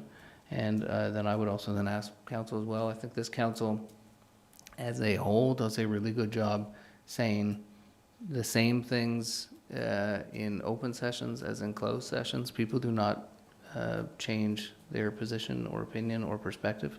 And I will tell you that's not the same everywhere in every organization. So noted, I will listen to that. I will take that as feedback as chair, and I take that responsibility really seriously. Great. I mean, I also just want to make sure that it's not just me that feels that way. I would like to understand if anyone else feels that way, because maybe I am just being nitpicky, but I don't think I am. So I would put it out there that if anyone else feels that way, it would be great to hear that you do, and maybe you don't. Well, I'll just jump in and I'll say, if I may. It's okay. I certainly have heard people say at times, you know, just the very statement that you've made, that they feel sometimes that it's a done deal or that it's been discussed or whatever. And those kinds of things really bother me. And I'm sure they bother all of you, because again, I hate going back to old things like the concert or the Griffin affair, whatever, but some of us had to wear that, and it was really, really hard to go through when people made those kinds of statements. So I think maybe some of us feel that, and we're very hyper vigilant to make sure that we talk about it. And I appreciate you doing that, Councillor Nick. And there's been times that I have felt that, but I think, we really try to catch ourselves and come out of, say, being in a closed meeting, and we try to talk about that in the public portion. But I think as long as we're on guard and that we don't kind of just keep it very cloistered, I think it's really important that we remember our residents really pick up on things. And maybe we're not doing anything wrong, but they pick up on it, and then we wear it, even when we're not even doing anything, I don't think. So. Yeah, and thanks, Councillor Nick, for bringing that up. It's something that happens out of just conversation lots of times, but I don't think it's not something that happens all the time. I think it's every now and then the conversation gets away on us, and I think if the mayor, like he said, can control it, that's good. But I know that we are probably one of the most open opener. We are probably one of the most open councils, and always have been, because we've always been challenging ourselves of what should or what should not go in to committee of the whole. So I thank you for bringing it up.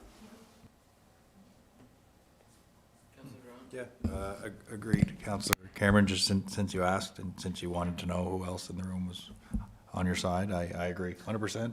No, but you know what I mean. I think we do a fairly good job at keeping, I think it's usually financial or HR or legal things sort of under wraps until we're no longer restricted to do so. But no, I'm all for moving anything and everything that we can into an open session, and I think we've been good at doing so, but also agree with you. And if we have more opportunities to talk about something publicly, then let's do it. But yeah, no, I agree. Sure, yeah. I think even in my short, I've only had a few, I guess, but I would definitely agree with you, Councillor Cameron. But I think as long as we keep on striving to have less, I guess, more transparency, that's what it's all about, right? And so the more we can do that, I know for myself, I'm just learning in this, but I think being more transparent and open, that's really important. And then maybe this will be it's a good conversation. So if one of us tends to say something, oh, geez, I shouldn't be saying that right now, maybe you can catch yourself. So it's not going to be all fall on, maybe all fall on the mayor there. So, but yeah, thank you. Yeah, last thing would be valuable if you have specific instances and situations that have come up that you've been concerned about, you can send them to me personally. I don't want to put them out here, we'll be breaching our in-camera rules. But you can send them to me so that I have an awareness of what those might be, and that stays open for all of council. Okay, good. All right, next item, 7F SRDC, Councillor Cameron. Thank you. I guess SRDC has come up a few times over the last couple of years, just in passing, not in any type of like formal meeting. And I don't think we as a council have ever discussed the potential of it being reinstated through the province. And I am just kind of wondering people's thoughts on that, because I know that they have spoken about wanting to reinstate it in Summerside. Or is council into that, out of that? Like what, I guess more so your opinion on it, so that when it does become a more formal conversation, we have a better idea of what we think instead of scrambling last minute and trying to figure things out.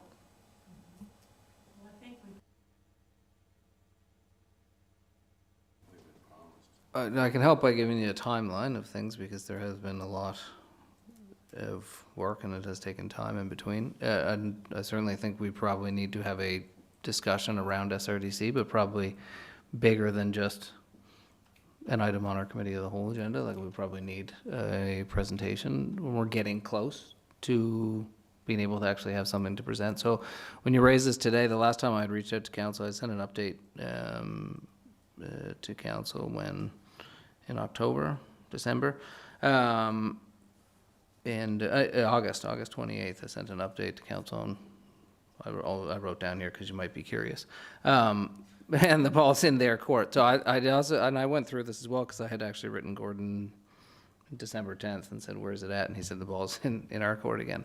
So I'll do a quick timeline and then suggest you guys figure out how you want to sort of proceed. October 17th, 2022, right before the election, Premier announced a renewed SRDC.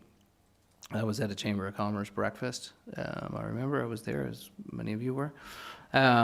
January 23rd of 23, I sat down with the Premier. We had a number of items on discussion. SRDC was one of them. We talked about it at a high level in terms of what kind of focus that SRDC would have. And we had a number of discussions that day, but he expressed a willingness to be able to continue to have that conversation. Also, by quick way of background, SRDC exists. SRDC is still an entity. The province is the only shareholder. The city used to be a shareholder. The Chamber of Commerce was also a shareholder. Both of those shareholders divested their interest sometime 2016, 2017. I remember I was a board member of SRDC at the time. In November, so in January to November, there were internal discussions at staff-to-staff level. We spoke about it in 2024 at the State of the City. At that point, and again, I just sort of went through my notes to see where things were on it. We were waiting to hear from the province on SRDC, on what SRDC was going to look like or what their vision was for it. Again, it is their entity, not ours. In July of 24, things started to pick up again. CAO, myself, Deputy Minister, and the former Minister of Economic Development met in Charlottetown. We had requested balance sheets and budgets from SRDC and reviewed those.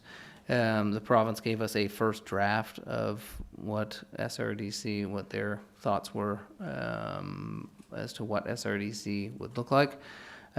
We provided comments on those.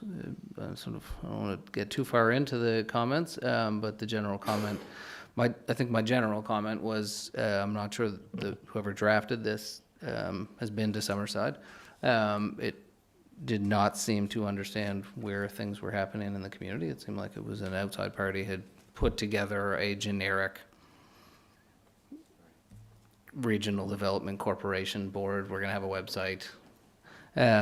We provided feedback and comments on that. I did say that if they, in my opinion, again, if that had been taken to the broader community, that it would not have generated any kind of momentum or excitement. I then sent an email update to council at that time. There you go, August 28th. And then again in October, so we're July from our comments, July, August, September, October, three and a half months. We received a second draft from the deputy's office. And we're asked to determine what the next steps was to determine intent, if we were going to be an owner. Again, the conversations we had were very much, well, we need to understand more about what this will be before the city's and really coming to council to have further discussions about what kind of financial commitment council would have to make, because council had a financial commitment in the previous SRDC, and if you look at CADC, that model as well, now 3 municipalities, I think Cornwall and Stratford, bought into CADC, so there'd be a financial element to it. And then as of December, I reached out to Gordon just before Christmas and asked, where is it at? And he said, you have their comments. And so that's where it is. So a couple of things there. That's sort of the summary as to where we are. I don't think it isn't at a stage to even bring to council to say, here's a viable SRDC that you want to consider. On a lot of these types of things, a lot of work goes on, sometimes for a number of months, to get a product to a situation where it can come to you and get flushed out. If anyone wants to see the current draft, it's on sort of my to-do list to respond to questions that they had, and then ideally get something to council, and council will then have to consider a number of points. One is SRDC something the city of Summerside needs or wants? Do we think it'll be valuable in the furtherance of our economic development objectives? So we would want to have a presentation involving economic development. There are some broader questions as to whether SRDC is necessary or not in Summerside that you will want to consider before considering and understanding what the financial cost would be to, I'm assuming they would be the same structure to purchase shares in SRDC. So where it's at, it's been back and forth. It hasn't been at the top of the pile of priorities really for a few people. So the time that it's taken to get things back and forth hasn't been quick, although sometimes the pace of government, I think, is slow. I don't know if they're not interested. It's just we had to engage with them to ask them if they wanted to do it or not. So we kind of have pushed the ball along. But credit to the previous minister and the deputy. They went out and formulated something, and had a third party formulate something and got the ball rolling. So, as I said at the outset there, Councillor Cameron, I think it's probably getting close to a point where we need to have a discussion. So when I said, I was like, oh yeah, you're right, another update. Like that's, probably need to get to a discussion as to whether or not SRDC 1 is something that we want and understand how it would work and how it would actually benefit Summerside. My personal opinion, and when I was on the SRDC board, is the previous iteration of SRDC for a period of time when it was originally a waterfront development corporation, had some significant impacts in our community. By the time I got there on the board, SRDC was just managing properties. In the way that it was shared with me is that the GIZ government at the time had promised a significant amount of money to continue to redevelop the Holman building, which SRDC had care and control of, and that money never came, and then SRDC basically sat there as a landlord. So from the Chamber of Commerce, and I think from the city's perspective, the city then acquired Hippenstall's Corner for its shares. The Chamber of Commerce took cash. And then I didn't hear anything of it for a number of years until the Premier announced that that's what he was going to do a couple of weeks before a municipal election. So that's where we're at. If anyone else wants to jump in on SRDC, I'm super be happy to pass it off. But maybe we get the same type of thing, a staff report with an update, and that'll help light fire under a couple of us too, to get those comments in and figure out what we want. And that's kind of, I guess, where I was going is, like, one, is there enough information for us to talk about it? And two, if there is enough information for us to talk about it, we should get that information and then go from there. So if that requires more back and forth with the province, that's fine. But if there is enough information that we should start having conversations, we should maybe do that sooner rather than later. So. Yeah, I think we're close enough to be able to, as I said, I've got some of the questions that I started to respond to in the document, again, takes time. Put it that way, and put quite a bit of time. So, yeah, I think we could probably get there. I think the next February, March is, no, we're into budget. That's, I'd sort of think maybe April, May, if we could do a presentation back to council. I think that would give us enough time to get our follow-up comments to the province, get a somewhat final document, put the ball back in their court in terms of understanding what the financial implications would be. As well, the other piece is that over the past couple of years, some potential projects, I would expect there may be some potential for SRDC more than there was 2 years ago, particularly with the downtown transformation team bringing forward a series of projects. So, but again, it goes to there's always been a pull as to whether or not it's necessary to get things done or not.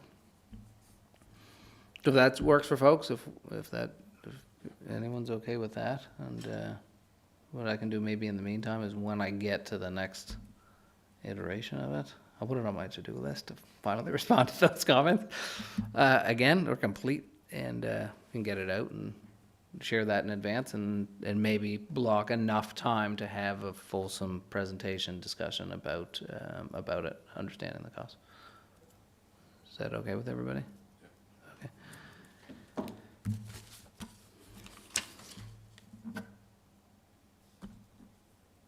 Greg, you're up. 7G, electric load, Summerside East.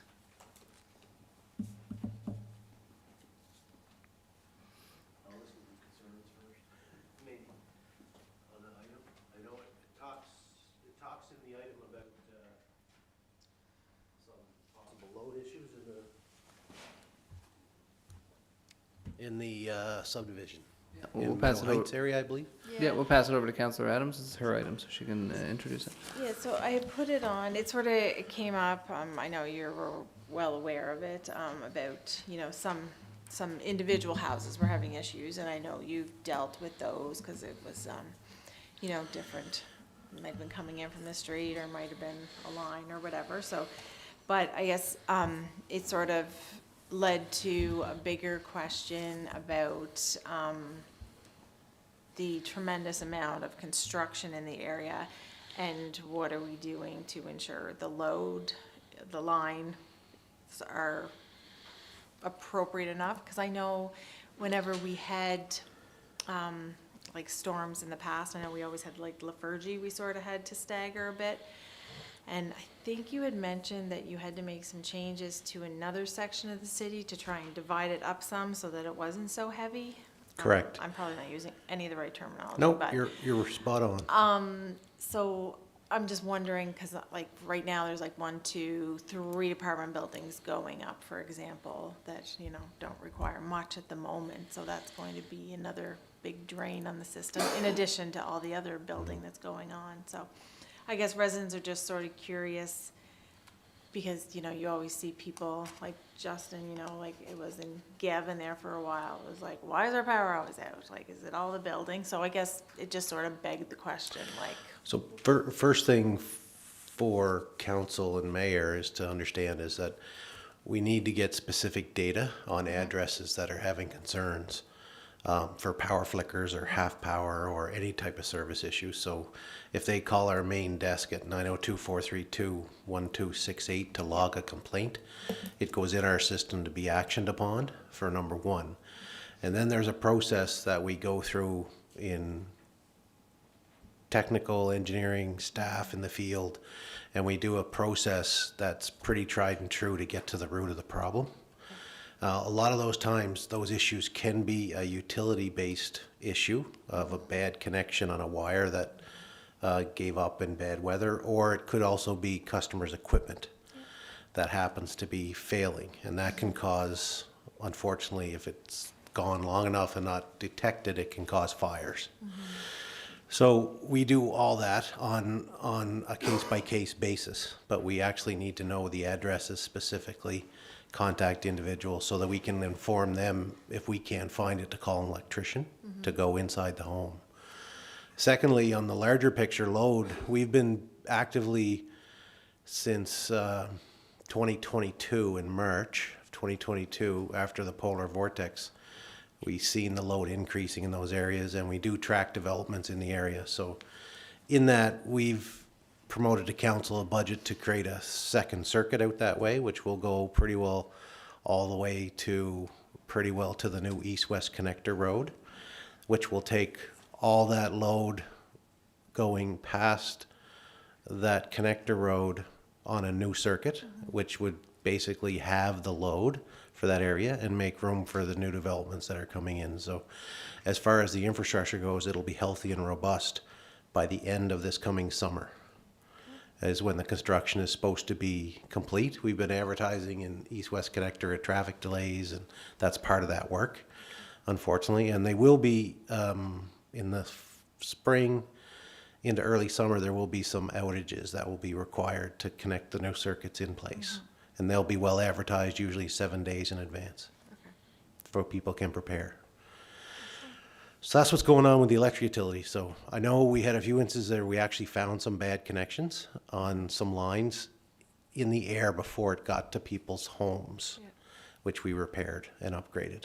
But once we find it out, we'll action it within a week or less. If it's a severe issue, we'll dispatch immediately. Yep.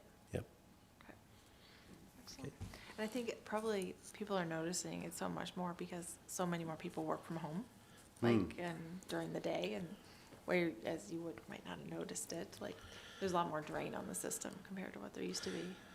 There's a lot of things that can flicker your lights or dim your voltage in your home. It could be bad operating appliances. It can be poor connections on the line. There's a lot of troubleshooting to go in to find the issue. And we have professionals that are very skilled at it, and they find the solution really quick out in the field. They know what they're looking for. Excellent. Okay. All right. Thank you so much. All right. Thank you.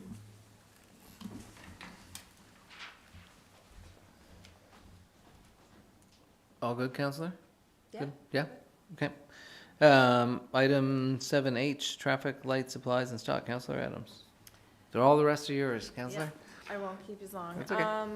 The traffic light supplies, I guess this sort of came up because, staff had noted and expressed to us that they were seeing delays. Like I know when you use Justin's for an example on Greenwood and Pope, it's been an ongoing, hurry up and wait type of scenario.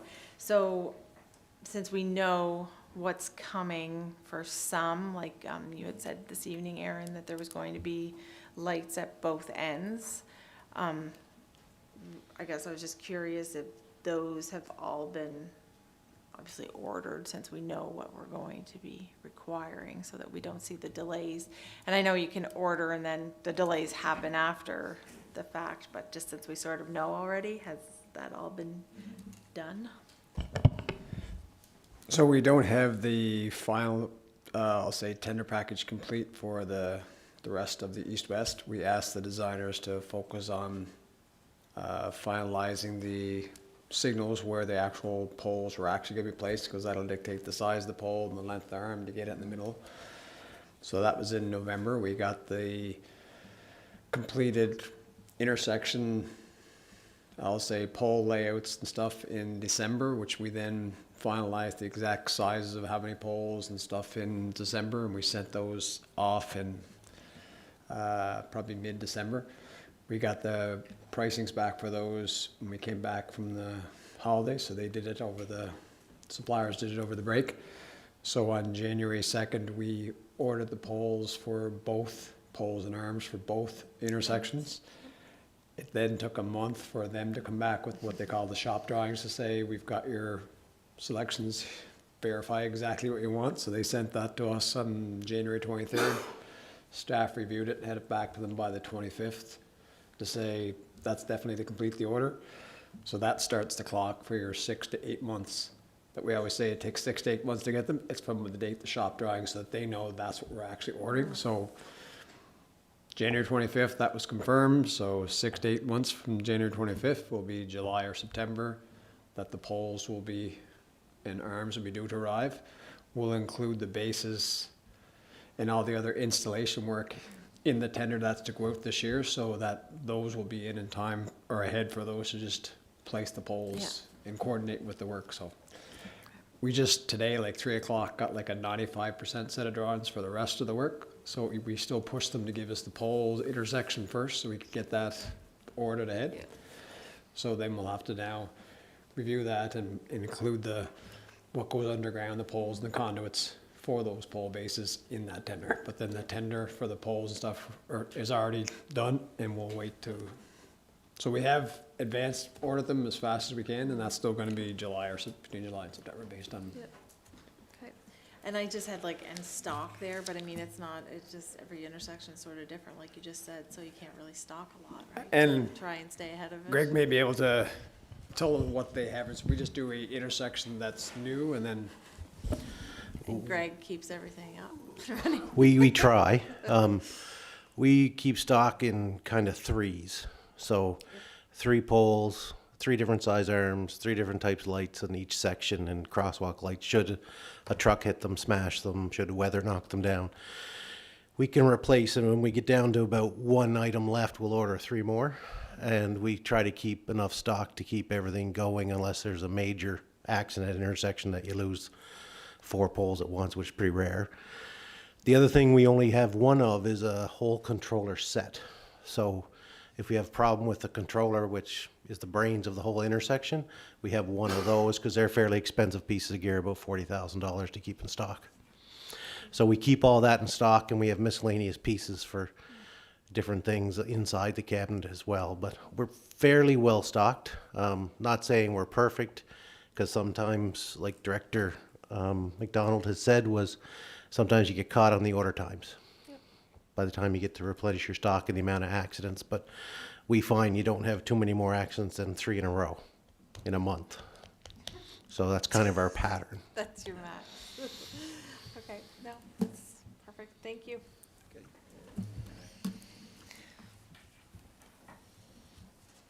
Thank you. Councillor Adams, item 7I, GPS city-owned vehicles. Councillor. Yeah, that was just something that had come up, so I was just wondering an update on it. I think maybe Deputy CAO JP had talked about it at one time. GPS on city-owned vehicles? Like, Yep, so we are in the process of kind of doing the final installation on our snow clearing equipment, and getting that fine-tuned and operational. Working with the IT department about what should be available on the website eventually. Taking a look at what other communities are doing in terms of what information is real-time available and what's so that project is, I'll say, I was going to say 75% complete. It's certainly ongoing and soon to be completed. but this was more than just like plows though, right? This was like all city-owned vehicles? And I think it came up, initially it came up when some municipality had a truck stolen or whatever, and we were like, what, how would we know? Like, where would we, that's how it all. Was it us? Oh, yes, it was found up west, that's right, yes. So that's it, that's exactly how it came up then. Yeah, yeah. So So is it happening on all vehicles or just? Not at this time. Right now, we have, all the police vehicles would have GPS, and we're moving towards all the snow clearing equipment. But if council wants us to move, towards all vehicles, that's certainly something we can take a look at what the budget requirements are. Yeah. I think that's why I thought it was, I assumed it was all vehicles, but, okay.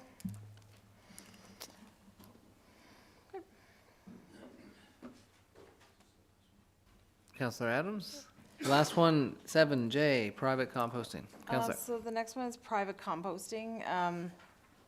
It wasn't an urgent one that needed to be talked about tonight probably, but it is something that's ongoing. I have a few residents that participate in composting on their own properties. What it's leading to is rodents and birds and one example was a bird came in, scooped something up, dropped it, dog choked on it, vet bill for the neighbor to get whatever the dog was choking on removed. So what it is we have, and police and bylaw have been out to look at what I'm referring to, and it's just a homemade pallet square. Like there's no cover, there's no, there's nothing. So I'm not against it, but I'm just thinking we should have something in place because we're going to be overrun with rodents and it's not fair to the people next door who have mice and everything else running around and unnecessary vet bills.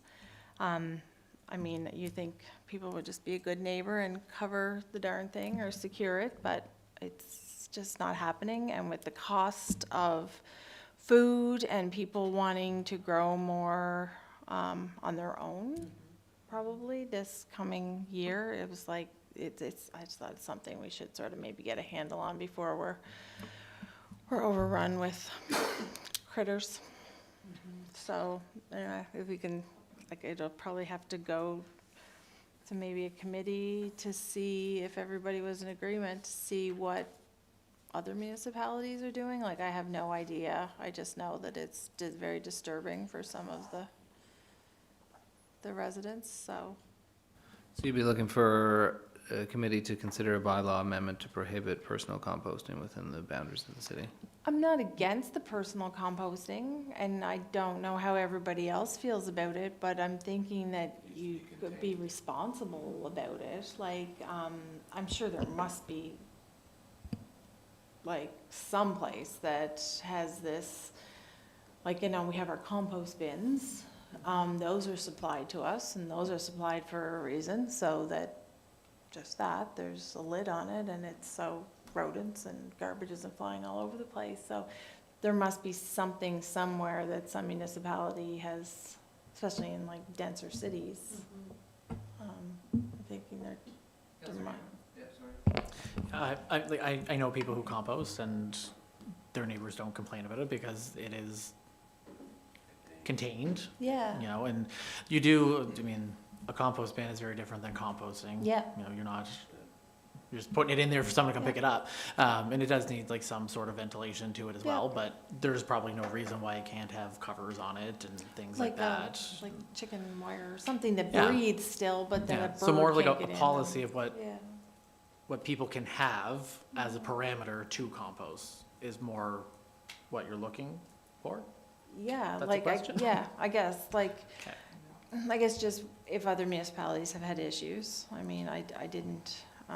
I didn't get too far into the weeds on it, because we had sent it sort of the bylaw officer, and police were out and sort of looked at it, and it was sort of told, well, this is mine, this is what I'm doing, but I don't think that's really fair to everybody. Nobody's saying you can't have it. The neighbors beside them aren't saying they can't have it. They're just saying can you be responsible about it is all, so that it's not on the neighbors' animals and pest control and everything else to try and take care of. So. Yeah, and I agree, it needs to, I'm not against it, but it needs to be contained, and it needs to be contained properly, you know, and just the idea of just putting chicken wire on it doesn't work. It needs to be done properly. Yeah, I And, completely support it. Yeah, I'm it just needs to be done halfway, yeah. properly so that, I know of one area that it's just, they're flying in and picking stuff up, and it's just, yeah, anyway, and driving the people crazy, so. Yeah. Thanks. So 2 bylaws, governance to consider amendments to existing bylaws to bring forward composting, backyard composting rules and options to council Yep. from committee. Perfect. Okay, great, yeah, Everybody's okay with that? great. We don't have any CAO updates in here.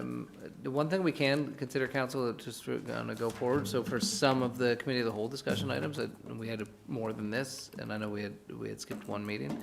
Where there are some things that maybe we can move into the CAO updates, we can just get an update on information, and that might help move things along as well. So when you do submit items, you want to take a note and say, look, this is more of just a quick update from CAO, that would be helpful. I think it would help our meetings. Yeah, well now, Councillor Cameron told me, I cut you off, I'm cutting everyone off. You can't say that. You can't- That's good. Yes, I agree.